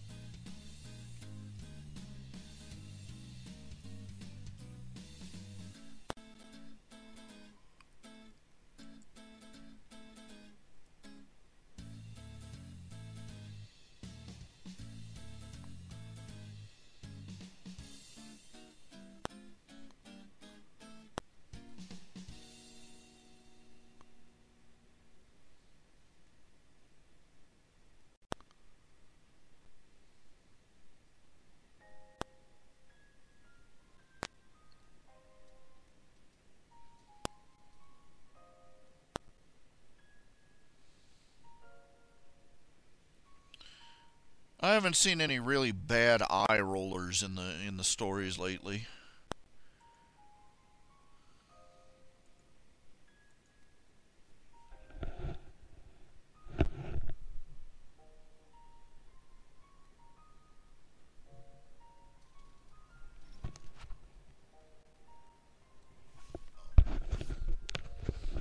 Thought I heard some sort of engine noise. It's actually just steadily dripping water outside.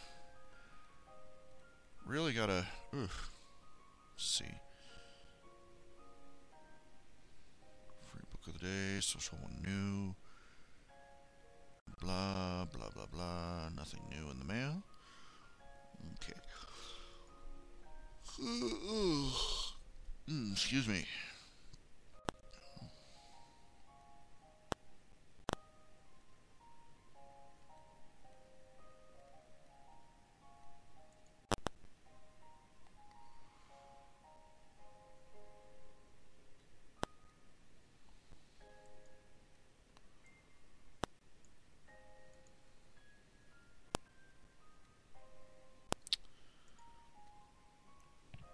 Oh yeah, it's been raining steadily for the past couple hours here.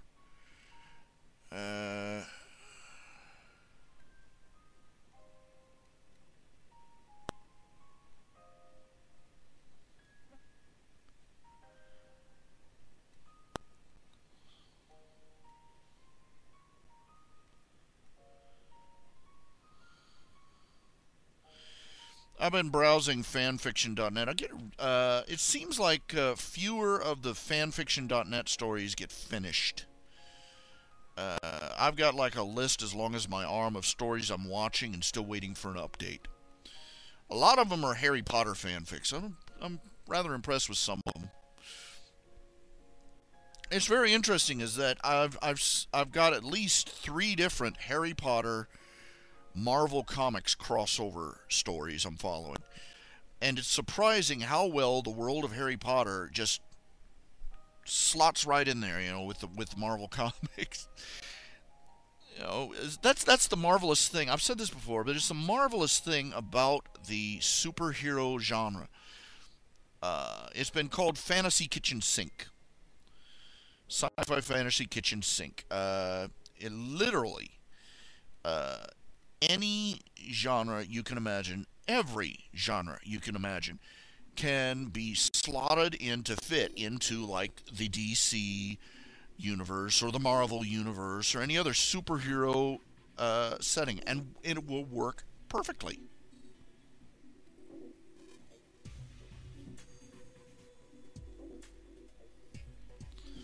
And it's really great. And Harry Potter and the Invincible Technomage, where Harry Potter ends up getting adopted by Tony Stark.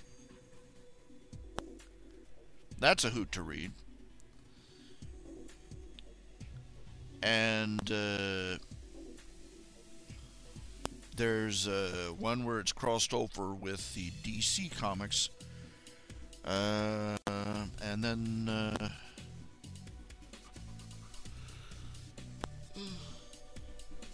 a great number of them consist of Harry Potter traveling back in time, doing a Groundhog Day loop and ending up as a kid again, with his full knowledge as an adult, and he tries to make it go better this time around. One of the particularly best ones is Harry Potter and the Memories of Nightmares Past. I believe it's Memories of Nightmares Past. Let me see here.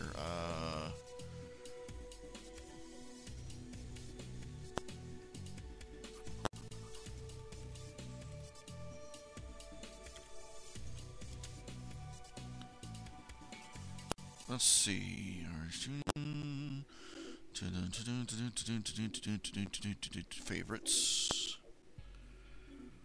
Favorite stories. Okay.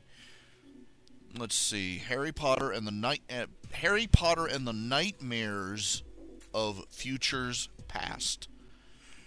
It was most recently updated on the 8th of September.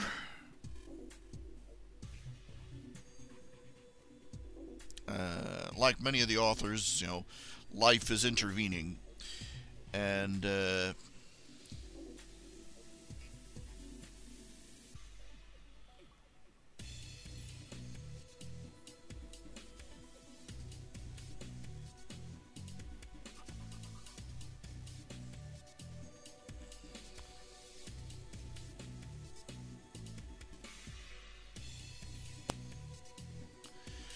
they have a couple that are Harry Potter crossed over with.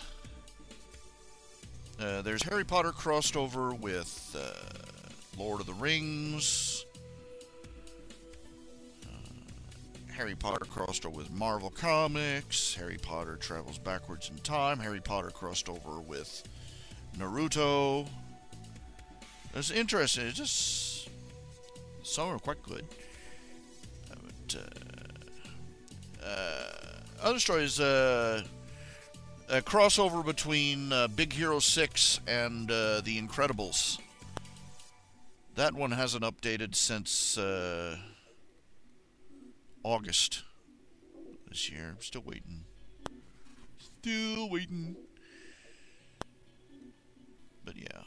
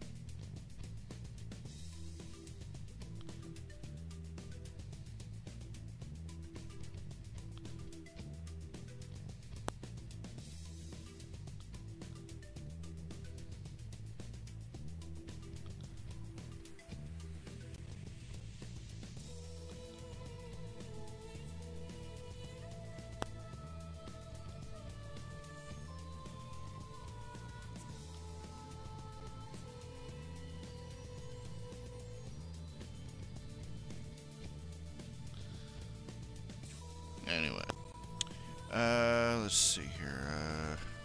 Yeah. Back and forth, back and forth, back and forth. Popping these when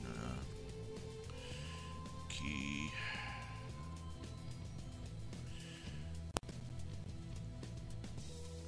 I got so many windows open, I'm losing track of where I am here. Oh yeah, that one. OGD. What? Not again. Yeah, I've been reading that one too.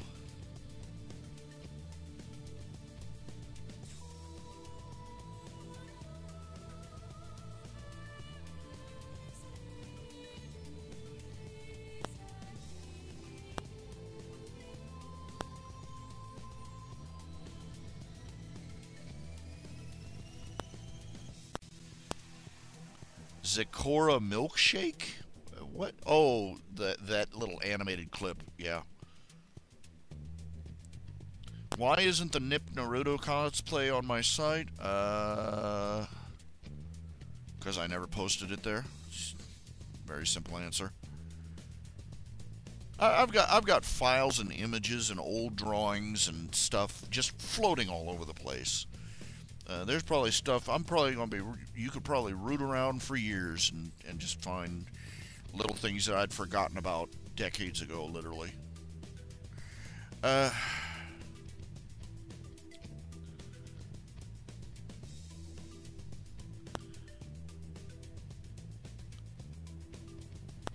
What? Gotta post them all. Well, as I find them and I get opportunity, I'll just come up there.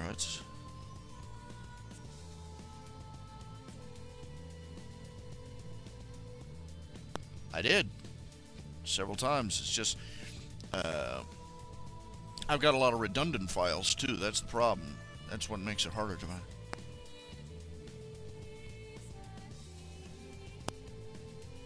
There was a commission from years ago, actually.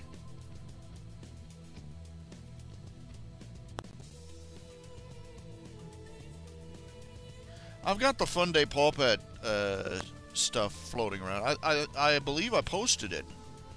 The Fun Day Paw Pet comics are posted in the Nip and Tuck forum archives.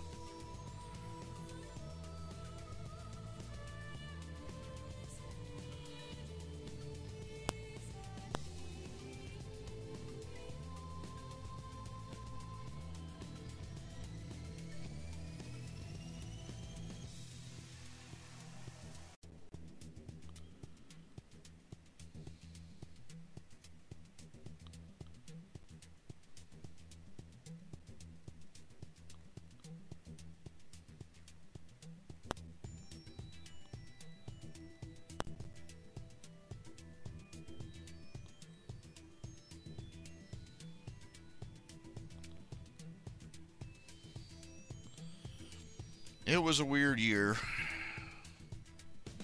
It's always a weird year.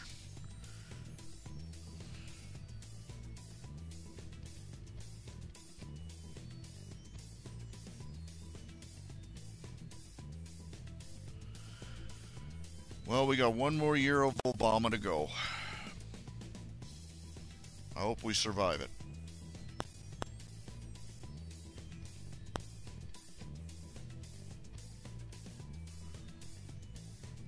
Once we get that, I'll keep my mouth shut. Once we get him out of office, the country can start turning back around.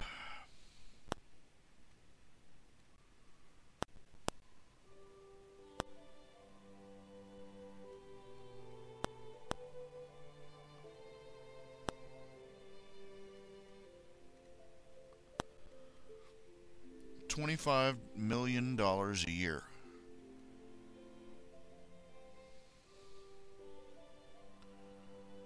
I can't even imagine having $25,000 a year.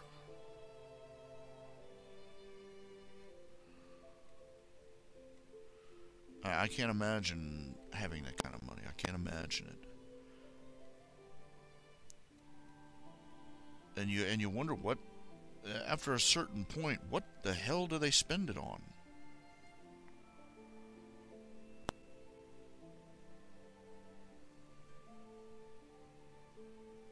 course, if I had money like that, it wouldn't take me, it never takes anybody long to become accustomed to spending large sums of money.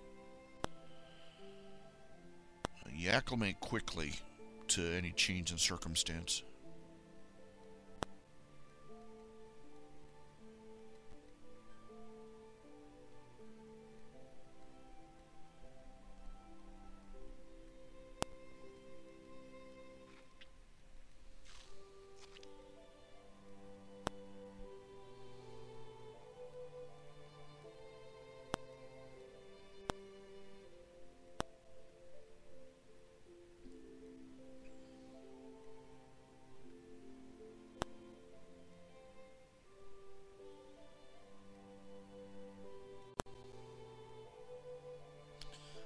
I like the fact Coca-Cola is using its transport network to carry life-saving medicines to remote regions of Zambia.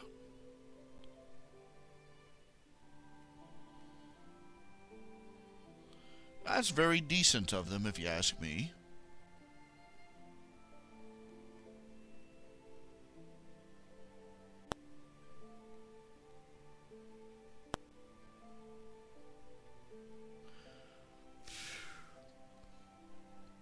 Ah, and there's the Naruto picture. The black and white original, anyway.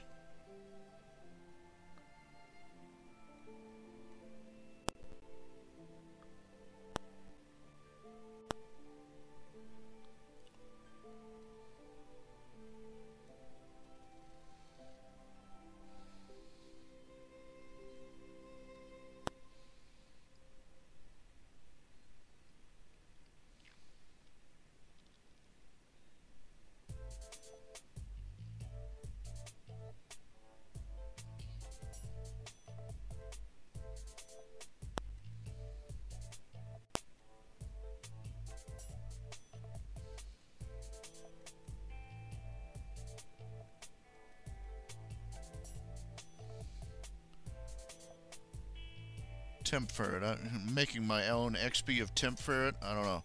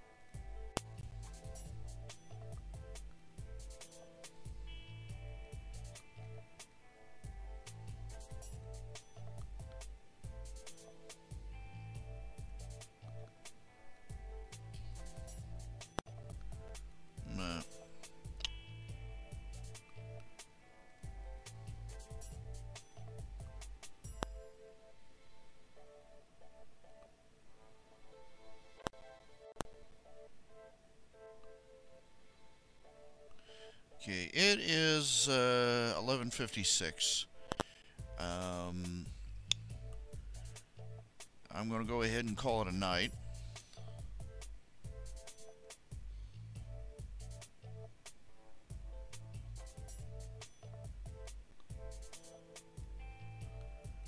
We will resume things tomorrow at 6. Again, we're doing this. I'm doing this run to try and raise funds to cover, well, basically to cover my bills. Doing, oh, a bug flew in my mouth. Ugh, nasty.